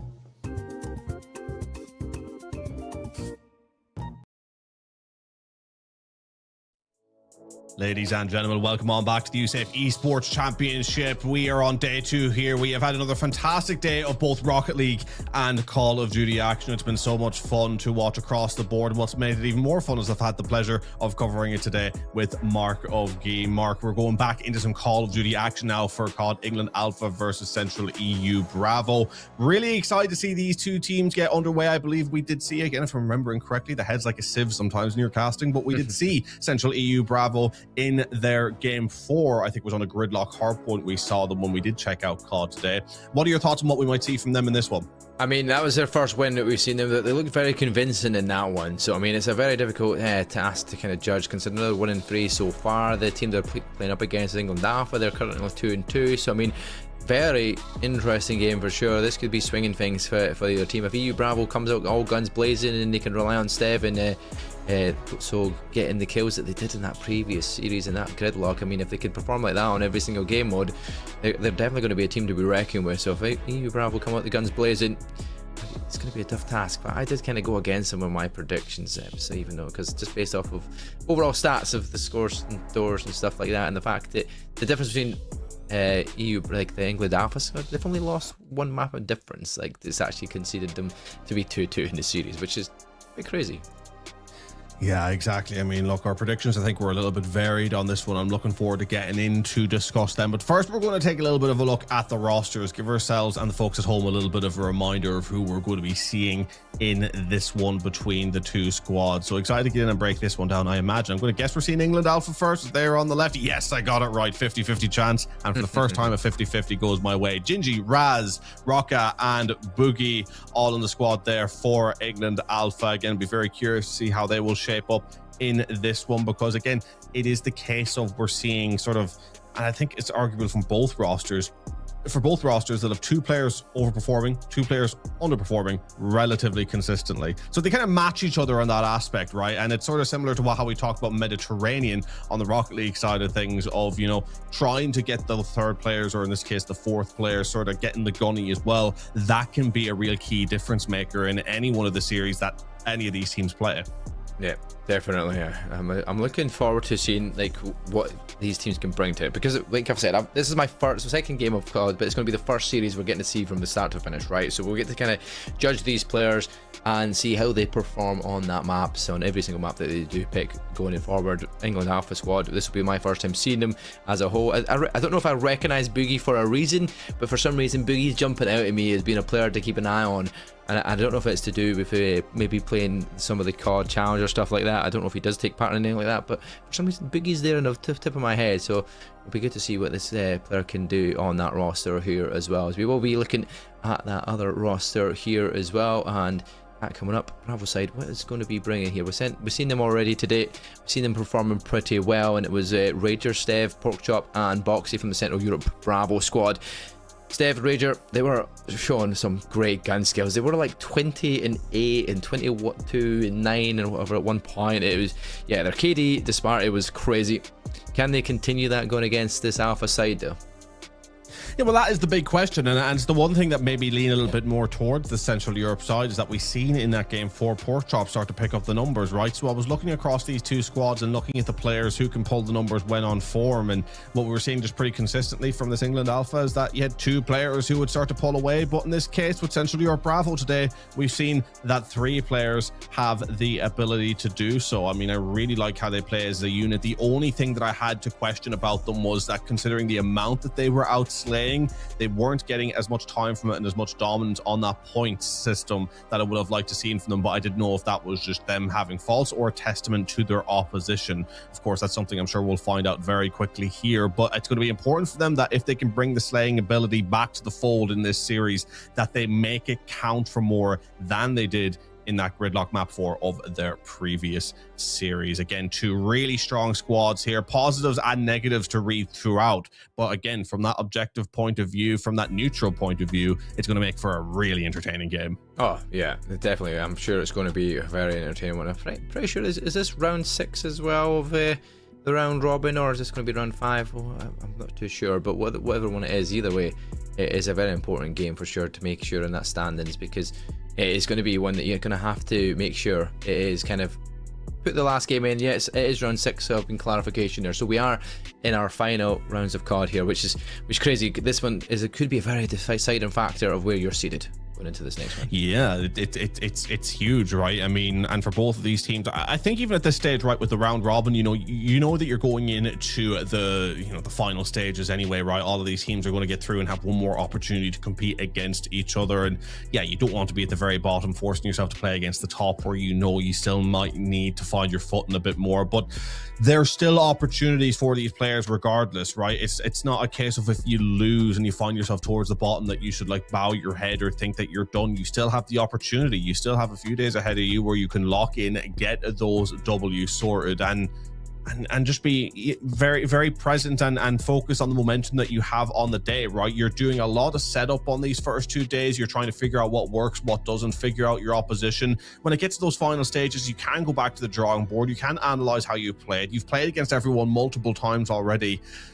You can just figure it out, go again, and then sort of go through with more information than I think most players who ever play against each other in a tournament ever get from their opposition in terms of that direct playing time. So even if you end up sitting at the bottom half of the table going through to the final stages, I don't think you should let that affect you whatsoever. I think every team has something to take from this tournament going through into the latter stages. Yeah, 100%. Everybody loves a good underdog story as well. You could be fourth in the seed and maybe not looking like one of the most convincing squads, but like we said, you've seen that Central EU Bravo squad. To look at them playing that game that we did see, and I'm like thinking, I look back at the stats, I'm like, they're 0-3. They do not look like a side that should be 0-3. Maybe after the first couple of games, they gel together, they've sussed out their opposition in the round robin format that we're obviously doing currently for the first 2 days, and then semi-finals. You do it one series at a time, right? That's all you need. You just need one good series. You go into a grand finals. That's it. You need 2 games potentially for the rest of the weekend, and you are done. You know what I mean? That's what it all comes down to. Knockout is where it comes next. That is the most important ones. And yeah, round robin could be great. It gives you the experience, gives you the reps that you need. But the more reps you get in, even if these are really close games and you're just losing them out, you know what you need to work on going into the next time you play these teams.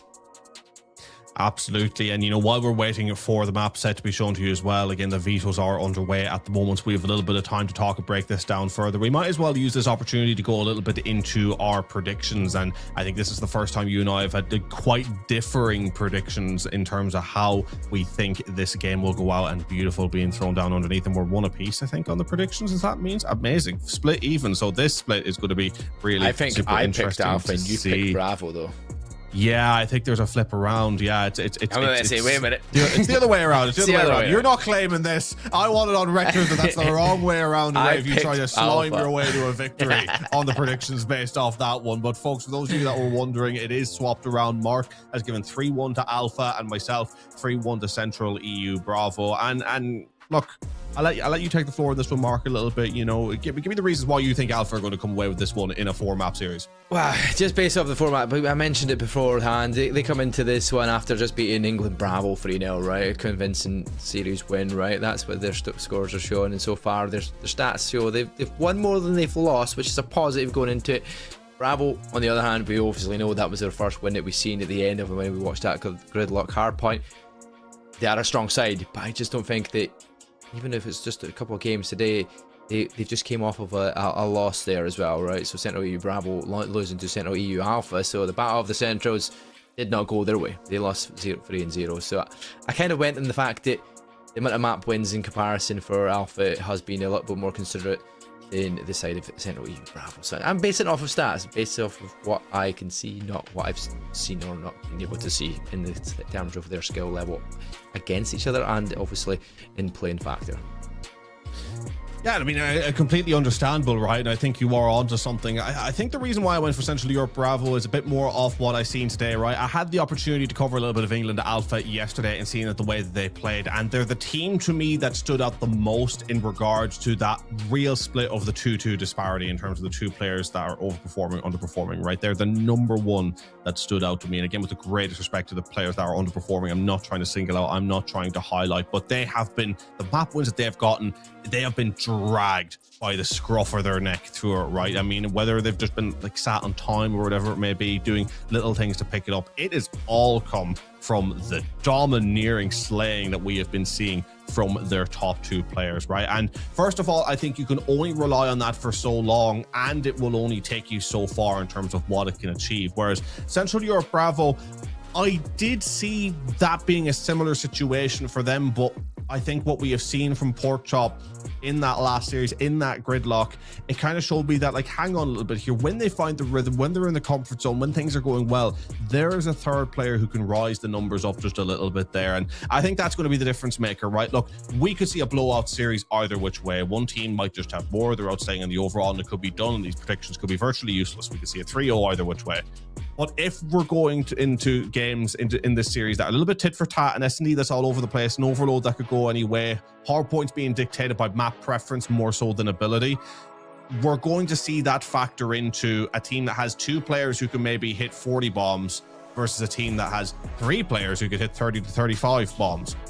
And so I'm then at that point just trying to decide, well, which is going to be more valuable if we end up being in that scenario. And I think that's where my heart then has started to pull me to Central Europe Bravo, because if they can just find that little bit more momentum, they're going to have more people to shoot at and where they're going to be able to get the kills. And if they can get those on rotations, I think that's going to be a difference maker to where they can come away with the victories. Yeah, and if the Slayers are slaying the way they have been as well, even with the losers that they have had, I guess Central Bravo have an opportunity.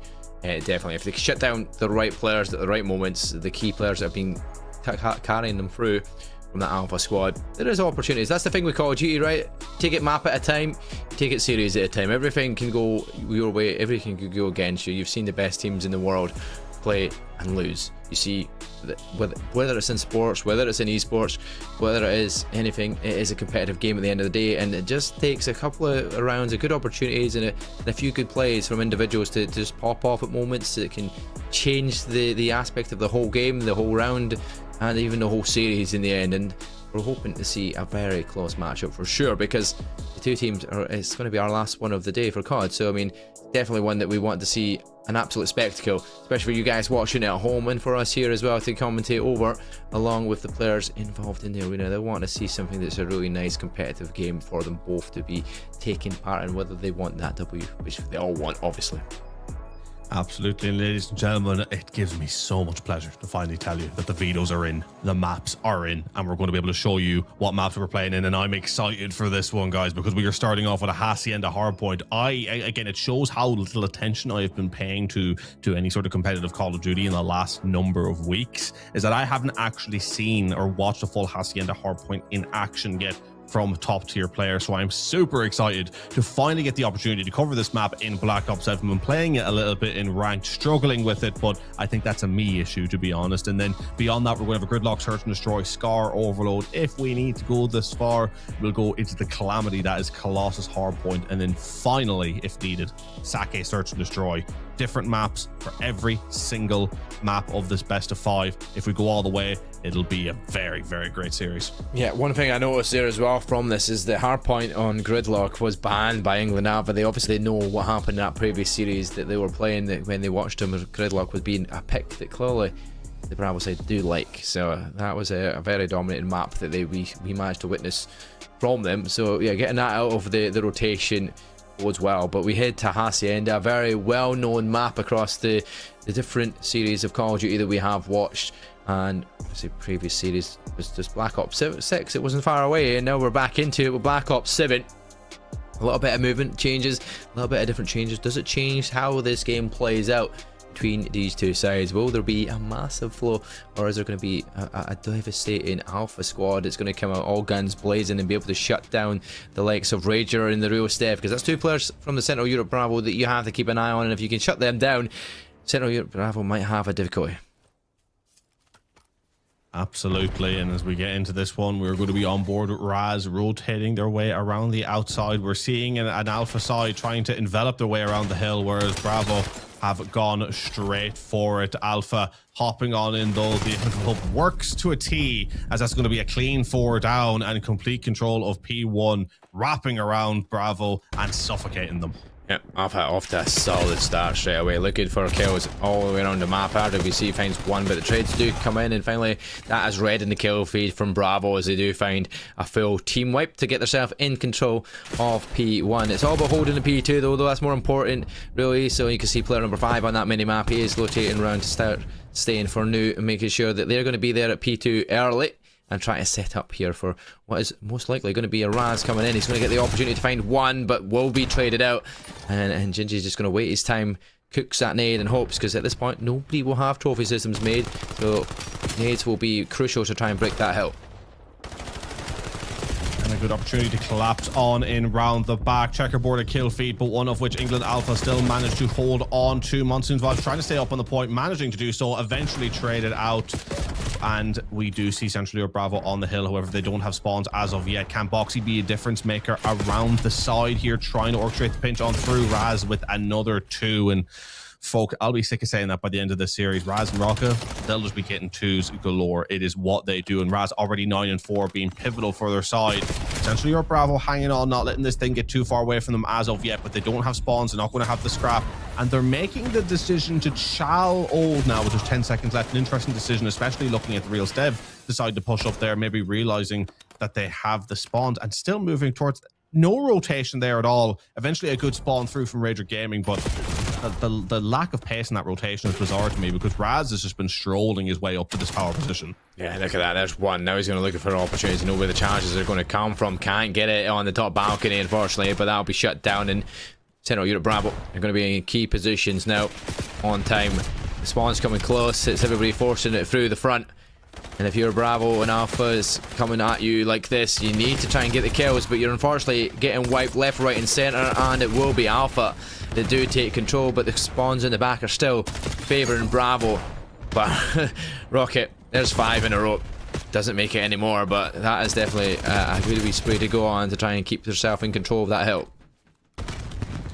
Absolutely, and the combined kills of Raz and Rocka is, I believe, the same, if not more kills than all the players combined of Central Europe Bravo. So it just shows the levels that they bring to the game, and so far that is working a treat for them. Gingy, Monsoon, happy to soak up the time while Raz and Rocka do the hard work around the point, slaying out, keeping the enemy side at a distance as we now rotate over towards P4. It is Central Europe Bravo with the hold, and that's a big 2. Can they win this game of trades? They can't, because, folks, I'm going to put a penny in the jar every time I say it. Rocket with a 2-piece as they get through and they break England Alpha. Folks, if anyone's out drinking tonight, I implore you, take a shot every time I have said Raz and Rocka have a 2-piece or get a 2-piece, because that'll be one hell of a night. Yep, definitely will be. He'll be doing it all through this series for sure. Boxy finds one though, can't find a second. Gingy there shuts him down. It'll be Raz down to other words, and there we go. 2 dead though to come back and get that scrap time. 40 more seconds. Do they fight for the time here if you're Alpha, or do you think, right, we're going back to mid, we start getting ourselves set up for P1 once again? I'll go with 1. Is it going to be? It might be if we stay on board, but it's not. We're going to go jump towards P1. Raz is going to be there. Rocket does find his second in a row. There's 2-piece once again, but not quick back-to-back this time round. But he does do it there as he finds Pork Chop, takes the head off. And we're seeing this again, sort of what we've seen Central Europe Bravo do in the previous series we covered of them, where the distance just slowly grown. We have seen this steadily get to well over a 50-point lead, and England Alpha are just comfortable the way that they're playing at the moment, continuing to get time here and there, extending the lead by 5 or 10 seconds on each point. A little bit of stagnation now on P1, which testament to Central Europe Bravo for just slowing down, stemming the bleeding on this point.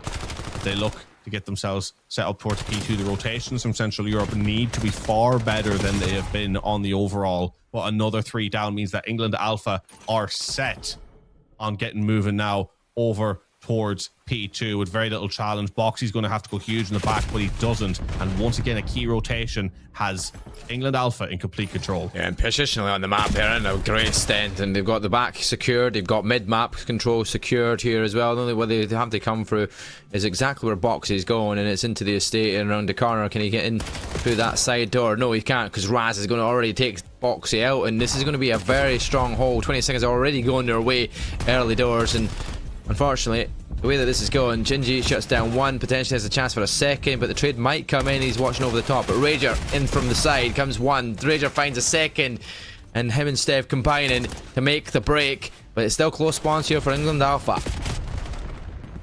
And a sort of key factor that caused Central Europe Bravo to struggle is that we haven't seen Stev at his full level of performance. Stev, often the player who outslays more than anyone else on the side of Central Europe. Rager has been keeping the numbers up, but they're going to need Stev as well if they want him to be a difference maker, because now on the scrap time, they are about 70 points behind, maybe 60 points behind going into this P3, and once again floundering on these rotations. And, you know, beyond anything else, the scary thing is that, you know, if they just rotated better, they would be getting far more time, because we see them rotate successfully for P4 and get some time on it, but they've just not gotten themselves around to any of these points, and England Alpha has been getting a lot of success off these initial times.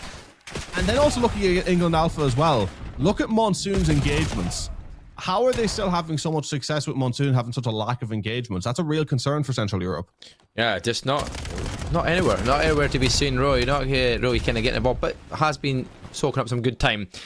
But surprisingly, not been in many engagements, but on that hill for that amount of time is quite a surprise to say the least. But nonetheless, they are in control of the tower point, and they were in control of the lead of this quite convincingly by over 50. But that is now ticking down here as Central Europe Bravo are getting control.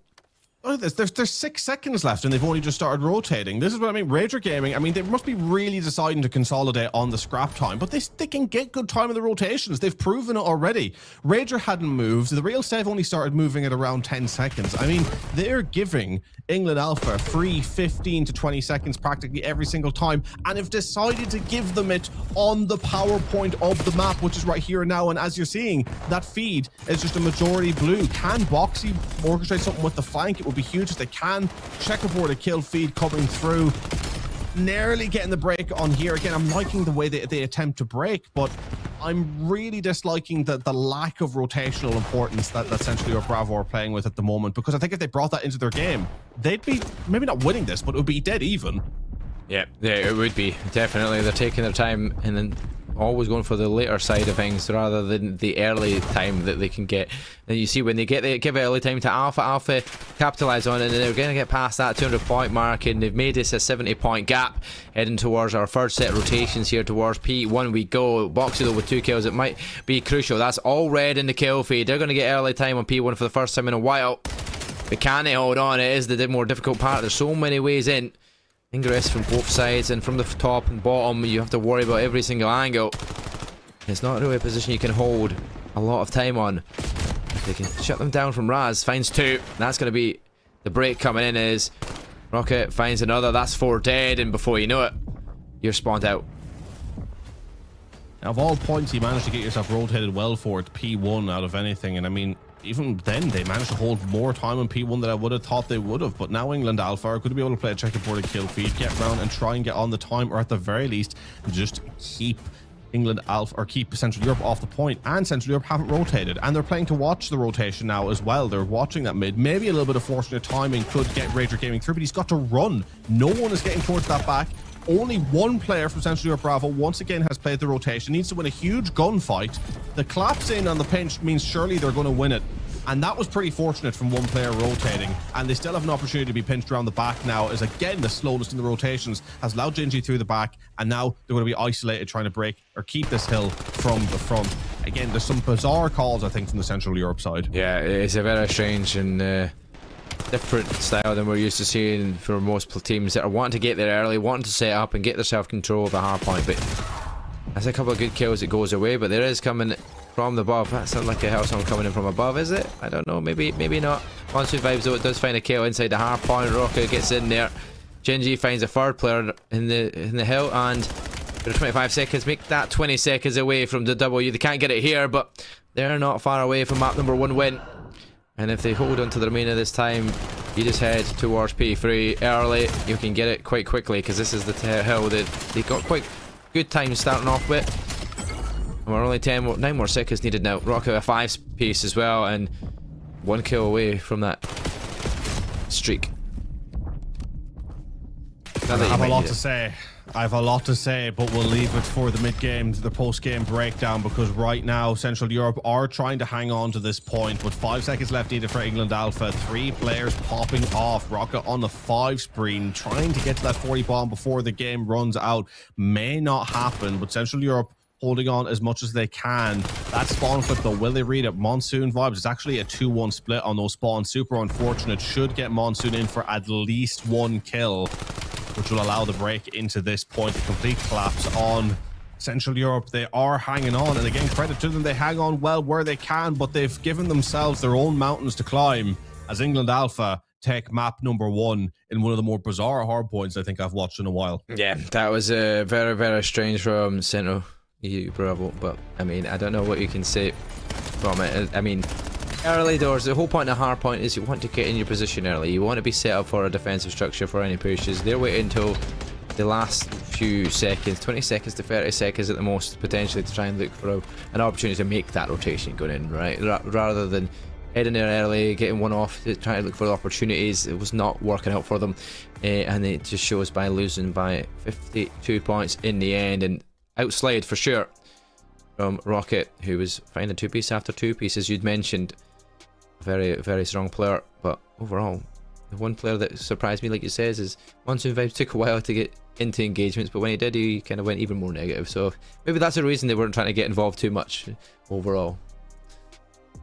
I think, you know, for the Central Europe side, I mean, one of the things I was going to get into is, you know, we talked about the rotations to the points. One thing that stood out to me in particular is that I believe it was on the rotation towards that one of the final P2s. It was Rager Gaming who had spawned out towards Rock, spawned out away from P2, had a good opportunity with 20 seconds left, 25 seconds to rotate towards P2, but sat towards the wrong side of Rock to try and catch the opposing England Alpha player rotating out of P1 to try and rotate to P2 to get that kill. And the reason I really don't like a play like that is because in the moment, it's going to work for you to potentially get an easy kill if you cover that angle, right? You're sitting in the corner, you're going to catch player rotating, catch him off guard, get that kill. But if your team has no position towards where you need to be in P2, if anything, you get that kill, you're just spawning that player in the back of P2 or like towards P2 at the very least on the wide side, where they'll want to be rotating through anyway. If anything, if you're to be really cynical about it, getting that kill saves time for that other player to get into their position while you are still chasing from the front. You had the perfect opportunity to rotate through. I get that you're worried about the CoD timing of being shot in the back, but when you realize that as a player as well, Rager proved he could hold, he could get kills. When they were on the point, they did damage. That was the scary thing. They weren't just fighting off ones and twos for scrap. When they had the hill, they held their own. So they needed to get rotated through. They needed to worry about the position rather than the ones on the rotational. When you rotate a P2, even if you don't want to go to the back, if you have a teammate going through from the other side to pick up the back, then sit in car, then shall that one-on-one from the rock. But don't be sitting wide of the point on an off angle getting a kill that is not going to set you up positionally going forward for that next 60 seconds. Yeah, exactly that. I mean, it's just a weird way of playing for sure, and I feel like you should always be thinking about going forward rather than always expecting or predicting a player to come in from behind you and waiting, because your time is of essence when it comes to hard point. You need as much of that as possible. But we're heading to Search and Destroy. It's a little bit different here now, as we will be 4 lives that matter in every single round, and you want to keep all yours as much as possible here as Rager Gamer gets that first blood. It's going to be 2 going their way, as well as Pokechop answers back with a quick one as well, and all of a sudden Alpha are against a 2v4 on this attack. And I think this is where Central Europe RAF will have to pull one back. I think they're going to really struggle on the hard points. These off modes that they need to make the difference. Rager Gaming dropping there as Raz picks up one, and it's Raz and Raka who are up, the 2 players who are the real danger makers. So you're not in any way feeling comfortable yet. If you're Central Europe, you want to lock in and get together. And again, that's why I'm so confused why we're seeing such a split. Why is Boxy so far away? The flank to box them in, sure, it makes sense, but then cutting back towards the mid anyway, I mean, consolidating. There's weird rotations happening here, but they're getting themselves moved up. They're chasing, but look at the map position again. Why would you isolate yourself in a 2 versus 1? There's very weird positional choices happening here. Whereas you look at England Alpha, look at Raz and Raka, they are sticking together. Step bounce bad, so no, Raz, sorry, and obviously it's all down to Rocket, but great no kill. time left, and that will be the end of the round. But keeps his life. Rocket doesn't want to give an extra kill to anyone on that Central Europe Bravo side, but they do take the 1-0 lead, even with the strange rotational plays in strange positions. You know your player's mid. Why would you cut back into mid when you were going on that flank in the first place? You wasted all that time for nothing, really. But in the end, it matters nonetheless. You still win the round. So thankfully, it doesn't bite you in the backside. It could have done, leaving yourself in a 2v1 position. You don't want to be doing that. If you're going in for the flank from behind, you go in from behind. Exactly. And look, I'll give credit where credit is due. Central Europe Bravo winning that round well. Stev picking up a great angle, you know, being able to get that kill and get out. It was close. But playing there, at least you can get out. I would just still like to have seen a teammate around him in case he didn't get out, to be able to play the trades off the back of him if needed. That shot coming through, nearly doing the damage, but Raka with the first kill of the round. First blood, trying to push through maybe further second. Gingy up as well, keeping Central Europe pinned back on the back side of A. Now 4 versus 2, no choice but to rotate out. As you look at where England Alpha are playing, it is together with all of the tight angles covered, being ready to be picked apart, but the huge kills going through. Can Raki get the second? He can! Oh my word, what a round. Rocket just pulls out the A's. It doesn't even look like he should have won that final gunfight, but he's 5-0. He's not stopping yet. NPC, look at that, right in front of Ranger Gaming. That's a player that in that situation, when you're weakened and Rocket is so weak, you'd expect him to go down, but he just could not get the positional shots on him. And Rocket clutches up for the ace and gets to 5-0 in 2 rounds. That's what he can do. As in Rocket, dangerman to say the least. As it is kind of Rocket actually the only one so far onto round 3 that's gotten kills for the England Alpha side. Will that still be the case? They'll most certainly hope not. Essentially, your Bravo trying to pick up one, getting another first blood and taking out the key man. So a bit of trouble here, but Gingy finally getting one before being traded out. And that's what I want to see from Central Europe. There for the trades. Not picking up Monsoon though. Rager hasn't checked all the corners, and Monsoon has an opportunity here, but playing it very slow, a little bit stagnant, not knowing really where to look, not knowing where to take it. But oh my god, surely we'll pick up the kill here. Monsoon, did they get the spot? They did, and picks up Rager Gaming. 2 versus 2 now. A great regain from England Alpha. Yeah, definitely the regain that they wanted as well, and they're back coupled up together, as are Central Europe Bravo, both playing on the different bomb sites. It's all about waiting on that time. So as soon as that bomb goes down, it will be then now. Steph and Boxy to look for that retake here if they can. They sent their way through Central into the opening. That is a... If they can get in here and find the first kill, but unfortunately shut down with that sniper. Steph is the player that you'd want to be getting and staying alive here, but Boxy now is going to be boxed in and all of a sudden shut down. Oh, that kill was there to be had. Shaky shots from Boxy allows England Alpha to come through with that round. Raz getting out of danger quick. NPC in hand. Dancing around the place. And getting the kill. Now up to 2 kills so far. 2 and 2. As we go into round 3. I mean, Central Europe Bravo, they've put themselves in a good positions to take these rounds, and it just hasn't happened for them. Capitulating to shaky shots and an ace from Raka.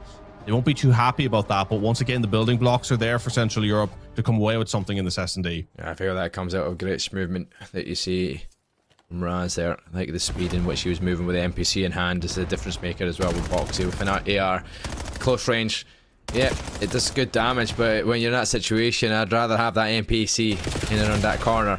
Raz, though, this time doesn't want it, because that's a little bit more of a range fight there that Steph wins. You see a man advantage their way first off here on this attack and round as they look to plant 8, and Monsoon, he's going to be getting information on 1. Unfortunately, stun connects as well, so slows them down. On the back foot here, England Alpha, 2 versus 4. Now a 1 versus 4, and Gingy quickly dropped in a great way for Central Europe Bravo to answer back. 2 apiece now. That's what I want to see from them. They've shown on these ones they can be dominant. And I want to see them start to pull away with a bit of a lead now, because I think they have it in them. As I said in the previous round, building blocks are there. And there's stuff, especially in the Search and Destroy game, to be capitalized on. And I mean, make no mistake about it. The Search and Destroys, the controls, they are must wins for Central Europe off the back of that hardpoint performance. Yeah, 100%. I was going to say the same thing. I feel like Central Europe, this needs to be a game mode that they take and get the W from in this series for sure. But either way, it is anyone's game at this moment in time. Relying on Rager and Real Steph to go big every single round and at least find a couple of kills to get this off, and he gets that first blood, so a good solid start once again here for the EU Bravo side. But unfortunately, Porkchop will fall to Raz and will make it a 3 versus 3. Even Stevens here, huge kill, but instantly traded for a 2 versus 2. Raz and Gingy versus Stev and Boxy. All in towards A. Who's getting the picks? More trades to be had. Raz versus Stev, 2 top tier players for their sides. And Raz getting out with his life. Clever play. Stev just playing it patient. Raz actually, I think, predicted the rotation there, strangely enough. It didn't happen, but Raz is going on a little bit of a journey here. Yep, Stev's playing on the bomb, so time against England Alpha here, and Raz says, time to mute the field. Let's see if we can sneak our way past. He has not budged from that bomb. And when he does eventually buzz from that bomb, oh my he gets away with the bomb, Raz. Madness. The timing, but the perfectionally timed positioning from Bravo makes sure they close out the round. I thought we were going to be just run right past and go the opposite direction and think, I'm going to look for the kill, but no, Stev is like, right, I'm going to wise it, I'm going to be there. Could have worked out in both players' efforts, but works out in Stev's favour. That was a little crazy. The fact that he was sat there for must have been at least 50 seconds just to rotate through at the perfect time. It's the reason we call it CoD timing, right? Yeah, the CoD gods certainly working in the favour of Central Europe. Bravo there is now they're in the lead in a crucial map. Can they extend it? Sort of put down a little bit of dominance here on this search and destroy. Garner some momentum to take in it to the rest of the series. Gingy trying to get that first pick. All the action has been very consolidated towards this A site. Yep, everybody's favouring this one for sure. That being said, it looks like a full rotation might well be coming in here for Central Europe Bravo. It's a good quick rotation. Yeah, very quick. It needs to be quick as well to kind of get there early, get themselves set up as well for any players on that rotation. But they go spread apart. Alpha are, yeah, 1 and 3 are quite far away. 2 and 4, they're at different angles, but Gingy opens up the first kill, and Raz is going to pull out the sniper. He's going to get a chance. Oh! Whizzes past and gets the connection, and Rocket will find Boxy all of a sudden. Rager Gaming has to do the unthinkable, and that is kill all 4 players of Alpha. But he still has bomb, and he's been stunned, so everybody's just going to get in towards where he is positioned, and Alpha will take that win. It'll be all tied up once again at 3 each. Yeah, I think a little bit unfortunate there for Central Europe Bravo. I think a bit of hesitancy, going towards the bomb. They had rotated through, but just needed to get the plant down quick and needed to sort of establish themselves, whether that was going to be at the front or planted for 18. Just needed to make it a little bit quicker, but we're kind of sat with the pre-aims, just trying to guard the site before getting the bomb down and ultimately getting hit from a little bit of everywhere, which just broke them apart. Great play, though, from England Alpha. Confidence soaring once again. They are now 3 for 3. 3 and 3 each, should I say. And a 2-2 split from Central Europe Bravo on the defense. And Raz again with a sniper. Finds that first blood this time round, taking out Boxy. Now we've got an opportunity once again here. The attacking side can force their way up towards the site, and there we go. Rocket's right in your face and shuts down Stev. If you just have a 4 versus 2, bomb in hand, a chance to then plant B. We were mentioning how fact that A has been favoured so much. That's the last 2 rounds heading towards B, and Raz finds the next one. It is now all down to the pork chop. Cooked. Absolutely cooked. Another round going the way of England Alpha. 4 to 3. Finding a little bit of a rhythm, a little bit of momentum. Raka. There's another few kills. Another few strings to his bow. Now 9 and 3 with damage of 1363. A lot of 3s. And a great performance from him once again. Trying to drag his side through to go 2-0 up in this series. And I think going 2-0 up in this one would be damning for Central Europe Bravo, who may even somehow rescue a control or an overload, excuse me. But I'll be honest, I don't know if I see it, because Raz and Raka as a duo, my God, they just slay out so well. Yeah. They have been top performers indeed. That's both in Hardpoint and the Search and Destroy so far. But the Search and Destroy is not out of question yet here for Central Europe Bravo. Still a team that could still get this as they head towards this B site early. Get it, the bomb planted. All about the retake, 4v4. It's all where real Stev is, and unfortunately he's the first to go down, and that was looking like the early stages of a solid defense. But Gingy then shuts down the next, but back-to-back kills go their way. Raz and Monsoon versus Rager.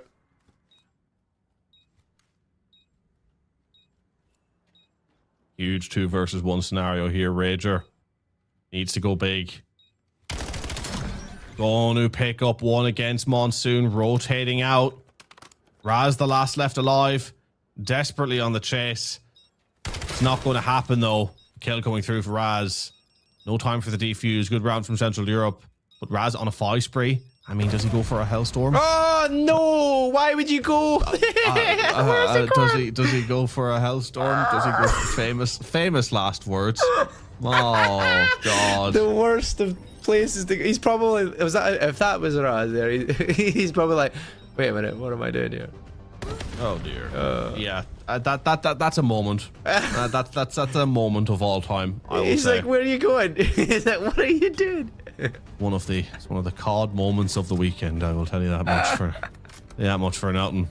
Raz and Raka being so confident that they don't even need streaks. We don't need streaks. Just as go. It's 4-4, but we don't need streaks. You know, we got this in the bag if you're Raz. Who wants a Hellstorm in their hand at round 11, right? Yeah, exactly. It's not going to be crucial anyway. Crazy. Well, we're into the next round. Raz, bomb in hand, atoning for the sins of the previous round, perhaps flying through for one. Be looking for the second, and he'll get it. And my God, Raz and Raka just looking for blood. I believe probably more kills than everyone else in the lobby combined, honestly. I haven't really done the math, but I'm close at the very least. It's not far off, that's for sure. Major though, he's got a good time in here. He knows where one is, but the bomb's there. He's going to go for the sneaking ninja, is he? He is. He's sticking it, but unfortunately, it is going to be 2 kills back to back here in Alpha. Take it to map point. 5-4 up. Is this going to be the game ending in the next round? Okay.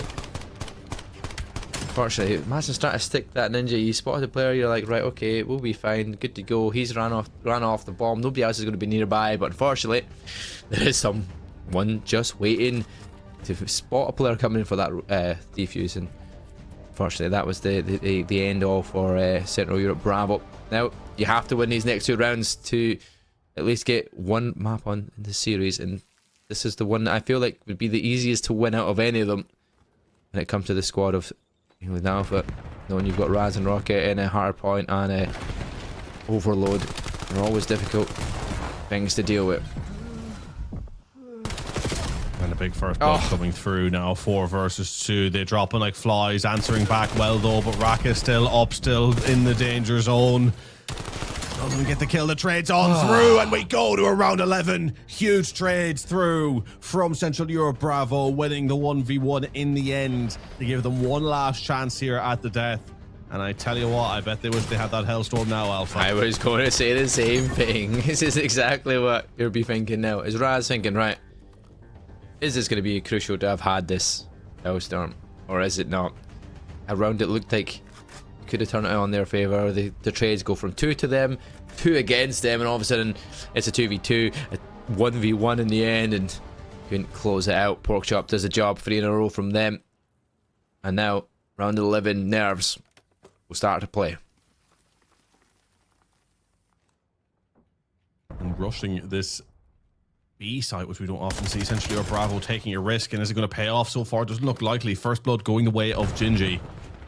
Now pull up 7 and 6, picking up kills in the latter half of this search and destroy. Raz in a lot of trouble, but somehow getting out. Now 4 versus 2, make that 4 versus 1. The lives are dropped. Your chance is done as Alpha take round 11 to go 2-0 up in this series and put themselves, as I've said many times today, firmly in the driver's seat. And it has to be said, it doesn't look like there's going to be much of a way back for Central Europe Bravo now. And knife for the final kill as well. In the end, jumps on top, says like, I don't need a weapon, we'll just use the knife. Well, that's technically a weapon, but yeah, you know what I mean. We don't need bullets. He's the weapon. He's just the weapon. That's the full thrust from behind it is that knife, and that's the win to take it 2-0 up in that series. Now we will be going to the overload up next. I mean, they're on fine form, Alpha, and I feel like it's going to be a very tough task here for the reverse sweep to be had here. Central EU Bravo, you can just see it in their faces. They're looking a bit more like, this could be it. There's a few opportunities that went amiss in this round, and definitely was a winnable opportunity at times for Central Europe Bravo. We're 2-0 down, 2 rounds away from being beaten anyway, but they got 1 back to make it that round 11, and round 11 went so fast, with a blink of an eye, they're all dead. So yeah, it's just unfortunate. This is the way it goes, but thankfully it wasn't even down to a failure from Raz and a Hellstorm, which could have been an opportunity as well. It's an unfortunate one for Central Europe Bravo. Again, they had the opportunities. I just think pushing B in the end up was the wrong decision, right? Because when you push B, the reason why your teams don't push B as much is because if there's even one player set up well in the defense and you can't get them taken out, you are really, really isolated towards that bomb site, right? And they've tried to go B before rotating off the back of an initial A push, but that worked because they had dragged initial attention towards the A. It's almost like I had even said when they done that they needed to plant at B quicker, and they almost decided, right, okay, we're just going to go and get this down at B quick. But they needed to do that initial work at A to free up B more for them to then go and take control of that site. Simply one player being up top completely ruined Central Europe Bravo's chance of getting anywhere near enough control of that site. And it's just an unfortunate choice at the end. But you play the 50-50 really at that stage, right? I mean, and we take a look at the stats as well. I mean, 12-5 versus 8-10 Rager Gaming. I mean, look, we just seen some top tier slaying from this Alpha squad. Yeah, 100%. Slaying out completely. Their best damages and kills was obviously Rocky, who is undoubtedly 12-5, is just this phenomenal position. And you know what? He was pretty much everywhere you needed him to be at the right moments when it needed to turn it on their hands. He finds the 2 kills that was detrimental to the win in the round, and even if he was traded out after finding the second, he's took 2 for the good of 1. So that's what you want in an S&D player. You want to make sure you're getting more than you are losing, and that is exactly what he does and brings to the game, both in hardpoint and when it comes to your search and destroy, as we've seen already. So going into this overload, he'll be a player that they'll want to rely on as well to try and make this a quick 3-0 in this series. A quick 3-0 is on the cards with the Scar overload as well. I've seen Raz and Rocca absolutely turn up on the Scar overload. I feel like this is a little bit of their bread and butter. We did actually, I think, say when we were covering them, funnily enough, yesterday, me and Infinity, that had looked like their weakest mode in terms of output. But I think it was at some point then they just really turned up and changed that. And even though it was maybe their worst one, what was consistent throughout was the slaying ability of those 2 players once again, right? And if they can make that work for them, they dominate those high positions, then I don't really see a way back for this Bravo squad. I'd be shocked if they can pull anything out of the bag here. Again, I was rooting for them. I went with my heart in choosing them, but I think I'm going to be proving we all love an underdog story. I don't blame you whatsoever, for sure. I'm Irish. I live off an underdog story. I'm Scottish. You should be the same as the Scotsman. However, we made it to that World Cup. A World Cup, I'll never know. I'm just going to say that. Well, that's been said, that's coming up very well tonight at some point. Well, technically tomorrow morning we'll get our first game of the World Cup. But what we have next up is our first game of Overload that we're getting to watch together, Zep, and it is going to be in a situation where England Alpha are currently 2-0 up. They were in the same position last time these two met, and it did end up closing out and overall 3-1 the series. So that does mean that they did lose their Overload last time out against the Central Eastern Europe Bravo. So we'll see if they can do the same again. Are Bravo going to be able to win this Overload? This time we're on Scar, not sure what it was in the last time round they met, but Scar nonetheless will be the map that we get to see in question. And for a Overload map, I feel like this is one of the better maps in terms of, like, it's pretty well matched between a few of the other Overload maps, but you definitely need to lock down these long lanes with your ARs, because there is not very many places that you can't be picked off from at range as well, which is crucial in this Scar map. We'll hopefully be getting into this map any moment now between these two sides. Again, pivotal moment, pivotal matchup. A Scar Overload, funnily enough, has been, at least in the games that we've seen on broadcast, the consistent Overload map. I actually now thinking off the top of my head, have we seen any other Overload map? I'm not sure that we have. I think this has been the only one that we've seen. And, you know, you talk about it feeling like a relatively consistent map. I mean, Scar is a map that has slowly grown on me over the course of the year, but it's still one of those ones where I am shocked that it's chosen as much as it is, right? Because I really love Den Overload. I really love Exposure Overload. They're two maps that I quite enjoy. RIP Exposure, by the way, because that map should be at least a hardpoint map and an S&D map. It's a fantastic map. How that was rotated out and some of the other maps have stayed in, I will never know, but that is just my gripes. But we are hopefully getting ourselves into this game. I think there was just some technical issues in getting it started up. We are going to be getting into it as soon as we possibly can. Again, we don't want to miss a second of this action here. Huge game between these both sides. And, you know, I had my heart on essentially EU Bravo getting 3-1, but my head's now saying it's going to be all said and done here. I think they may hold on for a little bit, but once the ball gets rolling for Alpha, I think we could be seeing it be a 3-0 by the end of this. Yeah, it could be an absolute sluggerfest here for sure. We get into it, but I was saying the same. But like when you're bringing like maps like Exposure was, I felt like it was a very good, well played map as well for sure. And a lot of people did like it, but there's obviously a lot more people that didn't like it. Hence the reason we're bringing old school maps in like Fringe, and you're seeing Hacienda brought back to the fray. I mean, I don't know if it's a nostalgia thing and players are just so used to these maps they don't want to have to learn and adapt something new, so then they just go, nah, you know what, we're not doing this map, we're going to do a map that we know, we've played, we've done it on multiple iterations of CoD. Maybe that's why they like to bring it back in. Fringe, don't get me wrong, I love the map, I love the play style of it as well.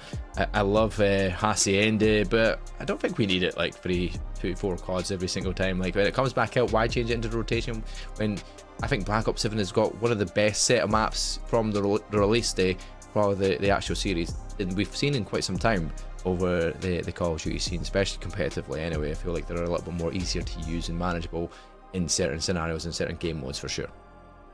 Yeah, I mean, it's interesting because I think they tried to do that off the rip, right? I remember, you know, when the ranked play updates came out, we had I think the first couple of maps that they started bringing out around that season 1, or maybe even season 2, was a couple of the original Black Ops 7 maps. But I think the problem is with some of the Black Ops 7 maps and what we've seen is that they're so narrow. There's a weird thing. I don't know if it's like they're making their maps smaller or because the pace of the game has increased, they're not like boosting the map size to compensate for that. But while I agree, I think the maps that we have in Black Ops 7 are far better than Black Ops 6 and lean more into a competitive layout. I think it's the size of them that's really restraining them, and if they fix the sizing issue, I think the layout that we had would have been quite good for competitive. I know there was one that they trialed for Overload that people absolutely hated because of how narrow it was, but I was actually like, well, the actual map shape, if you literally just expanded it out, whether it was all, you either made all the players 3 foot or you slowed the movement down or just expanded the map, either way, to just change the perspectives, the map layout as it was, I thought worked incredibly well for competitive. But again, I think that's just where I think some of the way the maps have been made has kind of gone wrong lately in regards to that competitive setup. And so we go back to the old faithfuls, and I think the old faithfuls do work a treat. You know, I lean more towards the idea of, I know it's kind of a hot take in the COD community, is I would love to see more legacy maps come back and have COD end up being sort of a legacy map rotation with 1 or 2 new maps dotted through, with all the old maps getting different coats of paint and constantly rotated season on season, as opposed to trying to hammer in all these new maps that kind of fall to the wayside as the years roll on because they fundamentally don't work. But I know that's one that's endlessly up for debate, and we love the variety that COD brings. That's why it's such a unique esport. Year on year, everything changes. Players have to constantly and consistently adapt. So yeah, it's a fascinating conversation to have, and I think what we want though is kind of the perfect world where all the maps were not original in Modern Warfare 3, but then all the original maps that we were seeing made added into competitive in that game were so good. 6-star in particular. I mean, 6-star, you could argue to be an all-timer map, probably one of the best DLC maps for competitive we've ever seen added into a COD. Yeah, I agree. I feel like that was a phenomenal map to be added, and definitely one that was beautiful to look at and also beautiful to play. That being said, Scar will be getting into that. We'll be getting into Overload. Do we go to a game 4 like we had in our previous series between these two sides when they previously met, or are we going to be seeing it over and done with here with Alpha taking full control after a very strong performance in Hardpoint, a very close round 11, but really should have probably closed it out earlier, search and destroy, but we head to Overload for what could be the final chance, the final game of COD for our Saturday here as we get underway with Overload. And on board with Alpha straight away is the Monsoon trying to make their way through P2 alongside Gingy. First blood going away a pork chop, but then a 3 down already, going to leave a good opportunity to get through, although Stev in a great position here, just guarding that EMP, slowing the pace down, allowing his teammates to get back up towards the middle of the map, but still not enough control. We're already seeing Gingy sort of pushed out. Will he get great timing against Boxy? Absolutely will. And eventually just taken out. It's already looking quite dangerous here. If that EMP makes its way towards B, Central Europe are in trouble. I mean, they got really lucky there if you're Central Europe, Bravo, because the team nade shut down Rocket in the passing, and the Gingy pushed up with a few kills going their way, and Raz now he's going to be able to slot this home. Wow. That is one. And now they're positioned in the spawn, and that's going to be an easy pickup here as well, potentially to reroute this here from the plane side, but it will be Steph that shuts down one. That's a really opportunity coming, but there we go, you shut down two, and then one on the flank is done as well. And all of a sudden it flips its heads, and the only person pushed up the map is Rocket, and he's too far away. But at least if you are Alpha, you're going to be spawning close by, and nobody's going to be able to get that EMP control. Why did Monsoon turn? The spawns had definitely not flipped from A. You could tell by the positions that it had not flipped whatsoever. So why the turn to go away from plane when you still had Gingy sort of picking up those kills, or at least being a body block on that mid-cut pass through? I mean, a crazy one. I think the relay was really on the cards there. I'm really shocked that they can go for that and just decide to rotate it back instead. But look, plenty of time still for England Alpha to get more, as Gingy playing up top, trying to control that top green. Instantly traded out though. Essentially, or Bravo just trying to once again stem the bleeding by getting a little bit of semblance of control of this playing side and get themselves moved up the lane, as we now see England Alpha set up on the defense towards A. You've seen a lot more ARs brought out in this map, and as I mentioned, it was the difference maker there from Gingy's kill. They did get shut down from range with the AR, and they had the NPC in hand, so definitely a difference maker in winning that gunfight. But Rocket finds one, tries to snap on to Steph, can't do so, but they're going to run this EMP forward. If Steph can get the kill in the back, there's one, but number 6 gets caught out, and that is Porkchop, unfortunately, with the EMP in hand. So therefore, England Alpha will stop that push coming in here from Central Europe Bravo, and thankfully they're going to push up towards that plane side here as well, and they get some good map control. But it's all about player number 5, who's rotating on the back. Raider Game and trying to pinch them from behind. Box is going to do one, finds one, gets traded out back and forward, but it favors Europe Bravo here. Yeah, essentially, Europe Bravo are hanging on this plane side, not letting it get too far. Boxy played in the smoke, which was nice, but all of a sudden that's a 4 dead, but then that's a huge 2, and they've relied on a lot of these last-ditch 2s and 3s to slow down the movement of this England Alpha side to get a rebound attack. They've done it at the very beginning of the game, and done so again here. Porkchop 1 taking out Raz. And I think at this point, if I was England Alpha, I would be looking just to rotate this EMP out and go through P2, because they're not finding a lot of success of forcing the issue here at A, but trying to force the issue through mid to clear a path. And this is a great setup now to do some damage, but another huge 2, and Stev with a huge 2, and all of a sudden they have an opportunity here. Massive regain from Europe. There'll be quick spawns though from Alpha as they're going to force their way forward, trying to close the gap as quickly as possible. Stev's the first to fall. Raz is there waiting. Going to spot the player trying the corner as well. Goes for the Chows. Chows well, but runs out of bullets and unfortunately shut down. But has stopped them in their tracks. Alpha pushes them back, and the reroute rotation comes in from Razor Gaming as he waits to rely on his teammates spawning back in. Genji finds 2 big ones. Maybe a third, doesn't get it with a pistol in the end. Central Europe Bravo still not able to push that EMP forward yet, really. Where they get far and then they get pushed back every single time so far. And it's the real Stev on the kills, absolutely carrying Central Europe at the moment. Been crucial and pivotal in keeping their side in it. Raider Gaming not too far behind. The rest of the roster is struggling. England Alpha a little bit more consistent across the board as a 4 here, as they try to force the issue over towards B. Have the EMP in a great position. 30 seconds left to go. 2-0 up at the halftime would be huge. Rocket, Gingy trying to push through, picking up a couple. A lot of danger coming through now. Rager with 1. Does he get 2 again? He does. Needs to make it 3. My word. How often have they had to rely on him to slow down these pushes and stem the bleeding? And if they go into the half only 1-0 down, it is all because of Rager. Yeah, that was definitely the defense that he needed to pull out of the bag there to stop that EMP going in. But Raz, he's going to run it himself, and it is 2-0 with only the seconds to go. Half time, we go with 2-0 the lead here from Alpha. I feel like it was only going to be 1, but at this point in time, it is 2-0 up. It was a very strong defense from Raider Gaming in the end, and there it is on the kill feed. We're going to get to see that as the best play, because it was for sure the best play at the moment, but could only withstand it for so long, and eventually the MP does get put in. I mean, what more can you do, really? If you're picking up the 3 and your team aren't there to pick up the rest, there is just a fundamental issue. It happens, but you just don't want it happening so regularly. And about at least, I'd say 3 times this round, whether it was Stev, whether it was Rager Gaming, they had to be relied upon to get those last-ditch cleanups to stop the oncoming storm and wave of England Alpha. But England Alpha still 2-0 up, switching sides now into the second half. What side do they prefer more? We will find out. But they are in the driver's seat and ready to take this map and this series 3-0. Can Central Europe Bravo stop them? If they're going to do it, they got to do it now. Yep, they got to do it on the same game mode that they did it last time around, where they did take the W off of Alpha.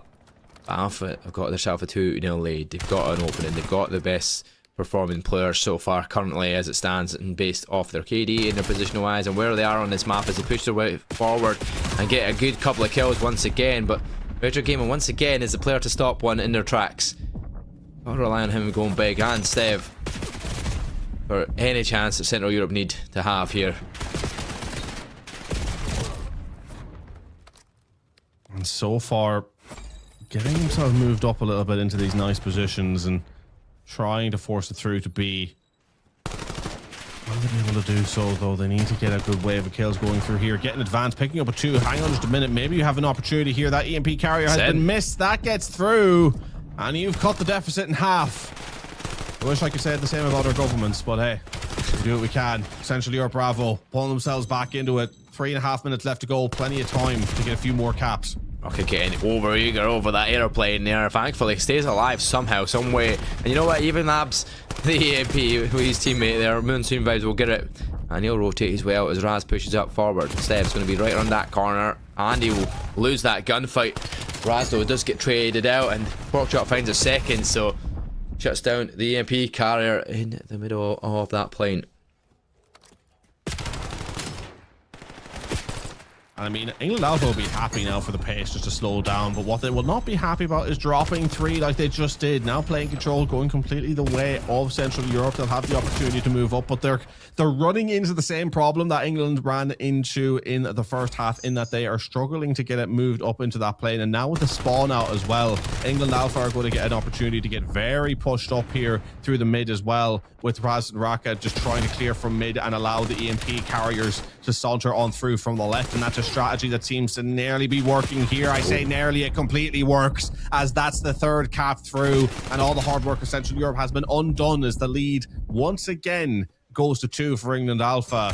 And they're setting themselves up as well to relay this over towards the B site with complete control nearly of blue. It's going to be up to Stev to kind of deal with this pusher here in Monsoon. They do, and it resets a little bit, and there's a bit of cam over towards this P2 side. Over towards the motel side we go, and it's all about pushing your way forward. And when you do it with 3 dead in a row, you can potentially make this 4. You do eventually make it 4. Push up is coming here. Look at that spawn. Gingy. No, they're so close, but they're pushing towards B, and there's a chance to just run this in here. Gingy's pushed it forward. He'll get the kill, and the EMP's right there for 4. Beautiful. 4 down now, and you are now 145 seconds away from potentially being beaten here. Rocka's waiting around the corner with that knife and will take out Rager Gaming.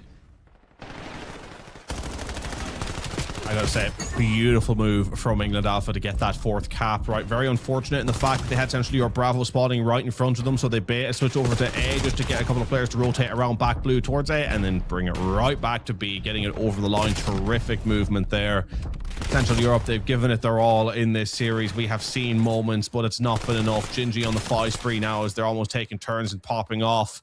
You have the 3rd players, even the 4th player in England Alpha, having their way with things, whereas on Central Europe Bravo, Workshop not been able to pull the numbers, and Boxy really not been able to pull the numbers, and that has been a huge difference maker. The staying department, they have been completely outdone. Can maybe get this through for a 4-2, but with 50 seconds left, that's just a consolation prize at best. Yep, 100%, because Gingy and Rocka have been in 100 engagements, and so far they've won 60 of them. I mean, that is just crazy scorelines to see. The least, they are just absolutely outslaying around the map. They're doing their job. They're 2 scores up, and they're going to need something massive to come from Central Europe Bravo for them to even lose this game now. And all you need to do is play that defense. That's exactly what they're doing, but that's 3 dead. That's 4 dead. EMP's right there. You have to run it. You have to go. They're going to do it. But we've got 20 seconds left. It's going to be a flip too far, maybe, because they're all positioned in this defense. 14 more seconds. The one score of the difference. They need another 4 dead for the chance to run this, but it will be Gingy running it on to B. That's going to be the end. Dex 5-3. No way back. England Alpha seal it in 3.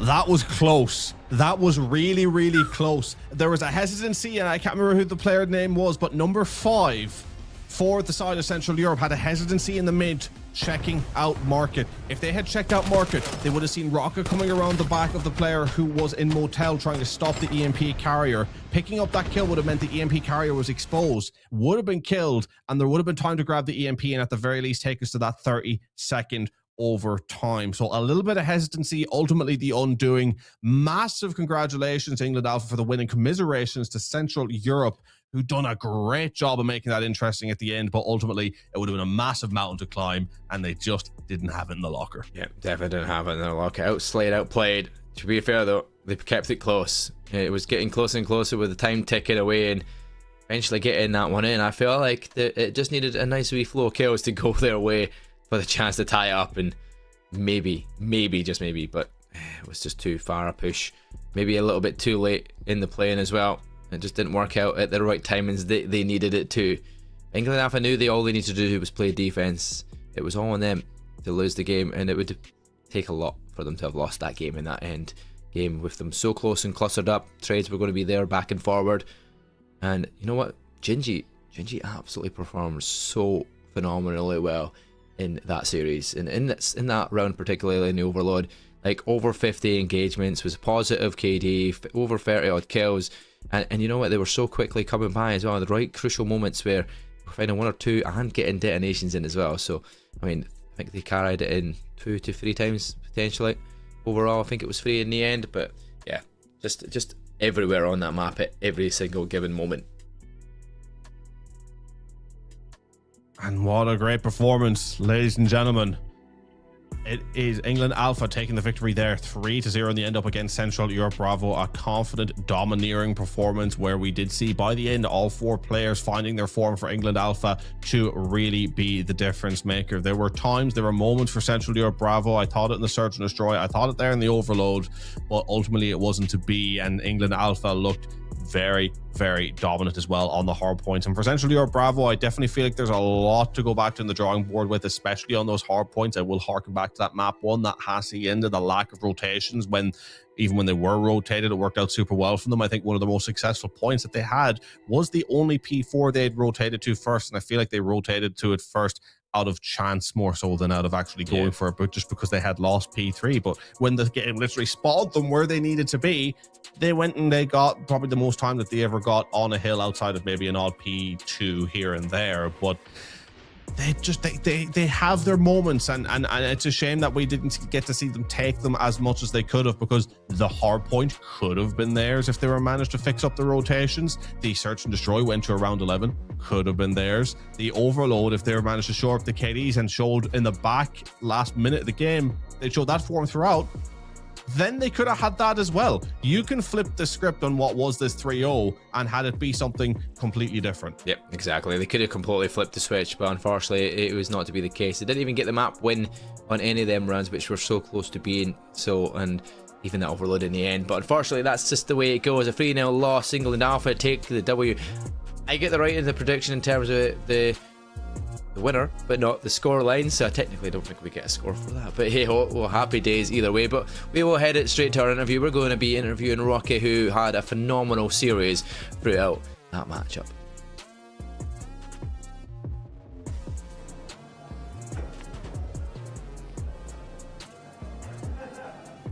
Good afternoon, sports fans. It's from the neighborhood, Paul here, and I'm joined with Ruka, who just had a dominant performance in this last Call of Duty match.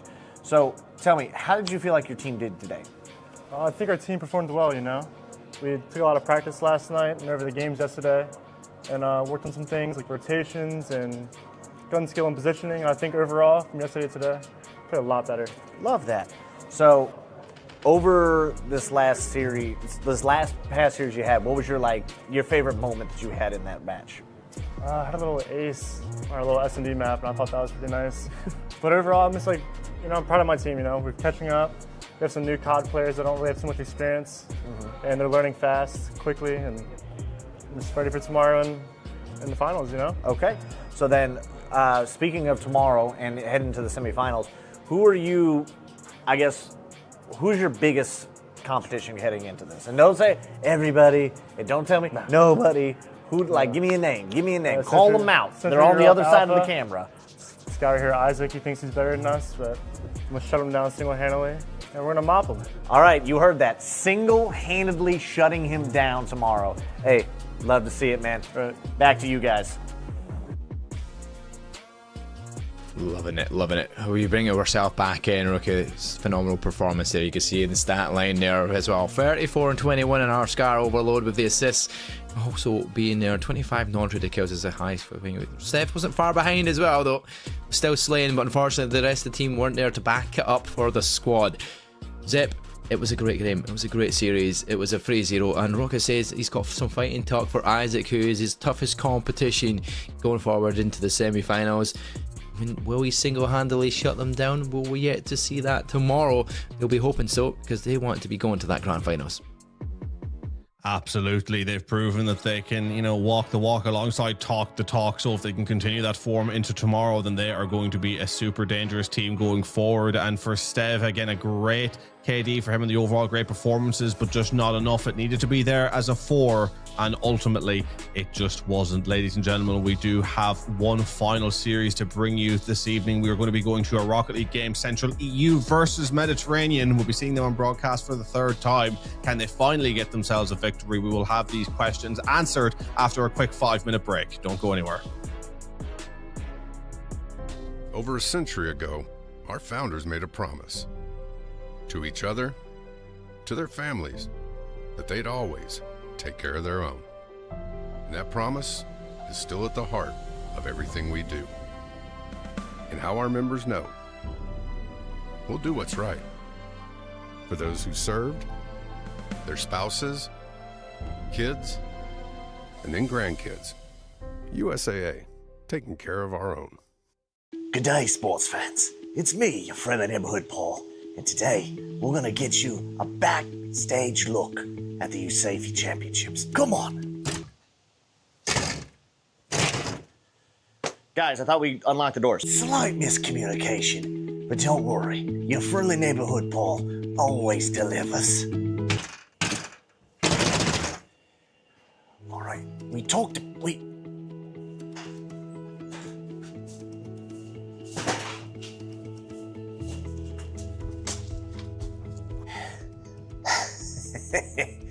we outran him.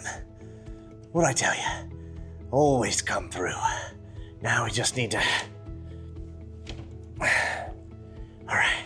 We are not being stopped by any more doors today. Oh, the mother load. Oh, hey. As you can see, the gamers have not entered the habitat yet, which means we have free reign to look around. We just have to be quick about it. And shit. Oh, they left their swag table unattended. Don't mind if I do. Signs. Who listens to those? Touch, touch, touch, touch, touch, touch, touch, touch, touch, touch. Oh, now, I believe we found the bathroom. I'm joined today by the England Bravo Rocket League team. So, how do you feel you did yesterday?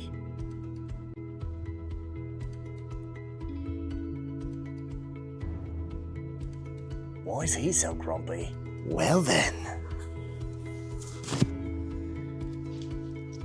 Do. Don't mind if I do.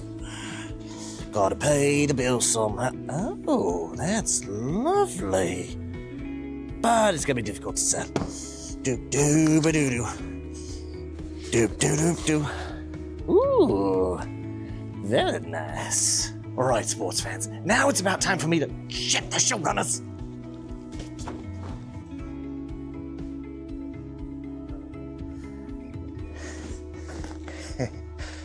Clever girl. Slight hiccup, sports fans. Don't worry about it. Your friendly neighborhood Paul will get this all sorted. In due time. Alright, look. Hey, look, I've never seen that red pole in my life. Hey! You've been here the whole time? You're an accomplice too!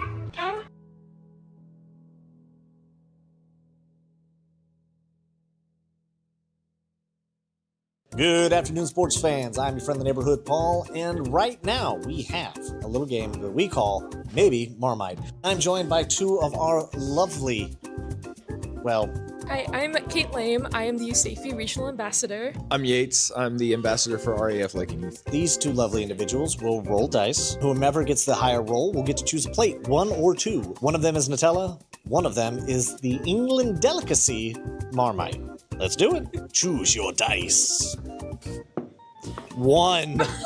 18. Oh, and a 16. Sad trombone. Boom, boom, boom, boom. Yates, you get to choose plate 1 or plate 2. 2. You have plate 2. No. Stay right there. Keep the lids on them, please. The way you reacted does not. Plate 2 over here. Keep it closed. Plate 1 over here. On the count of 3. 1, 2, 3. Whole cracker. All right. Hey, to good sportsmanship and competition. Cheers.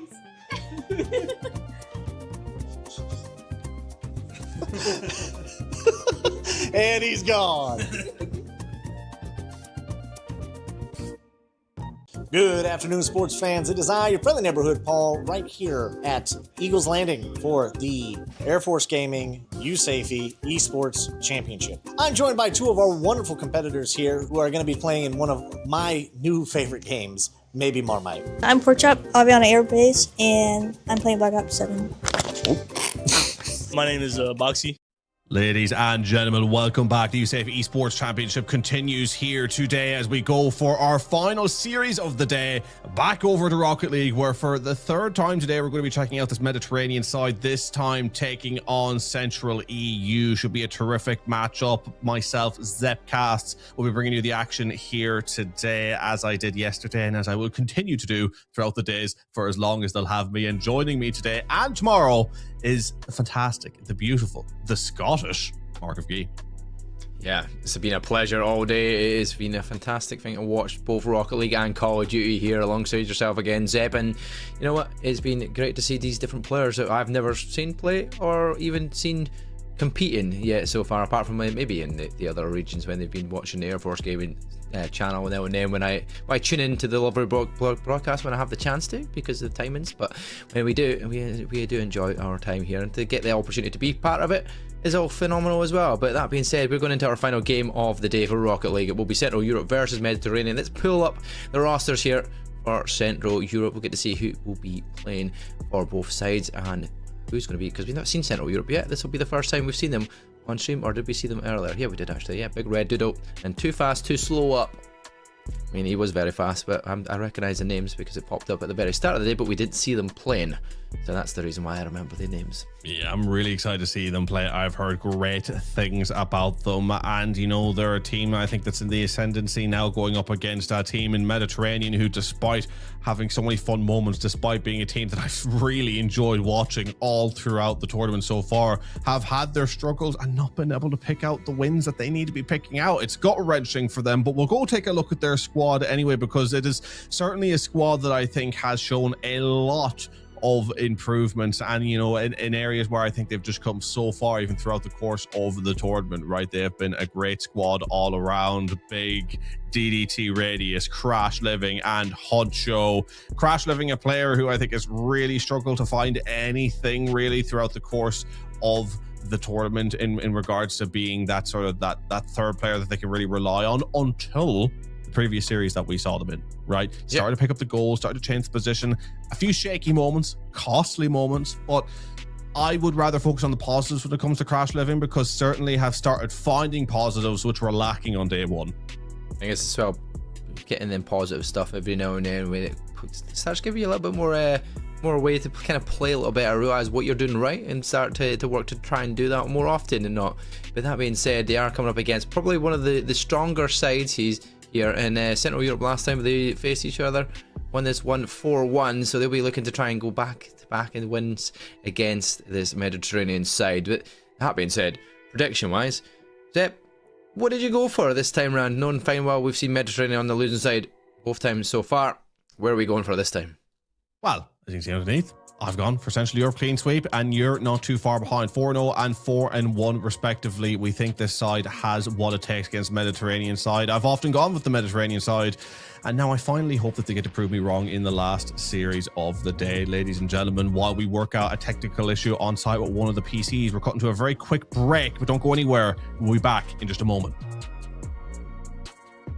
Good afternoon, sports fans. It's your friend, the neighborhood Paul, here again. We are here at the USAFE Championships, and I am joined today by Ruka here, currently stationed at Lakenheath, playing Call of Duty. Monsoon Vibes. I work on Lakenheath, and I'm playing Call of Duty today. This is called Maybe Marmite. What we're going to do is each one of them is going to roll. The winner of the roll gets to pick a plate, number 1 or number 2. In one of the plates is going to be Marmite, and then the other plate is going to be Nutella. Nutella's good. It's great, right? That's what we're hoping for. Yeah. What's the worst that could happen? So go ahead and choose your die. We got a 19 and a natural 20. Oh, he had a 5% chance of beating you, and he got it. There's still a chance that you don't lose. All right, you want plate 1 or plate 2? Plate 2. All right, you got plate 2. 1, 2, 3. Oh, no. Well, this is about sportsmanship and team building. Bon appetit. It's like eating soy sauce. Oh. See you guys next time. Good afternoon, sports fans. It's me, your friend, the neighborhood Paul, back again with the USAFE Championships, and I'm joined by 2 wonderful competitors today who are going to be playing a little game that we've called Maybe Marmite. I am Machete Chief. I'm from RAF Lakenheath, and I am on one of the Rocket League teams. My name's Butterface. I'm also from RAF Lakenheath, and I am on the same Rocket League team that Machete Chief is on. They are going to roll off. Whoever gets a higher roll gets to choose a plate. One plate will have Nutella. Pretty good. And one plate will have Marmite, the British delicacy. Now, have you had Marmite before? Yes. You had Marmite before. Oh, I hope we don't break the streak today. 3, 2, 1. We have an 18 and an 18. Roll again. Go. Oh, we have the winner, 11 versus 9. All right, so do you want plate 2 or plate 1? Do not feel pressure to take the plate in front of you. I feel like you would only say that if the Nutella was there, but then maybe you're trying to do that to fake me out thinking that the Nutella was there. That would require me to remember where I put them. Oh, I don't like that answer. Plate number 2. You guys are going to flip it at the same time. On 3, you're going to take the top plate off. 1, 2, 3. Oh, no. Boom, boom, boom, boom, boom. This is about teamwork and resiliency. Bon appetit.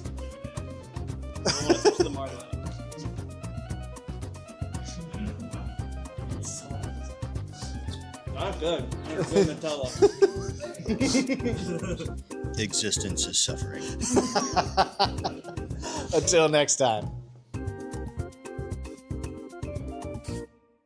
Good afternoon, sports fans. It is your friend, the neighborhood Paul, here broadcasting to you live from the Air Force Gaming USAFE Esports Championship. And I'm joined today by 3 of our competitors here. Can you please introduce yourselves? I'm Awincy Nevis. I'm Elite Striker. Certain program, Sorvix. We're playing Rocket League, and we're England's alpha team. For those of you guys who are watching this is called beans or buckets. Shoot the ball, goes in the bucket. You don't have to eat a bean. It moves on to the next person. Next person gets a chance to either eat it or double it and give it to the next guy. We go around 1 full lap until either somebody misses or until everybody makes it. Good? Yeah. No big deal. It is a lot of pressure. Under pressure. Yep, right there on the line. Ooh, there's a bean for you. 1 bean on the board already. Ooh, 2. Let's see this. Oh, 3 beans. You know what? At least you guys all failed together, right? It's teamwork, togetherness. So we're going to have you guys spin 1 each. So starting off with the team captain. Let's get a spin in. All right, you got dog food or cola. We got birthday cake or soap. Oh, I'm so sorry for you. Ooh, and we got tropical or curry. Get your dog food. We're gonna do this all at one time. There's your birthday cake, and there's your curry. Just remember, you guys all signed up for this. All right, on count of 3. 1, 2, 3, go. Ah! Well, win some, you lose some. Good afternoon, sports fans. It's your friend, the neighborhood Paul, here again at the USAFE Championships. Today, we have two more wonderful competitors here at our new favorite game, Maybe Marmite. Competing today is... I'm Isaac CoD. I'm playing Call of Duty, and I'm from Spangdahlem. I'm Darth. I'm from Ramstein Air Base, and I'm going to be playing COD with Isaac CoD. Teammates pitted against each other because we love the drama. They will be rolling 2d20s. Whoever gets the higher roll gets to choose a plate. One plate has Nutella, one plate has Marmite. Could be worse. Maybe Marmite. It may be Marmite. Let's go for it. Choose your die. 1, 2, 3. We got a 15 and a 9. That's rough, buddy. If I were Marmite, where would I be? In plate 1 or 2. Oh, Honestly, I think it's in both of them. I'm thinking this We is did Nutella. debate on oops all Marmite. So Right. you're choosing plate I'm 1. choosing plate All right, plate 1, plate 2. Okay, so you guys are going to flip it on 3. Okay, 1, 2, 3. Oh, no. Hey, we're here for resiliency, team building. Bon appetit. Sacrifice Let myself. me not touch the Marmite though. Oh, it smells great. Oh, yeah. This is fantastic, guys. It's so great. Until next time. Good afternoon, sports fans. It's your friend, the neighborhood Paul, here at the USAFE Championships. And I'm joined today by not competitors, but actually two of the organizers for the event today. Starting off with... I'm Sergeant Crawford, or Immortal Oracle in Discord. I am the RAF Esports Manager out of the Services Center. I'm Sergeant Turner, Dev Turner on Discord, and I'm also one of the managers for the esports program. In other words, the people who make this ish happen. For those of you, I gotta readjust this. This is getting heavy and I want to set it down, but I can't for the bit. We are playing a lovely game that we are calling Maybe Marmite. These two will roll a d20. The higher roll gets to choose the plate. Underneath one of the plates, Maybe Marmite. All right, choose your die. So you get roll at the same time. Oh, see, that's what you get for rolling early. That's what you get. 5 to 16. All right, so plate 1 or plate 2? I'll go plate 2. Plate 2. Plate 2, maybe Marmite. So, wait. We're going to flip them on 3, okay? 1, 2, 3. Oh. You got the Marmite. You gotta eat the whole thing. What's good is the victory? I don't. See, this is where it turns out sometimes you can pull defeat from the jaws of victory. And this is about teamwork and resiliency. Yeah. Bon appetit. I can take like a little nibble. No. Don't be a coward. Bottoms up.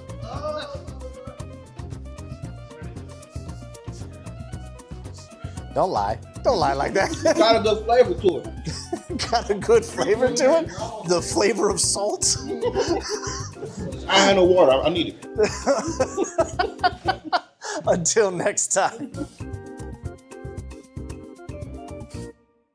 Good afternoon, sports fans. It's your friend, the neighborhood Paul, here at the USAFE Championships, taking a step away from the consoles to play a little game that we like to call Maybe Marmite. Our first competitor is... No, don't touch the angel. I can touch it. No.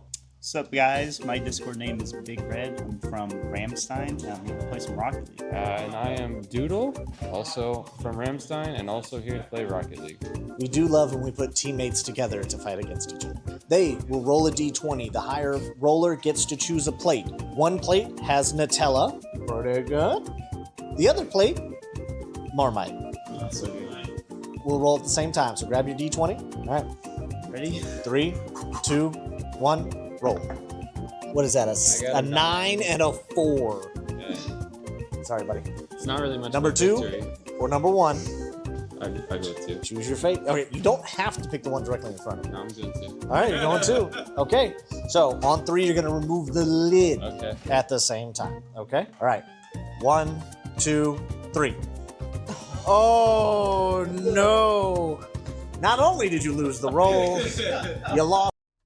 Ladies and gentlemen, welcome back. After a few technical delays, we are just about ready to get things going here of our final series of the evening, where we have Central Europe taking on the Mediterranean side in Rocket League. It'll be a whole lot of fun. Cannot wait to get into this one. We already just talked about before going into the break our predictions, but just to talk about them very quickly, once again, we predicted that Central Europe, or I predicted at least that they would win it 4-0. You predicted Mediterranean would at least get one, with Central Europe winning it 4-1, being a little bit more generous to the Mediterranean side than I am. Maybe I'm just wrong. Maybe they've broken my heart too many times, considering we've covered a lot of them and I've really loved them as a team. Maybe I'm heartbroken and going the other way. But as I said before, I'll say it again, it'd be a great time for them to prove me wrong. Yeah, definitely. I feel like we've seen Mediterranean winning games, right? That's what it's all boiled down to for me. There's two players on that roster that just absolutely combine together when they are working together well enough and the passes are flowing. They're hard to stop, right? The two players are DDT and Honcho, right? The two players have just been phenomenal win every single game we've watched. Yes, they've been on the losing side both times, but I mean, if it wasn't for them, they wouldn't even be in the situation where they've been put into the game 7, right? And just losing out narrowly there in the end is heart-wrenching, but I feel like they're going to take at least one game out of this this best of 7, right? But this is it. We're kicking off our final game of the day. Central Europe are our first time of seeing this on broadcast up against Mediterranean, who we've seen this will be for the third time today, to be fair. And Head Honcho is going to try and head this forward if he can. With him combining with DDT Radius, they have been an absolute combo that we need to keep an eye on every single game they've played. Absolutely. 30 seconds gone here. Both these sides still try to feel each other out super early on. Doodle on the ball. I mean, we have a terrific team in the background, by the way, that's giving us so many of the stats of how things have shaped up so far this weekend. And, you know, one of the things that we have seen is the Central Europe numbers really, really frightening. You know, too fast, too slow, 22 assists overall, the most in the tournament. Doodle with 28 goals in 26 games alongside Big Red. I mean, this is a team that is just in free flow state so far and will be feeling very confident in their odds of being able to come away with the victory in the whole damn tournament for Rocket League. So can Mediterranean rise to the task? If there was ever a time to rise to it, would be now, as they score their first goal. Crash Living coming through once again in these positions. 3 cheers for Crash Living. As again, as what makes it so fascinating. Imagine if Central Europe, after all the performances they've had so far this weekend, drop it to Mediterranean, a side who look completely down and out of it from earlier in the day. It would just show that really anything can happen going right to the wire in this Rocket League's portion of the tournament. Yep, and definitely could be a big game-changing plan. Even Crash, let me go for the aerial as well here. I like this confidence that he's bringing to the game. He's got to go. Now he's thinking for an opportunity for more. He's wanting to do something fancy and silky in the air. But Big Red, he's going to take it to the skies, and he's going to show off how you do it. Does he get the flip race yet? No, he doesn't. But Dido takes it off his nose, heads it forward, and it's going to go off that backboard. But nobody's going to be ready to answer back and get a shot as Crash Living clears the lines. Already more points in a lot of his games combined so far after the goal. 140 points on his score sheet, and more hopefully to come for him if he can keep his momentum going. But that's a nice wee flick back forward. Big Red. Doodle off the post. Oh my word, that was close. Nearly there, but not quite. As Mediterranean will have the job now of trying to slow down the Central Europe side before they get into a free flow state, which we know they will get into eventually. The numbers do not lie. But Mediterranean hanging on, trying to get this one out, but another flick through. Doodle trying to get across, but that's terrific defense so far, but it is being hammered back into that corner as Central Europe look to increase the barrage now. Trouble on the back line. But DDT managing to get out of there.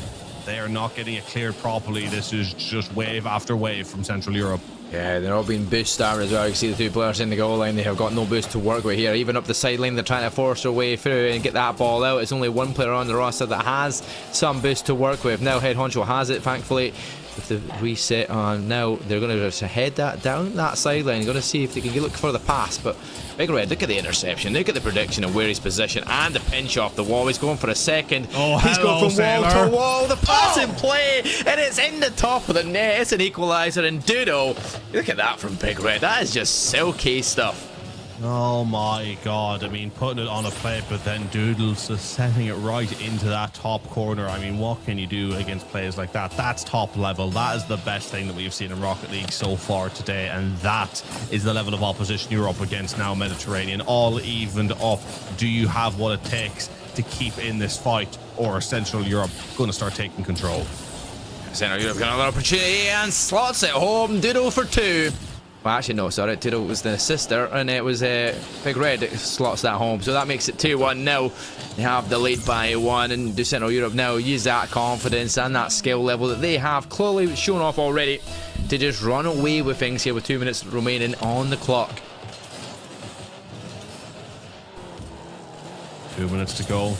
Central Europe, after what was a little bit of a slow start, reminding everyone who they are, what they are made of. Can Mediterranean do the same again? They're looking a little bit shell-shocked in the way they're going for this ball, a little bit slow, a little bit tentative. Don't want to chase, but Radius, we always know that he'll be the one chasing well, and that was propped up, but too slow. And too fast, too slow is able to deal with it now as he sends himself up into the sky. He ends up missing it, and it eventually does get cleared, but only into the corner. That can be a shot through, and that is dealt with in the center of the goal.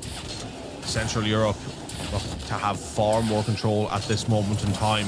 It's hard to see how Mediterranean get out of this other than scoring these mad counter-attacking goals, which they try to set themselves up for again, but Big Red is there to deal with it.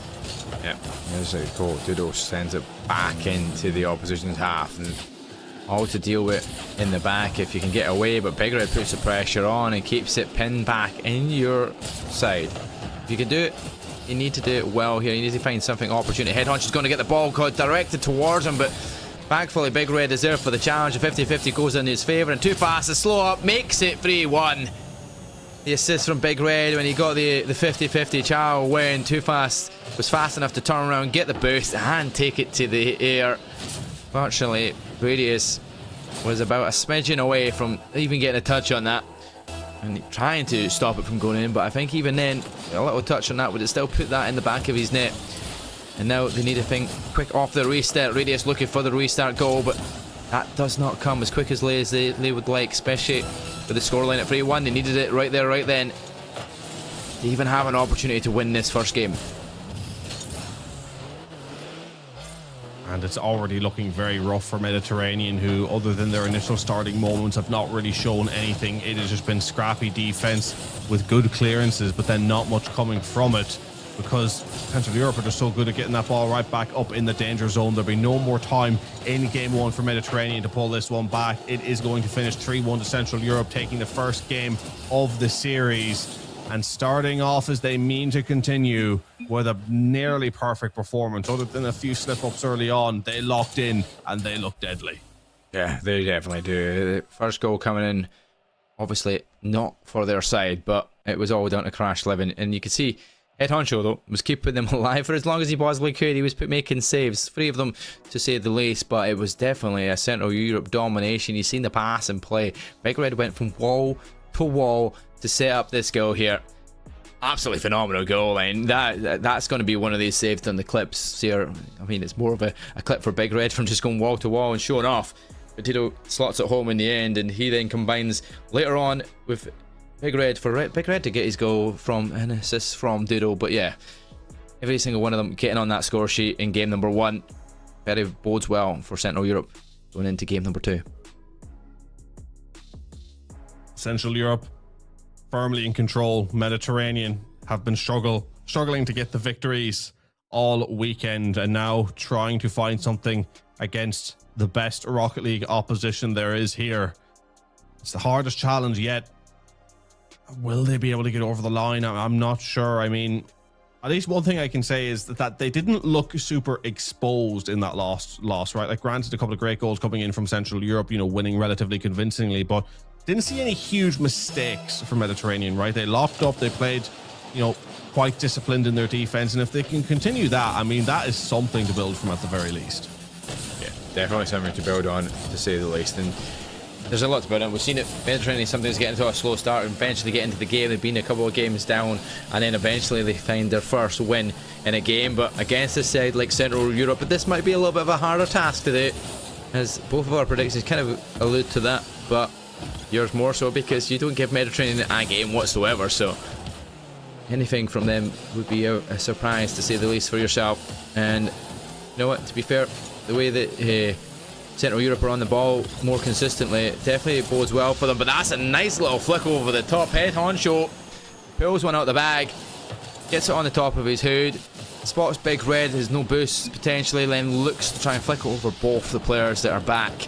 And into the goal he goes. Mediterranean taking the lead, but they've been here before. And we knew how that ended in that last game. Early lead to start us off with, and they didn't last long in front.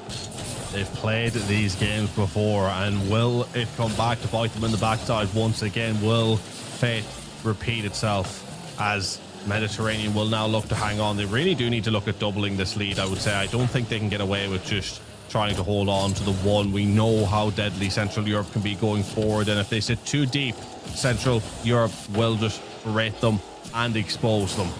Of course, only time will tell of how Mediterranean decide to answer back and play this one, looking a little bit more on the front foot than they did the last time around after scoring. They can keep that up. They might be able to, at the very least, take a map from this series and go from there as they look to get these clears. So that great clear from Radius, far better than what we've seen in the last half. They were really struggling to get the ball out, I found in the last game. But now if they can get these clearances well, it at least sets them up to do things like this right now, putting it up against the backboard and nearly squeezing that into the bottom corner. Somehow almost pinched it off the wall to go into that top corner. That was so close. That'd have been a great individual effort there. Unfortunately, it wasn't to be the case. Crash 11 gives a great pass in forward to the centre. It goes and into the top of the net it goes. Head honcho, they do get that 2-goal lead, and it's Crash 11 giving you the assist there. Look at that from Head honcho right into the corner. Doodle tries to go to it, but he's under the ball and too far away, and it will be 2-0 to Mediterranean, the best lead that they've had so far. They're going to try and hold on to this now for sure, but the kickoff was too fast, too slow up, and all of a sudden he's getting a chance towards goal, saved off the line. It's Head honcho, courtesy off a Big Red explosion as well. Could have been the opening. Too fast, looking slowly to get up forward. They're going to need something, but they still got 3 minutes on the clock to do it. And oh, there was a great opportunity, but Radius saves it off the line. And 2 minutes 38 left to go. Central Europe trying to find a way back into this one. I wonder how often as a squad they've been on the back foot in this over this weekend, right? Because I haven't heard much about them other than that they've been getting the victories. I haven't been hearing the game stats, so I'd be curious to see how often they do fight from the back foot, or if this is sort of a new position for them to be in. Maybe they're not used to being in this position, and maybe that will play into Mediterranean's advantage. Nearly scraping its way in off the post as Head honcho tried to send this one back in a good position to do so, but that's a good clearance. Crash Living trying to deal with it, but arguably almost centering it with the opposition, but luckily Radius was there. And to get that one sent up, catching good timings as well, dealt with by Big Red. Mediterranean really grown into the series in this game. Yep, and if that one went in there as well, it just come off the post. 3-0, you'd probably give it to Mediterranean to go on and actually secure that win. But it's still only 2-0. And there's still an opportunity like that coming here. Doodle off the corner, gives it to Big Red. He slots it home, and the deficit is only 1. That's how quickly Rocket League can change around. You still got 1 minute and 40 to work with as well here if you're Central Europe, so you're not down and out yet. 2 goals is easily to find, but now it's only 1 to tie it up. 1.5 minutes left as well. Plenty of time to get the job done here and take it to at the very least, in overtime. Mediterranean, of course, though, will not want this to happen. They want to get it locked down, get the job done, get a map on the board, and make this series far more interesting than perhaps we would have given it credit to be at the beginning. Clearance out. Big Red on the chase, eventually deciding to back off. Goes for it, but misses it. Bit of calamity there, which will allow Mediterranean to get back up to get the shot through. And it's buried in the top corner. Perfect from Head honcho. And surely that's going to be enough for Mediterranean to even up this series. You would hope so. You see all 3 players clustered up in the same corner. That means that Head honcho's like, well, I'm going to direct it to the opposite corner of the goal line, and you're going to have to try and get there quickly enough, and nobody can. Mediterranean, 2 goals to lead again. Now, want to try and hold on for dear life. This could be the one that they want to start off with and build towards now, as they have looked a better side in game number 2. And more opportunities coming their way.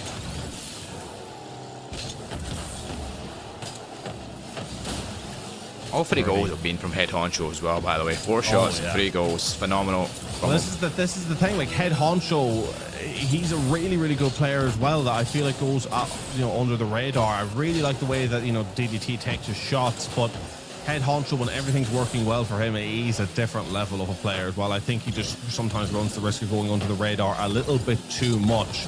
When you get him in those strong positions, he is a different gravy. But in saying that, Big Red, Central Europe, getting a second goal, cutting the deficit down just to 1. I mean, 12 seconds left. It would be very difficult from here, but not impossible for Central Europe to drag this one to an overtime. Oh, this overtime is still on the cards here. 12 seconds seems like kind of a lifetime sometimes when you are just leading by 1 and you know that you can't make a mistake here from that kickoff, and that's maybe what could have happened there, but thankfully he clears it off. The pinch coming in. Maybe the final last chance has to be kept up. Doodle tries to, but unfortunately it will hit the wall and it will drop down, and Mediterranean will get around on the board. It's all tied up after 2. I very much need to win for Med here to kind of settle the nerves after game 1.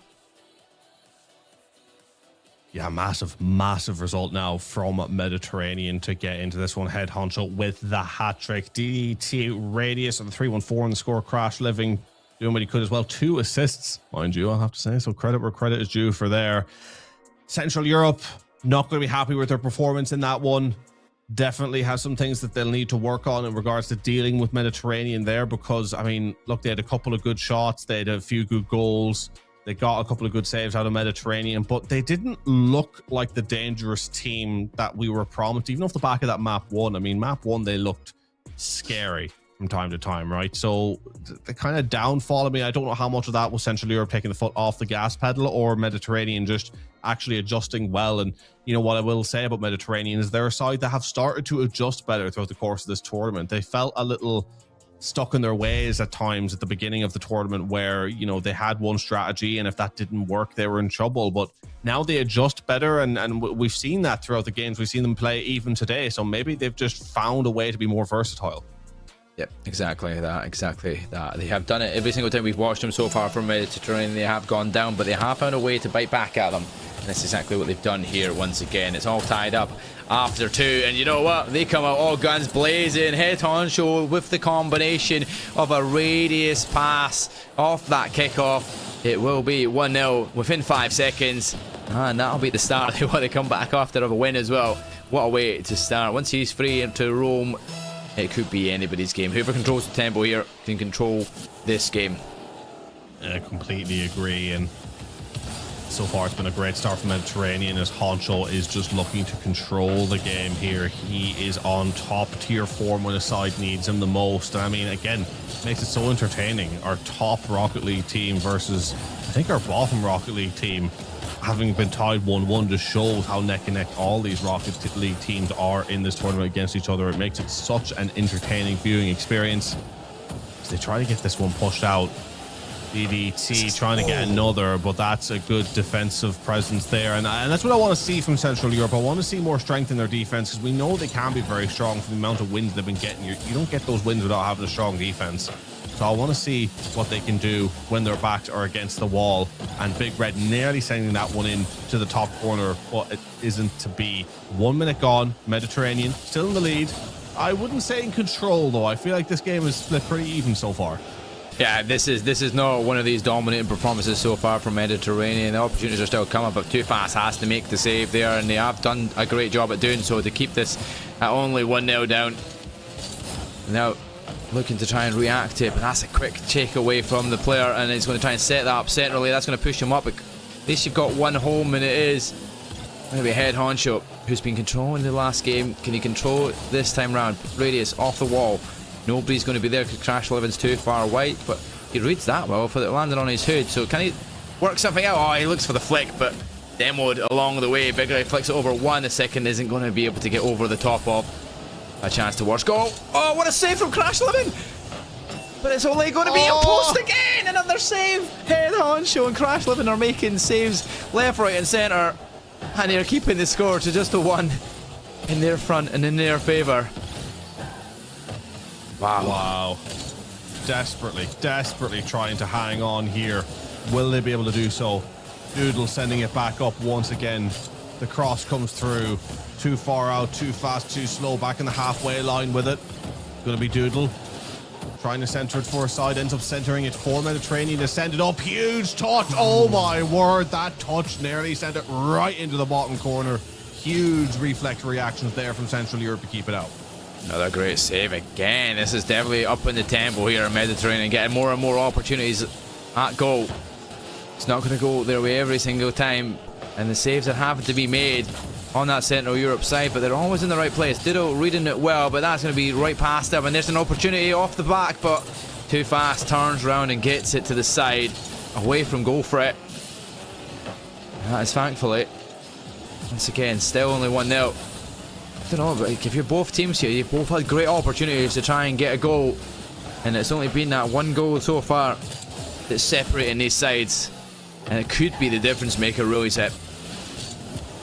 It looks like it could be, yeah. Unless Central Europe can get something going soon. I mean, Mediterranean are holding on, granted by the skin of their teeth at times, but they're getting the job done here, which, again, is not what I was predicting whatsoever. I wonder, will they be able to keep this pace up? DDT! Disgusting! Rolling that through. The dribbles, immaculate. Perfect touch, and the little touch here just to send it beyond the last defender. And my God, so good for Mediterranean. 2-0 up. And the extra spin at the end there takes a pass to one on the corner and one that's in the goal. Couldn't deal with it. 2-0 up again, the lead. And this is a situation like the last game they were in. 2 goals up, 1.5 minutes left on the clock.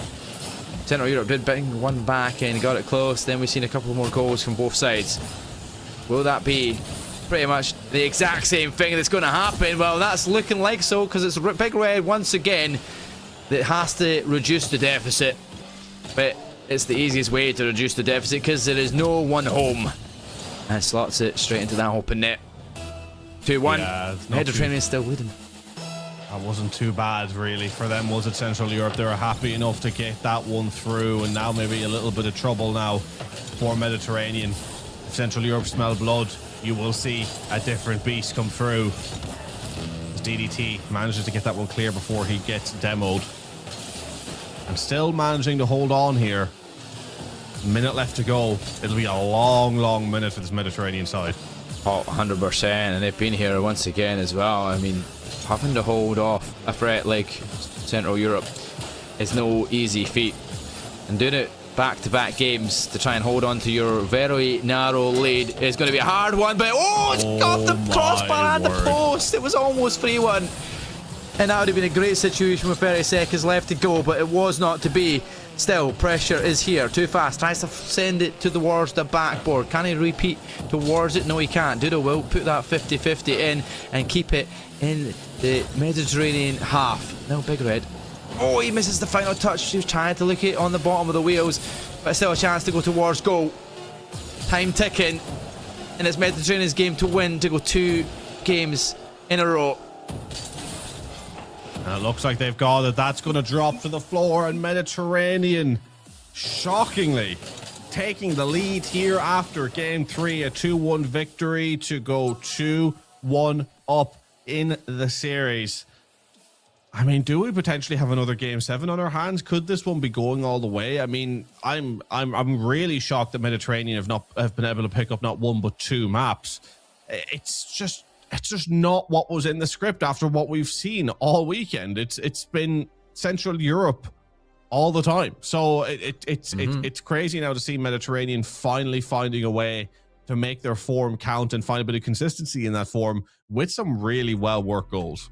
Yep, especially in that final game against a side like Central Europe, bringing it back to the fray, making this is more like doubled up from the last score against this squad. So they lost 4-1 last time.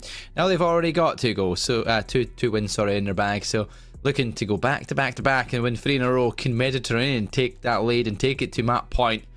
Because at this point in time, Central Europe, they're struggling without Doodle not performing at the moment, and it is only Mediterranean need 1 more after this to kind of make it to a very much map point. Mediterranean somehow finding themselves in a position where they hold the keys, and Central Europe fighting back. But I mean, that's the one thing we know Central Europe will be able to do. They will be able to fight back. They are going to have moments. There is way more goals in this side. And thank you for proving me right, Big Red. Not 4 seconds in. Mediterranean scored in the first 5 seconds. Central Europe says, hold my beer. We're scoring in the first 4. Better. That's a statement right there from Central Europe. Terrific first shot of the game. Yep. Anything you can do, I can do better, says Big Red. And by doing that, he puts it in to the corner of the goal. Straight off. Very early stages. Big Red is still. He's going to be challenged with Big Red. And that is very well competed in the air. I feel like both these players, Radius and Red, against one another would be a very interesting 1v1 to watch, to see what they are both like against one another.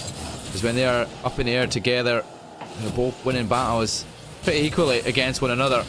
There's Big Red winning that one, flips it over the top. Meanwhile, Radius is going on a wee demo spree here, trying to find Dudo. Shut down Dudo, shut down Europe, it seems, is the case. Because when he's going, it's hard to stop, and there we go. He puts the second of the goal in, and that's going to be Central Europe 2-0 up. And I almost forgot what I was saying there at that point in time. It was the second of it going in, but it's the second goal that's gone in, so we were right in saying so. But there we go, 2-0 up, early doors within that first minute. You've got a great start to your lead, and when the team have been in the front, they've went on to win. So the first team scoring is the first team to normally win the series, in the game of the series. So can they do it? Can they continue the trend that Central Europe have managed to do by scoring early, and Mediterranean scored early? They've won their games. I mean, seems to be the pattern so far, Seb. So far it does. Central Europe seem to be bringing this back to the status quo, back to what we have expected. A far stronger start from them in this matchup as they look to try and get the job done here and even this series up once again at 2 apiece. Still going to have to contend with the Mediterranean side, though, whose form will not have completely dipped. Head honcho will still be feeling himself. DDT, we know what he can do. Crash Living has found his way into the series as well to make life difficult. Hasn't really found much of a form in this game in particular, but still time to pull that one back as DDT up into the sky, chipping that over. That's a dangerous one, but it's cleared well. And now we're seeing Mediterranean on a bit of an offense themselves, trying to get it up. DDT going for it once again, but the blocks are through left, right, and centre from Central Europe, who take it now to the corner and are going to try and get this one crossed in. Too fast, too slow. He's up for it, doesn't get it, but out. And hang on a minute, you need to rotate back. The counter attack is on, but Crash Living, no boost in hand. And Central Europe are there to deal. That makes it very difficult in that situation. You feel like you've got an open net sitting in front of you with no boost, though. It doesn't matter how open that net is. You don't get the chance to get any damage, like any speed or any momentum in the back behind that ball to send it goalward. Unfortunately, it does get intercepted. And now, once it's a couple of misses there coming from Mediterranean, but it's popped up into the air. Big Red, when he's in the air, you know what happens. It comes off the backboard, it goes to Dudo, and it goes in the net. It is 3-0, and it is halfway through. We have got what looks like Central Europe tying things up here in this series. Yeah, Central Europe poised to tie it up. Mediterranean in trouble. Central Europe have been convincing in this game. 1 or 2 moments here and there for Mediterranean, but on the overall, this has been all Central Europe, who look supremely confident at the moment with the shots they're taking. And as you said, as soon as they go up in the sky like that, you know what's coming. You know the danger they present. And they acted on that danger perfectly once again. And unless Mediterranean can switch this around, this could be a massive swing game, because we can see Central Europe get 4 or 5 here to Mediterranean's none, which would be a huge momentum shifter as Crash Living scrambling at the back. Doodle with the 4th. And is it starting to crumble apart for the Mediterranean side? Has everything that they have built started to dissipate? Well, it's the hat trick from Dudo. I said it there. We need him to kind of start up and again and come back into the game, and he's done it by doing that. He has found the 3 goals so far. It is a 4-goal lead in with 2 minutes on the clock. Mediterranean have done a good job to getting goals, but haven't looked likely to score a goal yet so far. Head honcho has only got 42 points, and that is not like him at this stage of the game with only 1:50 left on the clock. Crash Living doubled up that, and you know what, even then Radius is only the same as Crash Living. It just shows you how little touches that Mediterranean have got in this game. They've been nowhere near the ball, nowhere near on it. This has been Central Europe once again just dominating and controlling the narrative. Game 1 was kind of similar, but I feel like this is even stronger. When Central Europe are in a flow state, you just don't touch the ball, do you? I mean, it's crazy. And they make it 5 now. Too fast, too slow with the perfect flip. And I mean, it's like, it's either Mediterranean just kind of sneaks a game, wins a 2-0 from a really strong performance, or Central Europe just kind of, with a click of the fingers, just turn into this absolute unit that, as you say, yes, decimates the opposition. And we're seeing that type of game from Central Europe right here. Game 1 and game 4, one in the same as to how they have played this one. Central Europe in complete control. They look unstoppable right now. Yeah, I feel like one of these things, the problem that this game could become is like when it becomes an absolute score fest against you. Yeah, you know the game is done, but if it keeps going more and more and more, the more and more the morale and the belief starts to fall, and you decide like, you start thinking against yourself. 6-0 down, you're like, okay, the game's lost. But if you get yourself into a negative space of mind, these next few games might be very difficult for Mediterranean to come back from. They were leading, but they're all going to be tied up after this one. And that might be the momentum change here that big Central Europe will take this series. But we're yet to see, because the next game will probably be the most important one for both sides here. Be that first team on that map point. And you know, what's interesting about this as well, right, is that I think for Mediterranean, the only way that we're going to see Mediterranean come away with the series now is just to see how strongly they can regain in this next game. If we don't see Mediterranean come out strong in the next minute of the next match, then I think they're in deep, deep trouble, because they cannot let the scoreline of this match have any effect going forward. If the heads are down, if they feel like they've been undone, they gotta reset, and reset quickly, because if Central Europe are allowed to continue in this vein and score another early goal in game number 5, then I mean, what is there left to fight for Mediterranean, to be honest? Yeah, exactly that. Big Red making the final, what will be probably the final save of the game, and it is. It's a 6-0 clean sweep here. Easy enough win for Central Europe's side. They were very dominant and pretty much starved the ball from the Mediterranean side. They very rarely seen it, very few touches, and most of the touches are coming from the saves here as well. You can see from Crash Living and Radius here making the saves. A few shots there, but Head Honcho was pretty much shut down the whole game, and that is not what you want to see when you want Mediterranean to perform well, because them in the combination with Radius is what you need to be on full float for you to have opportunities to win games. Completely agree. To be shut down like that is just something that can't happen at this level. If you are going to be shut down like that in terms of your ability to affect the game, then you are going to lose that game. It is as simple as that. In Central Europe, you saw the lowest scoring player, I think, had still well over 300 points. Head Honcho not even breaking 100. Huge difference makers for Central Europe, as the difference makers for Mediterranean shut down. I mean, Head Honcho before that had 2 games where everything was running through him. You felt like anything Mediterranean did, it had to go through Head Honcho first. Central Europe recognizing that, shutting down that player, and in that shutting down the outlet of which so many of the players in Mediterranean come out from. And since then, Mediterranean been incredibly quiet. And it's been such a weird back and forth, right? I mean, the pattern, we've had Central Europe dominant for game 1, Mediterranean dominant across games 2 and 3, and then a dominance once again in game number 4 for Central Europe. So it's never easy, always say. It's always tough for one of these teams, but I really don't know where I see this series going now, and my mind kind of boggles a bit. If Central Europe keep up the form, surely it's done, but Mediterranean have come back before, so they may do it again. Yep, they may well. Let's see if they can. Game number 5. Like we said, we could be poised for a 7-game thriller, as you said, a couple of games back. But when it was 2-0, well, 2-0 in that like the game that where they were leading for Central Europe, I was like, I mean, they're looking dominant. And then as soon as Mediterranean went back-to-back wins, I was like, wait a minute, actually, you could be onto something here. This could be a game 7 coming your way. And now we're all tied up at 2 apiece.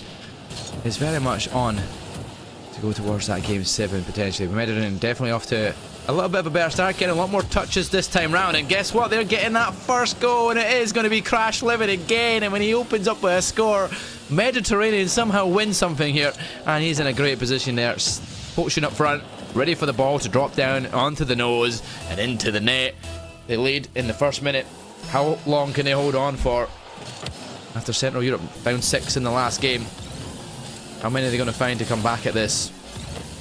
I mean, that was a huge goal, especially when you consider Central Europe had nearly scored at the other end to come off the crossbar, so that, or not the crossbar, excuse me, the post. So to then go back up and do what they did was immaculate. And again, a huge goal for Crash Living, because they need to show that they are still in this one, and getting an early goal as they did, exactly what I said they needed to do, is how they get back into this series. And now they need to continue with this momentum, try and get another. And oh my god, so many every whiffs. single player made the whiff, and there were whiffs where if one player didn't whiff, it was going to be a goal for Mediterranean. If one, then the other player whiffs, it was a goal for Central Europe. It was a dead open whiff across the board, multiple players. Unfortunately for Mediterranean, it goes in favor of Central Europe this time around, which evens it up. And again, you've seen it now on broadcast. Mediterranean have those mistakes in them, and when they concede those mistakes, it's so costly for them. Yep, it definitely has been very costly for them. That was unfortunate. Could have been any way direction, like you said, but Doodle capitalises on both teams having a whiff each for it to be, right, it's my open net that I've caught an opportunity. I'm positioned well for the ball to land in front of me, head goal line. All tied up once again, and now that you're all tied up and Mediterranean lose the lead, I feel like you can't write off Central Europe now to go on and win this one as well. Just based off of their last game, if they start getting up to speed once again and start taking it to the sky where Big Red performs his best, that's exactly what you'll see the change of game. There we go. Doodle goes towards him, but Radius is on there for the interception. It goes up into the sky, but off the backboard, redirected too fast. That's a solid pinch centrally, but Doodle's already too far past it. Big Red isn't, but the challenge is in there for Head Honcho. Between Head Honcho and Doodle has been a deciding factor of who wins the game. If they're on form, and that's a chance to turn the game around. Big Red, like we said, it is. It's in. It's 2-1, and it is Central Europe. Take it to the sky, Big Red. Yeah, he gets into the sky, and that is his happy place, just dribbling that one right on in. A better touch than me on the ground, which well, I did say me, so I mean, it's not like that particularly impressive, but still, fantastic goal through. Mediterranean looking to try and answer back quickly. It doesn't quite happen. They're going to get cross in, though. Can they make it count? They can't. Doodle is going to get this one out. Central Europe back in the lead with 2 minutes left to go, and being able to come back and take a lead and maybe take this game number 5. It would be such a huge moment for Central Europe to take 2 in a row and perhaps make their stamp on this game and have a little bit too big of a hill to climb for Mediterranean. Yep, exactly that. I know the pressure of, like, you have to win now looms over them. Whoever goes on and wins this one, the other team have to think, right, we can't lose, and that's the hard part, thinking you can't lose. Too fast, too slow. Slots it home, it's 3-1, and it looks ever more so that Central Europe are going to be taken to map point and game point. It looks all but done here, at least in this game. Mediterranean, the heads dropping ever so slightly. They still do have a chance. We know what they can do. If they get a goal within the next minute, they have straight a chance. Straight off the start, though. They can't concede within the next minute. And what do they go and do?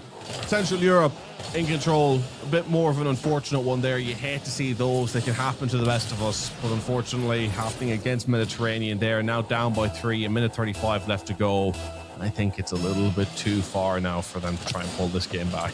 Yeah, kick-off start like that after just conceding is not what you want to be on the back end of, especially when it was only a 2-goal deficit. It becomes a 3-goal deficit within a second of your score in the previous one is detrimental to any fighting comeback opportunity.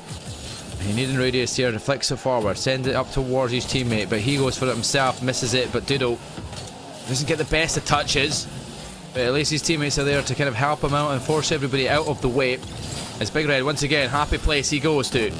Fortunately bumped it off the wall, so can't really the ball up. And that'll be thankfully for Mediterranean that you don't see Big Red flying towards his goal. As soon as he starts doing so, there's another one. That's going to be an insult to injury. Doodle makes it 5. And I feel like this one's definitely out of question now. It's going to be Mediterranean who are going to be trilling and are going to have to win back-to-back games to try and win the series now. Well, when it rains, it pours for Mediterranean, and it's pouring once again. Central Europe in control, in the ascendancy. 46 seconds left.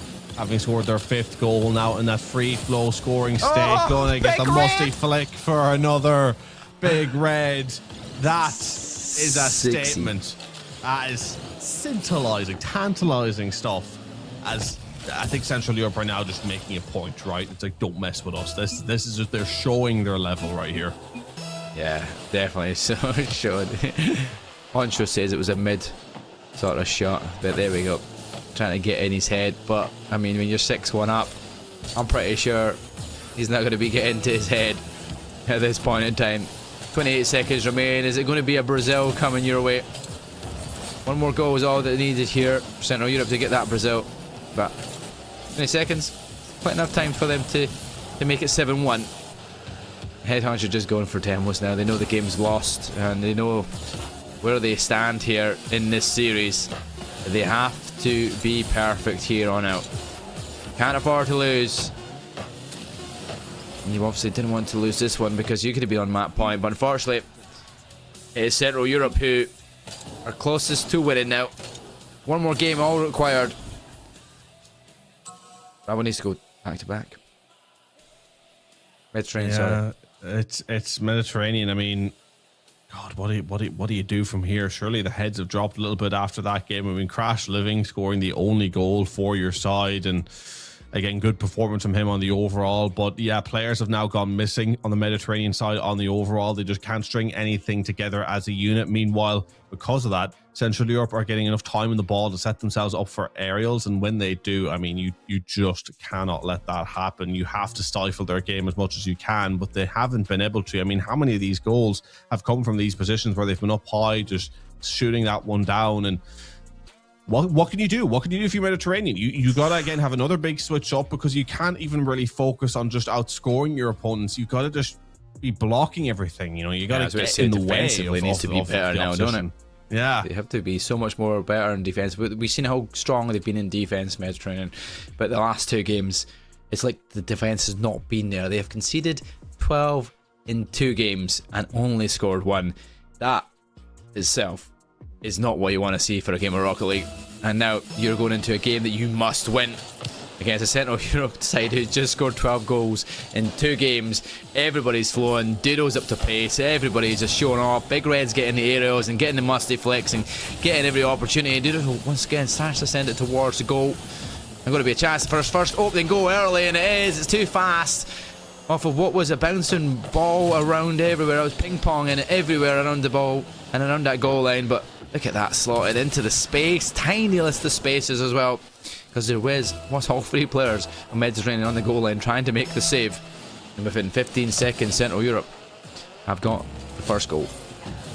Yeah, terrific goal, to say the least, from Central Europe, just showing what they're capable of. And it feels like they maybe had their foot off the gas pedal a little bit in the grand scheme of this series. Had a dominant map 1, thought that it was going to be an easy day against Mediterranean, and Mediterranean showing that they shouldn't be underestimated, they shouldn't be messed with. But when Central Europe realised that they had to go up another couple of gears, they absolutely had it in the locker to do so, and they have been exquisite. Still chances of Mediterranean to score, but no real danger. Big Red now ready for the counter. The pinch nearly sending it top corner, but it doesn't quite happen. Still controlling the ball, though, just dancing around with it. And I mean, he is next level. Messi, man. Jesus, this man has got the skills for sure. He looked like he was a bit of this backflip into and passing the player on the line, but unfortunately it doesn't go that way. It would have been so sweet, but that's another good covering defensive play there from Radius, as he does get past one. Big Red's back there though, and we send it skywards.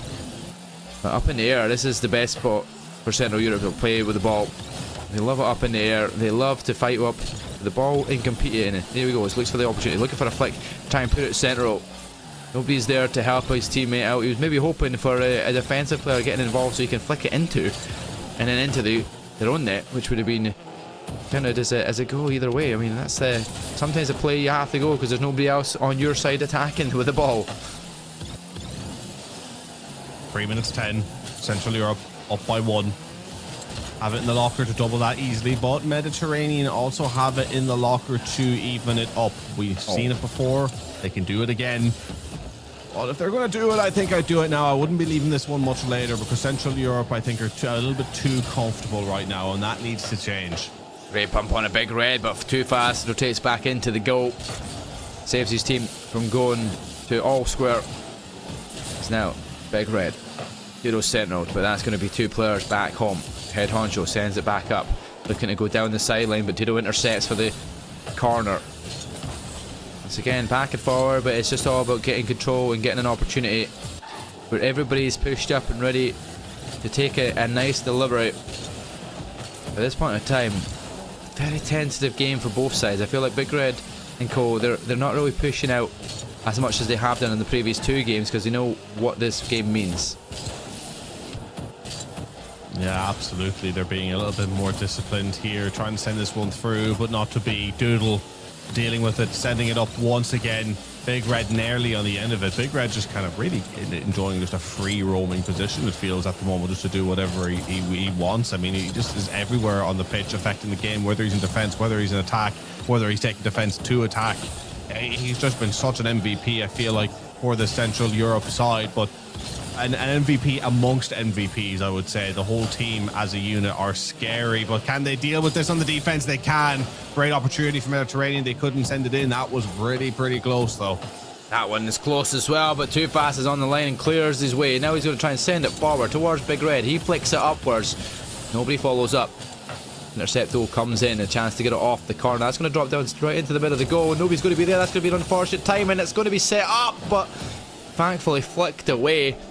All 3 players just kind of not sure what way to flick that ball or what way to kind of traverse up into the sky, and then putting it across their own goal as Radius is now trying to send it every opportunity to get to that ball and send it towards the goal because they are desperately in need of one. And it's last chance saloon to get one. With 50 seconds left, it's do or die, now or never. Do you take it to an overtime? Do you take it to game 7? The choice is yours. If you're going to make that choice, you need to do it now. You need to send that one through, but that one is defended. Head honcho, though, with the cross right back in, trying to apply this pressure at the death. 30 seconds left, only down by 1. Still have every chance here, despite everything that we've said. Mediterranean are still more than in this series. They just have to go for it now. Not quite happening yet, though, as Central Europe nearly getting that cross that eventually does go in. And the pace of it being slowed with 15 seconds left to go. Mediterranean, it's your last chance. Scored 12 goals in 2 games. You're struggling to find any more than 1 here, but so far 1 is the difference factor. Crash Living looking for an opening, but doesn't do it. 2 more seconds on the clock. It's now or never. Send it downwards here if you are Central Europe, but it's going to fall short. Central Europe will take the W and they'll win the series 4-2 fashion. Mediterranean, 2 games that went amiss. A lot of mistakes being made in the previous 2 games prior to this one. This one was a game that could have been anybody's win, and it all came down to just the 1 goal for that final winning game. And it will be Mediterranean who are once again on the losing side, and we both predicted it, but we didn't predict it to be as close, with the Mediterranean finding 2 wins, and potentially could have got that last game there as well to even up and have a chance to potentially steal it away, but that wasn't to be the case. Central Europe were definitely the more dominant side, and if you look at the individual players and on that squad, every single one was doing the job. Too Fast was up there, Big Red and Dudo all doing jobs at different points, whether it's saving, whether it's assists, or whether it's goals. They're all finding them, that's for sure. Oh, absolutely. I mean, they have been a terrific side to watch. The overall, by far, I think, in terms of everything when it comes together, they do seem like the best Rocket League team. But I want to give a lot of credit to the Mediterranean side, right? Because I did think that they were in, a lot of trouble. I didn't think they were going to come away with a victory whatsoever, as much as I liked them. And they really, they were hard fought. I think there was a time where you really saw, wow, you guys are not the best team here at all, and it's showing. But there were games, there were matches where they were just able to fight through, get that victory, which is what you need to do. So I'm really excited to see these teams hopefully go up against each other again, because I mean, I think you could maybe sneak something again, maybe being a little generous, but game 7 at the very least I think could be on the cards if Mediterranean can lock in, because they showed signs of being able to get a multiples of these games over the line. Yeah, definitely. Yeah, definitely a team that can get games over the line. And but that's just that's the hard part, is just like having that final cutting edge that just differentiates you from losing these close games to winning these ones. So you just need to up the game. Crash Living, when he's been scoring goals and being involved a little bit more, has been better games from it overall as a squad, because you can't rely on just two players doing all the work. A few mistakes, if Crash Living was able to cut those out as well, that would then stop them from conceding some of the goals that they have done in these very close games. But yeah, they've got an opportunity to still do something here going into these semi-finals. We'll figure out once again who will be playing who in these semi-finals going into tomorrow, based off seeding. But I know for a fact that Sentinel EU are going to be the team that you're going up against if you're that bottom seed, and unfortunately they're yet to lose out of these 6 games so far. I mean, they're a team that haven't even lost a map. 18-0. I mean, oh, that's CoD I'm looking at. Wait a minute, that's a very strong CoD team, that's for sure. Jesus, have you not lost a game in Rocket League? That is crazy. But yeah, Sentinel EU and Alpha both ending the day in 5-1. They are the 2 squads that we're going to keep an eye on, because they are going to be strong for sure. But the map difference for Sentinel EU, I assume we'll put them at that top seeding spot, and it'll be team seed 2 for England Alpha. So yeah, interesting nonetheless whoever plays who. But Mediterranean, they could find wins. They're just on the edge of potentially doing it. Absolutely. Well, we do have Big Red standing by for an interview. I want to listen to his thoughts on his performance in that series today. Yeah, almost right on time. I know, we're actually doing really good. Good afternoon, sports fans. It's your friend, the neighborhood Paul here, and I'm joined by Big Red himself after the started off very tight, very close series. We did. And then y'all were like, you know what? No pun intended, put your foot on the gas. Yeah. So tell me, how did you feel like your team did in this past series? I mean, overall in the day we did perfect, but series, I mean, we were common, we were doing the right things. Rotations were a little bit sloppy. I think that's kind of why we lost a couple games. We weren't in the biggest of flows, but once we hit that flow, it was couldn't be more perfect. Couldn't really ask for better teammates in those moments. So it was a good games. Good games. Yeah, I was gonna say. So, what was like your favorite part of that last series? Like, I mean, towards the last couple games there, we were just passing so well. Everyone was in position to take advantage of the open nets, the challenges that made opportunities for us to score. And I guess I have to say the flip reset musty that I hit, which was pretty nice. But as a guy who doesn't know anything, the amount of people that were like, "Oh my gosh!" Yeah, tells me that was pretty big. If you don't play the game, then you don't realize how hard it is to hit some of those every now and then. Okay, fair enough. And that was my first of the whole time here, so I'm glad I hit it on broadcast. Gotta love it. Yeah. All right, so who are you looking forward to playing tomorrow? Well, I know the Spanish gave us some troubles today, but I know the England Alpha team yesterday gave us a big runner for our money and barely lost to a nail biter at the end. So looking forward to them tomorrow, and whoever we get in the bracket, it's going to be a really good time. I think I'm confident our team's going to do good, whoever we play against. All right, well, best of luck to you tomorrow, my man. Yeah, appreciate All right, it. and thank you guys so much. Back to you. Oh, very interesting there to hear the thoughts of Big Red on how the day has went. And, you know, as I said, it was a perfect day for them. But Mark, I mean, having done your first day here, what did you think of the day on the overall here from the broadcast seat, getting to check out all the action of the USAFE Esports Championship? I got to say, I think that was a great day of action. Oh yeah, 100%, a great day of action indeed. A lot of Rocket League. There we go. There were a lot of Rocket League being seen, and you know what, a lot of really good plays, and that's probably one of the biggest highlights as well from Big Red. Was the flip reset musty goal was one of these ones you stand up and just clap at. You know, even if you're on the other side of that, you're just like, that is a phenomenal goal to be scoring, especially like he says on broadcast as well. So he's going to have that highlight reel, the reactions from us as well as he does it.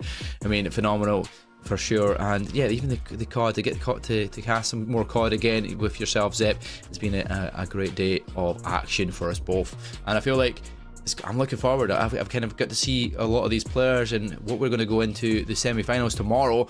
We're going to have a wee bit more knowledge of who's going to be performing, who's going to be performing the best, who's going to be looking to be taking these W's and going towards that grand final, which is going to be scintillating stuff. I'm looking forward to the rest of the action tomorrow as well. It's got me really hyped.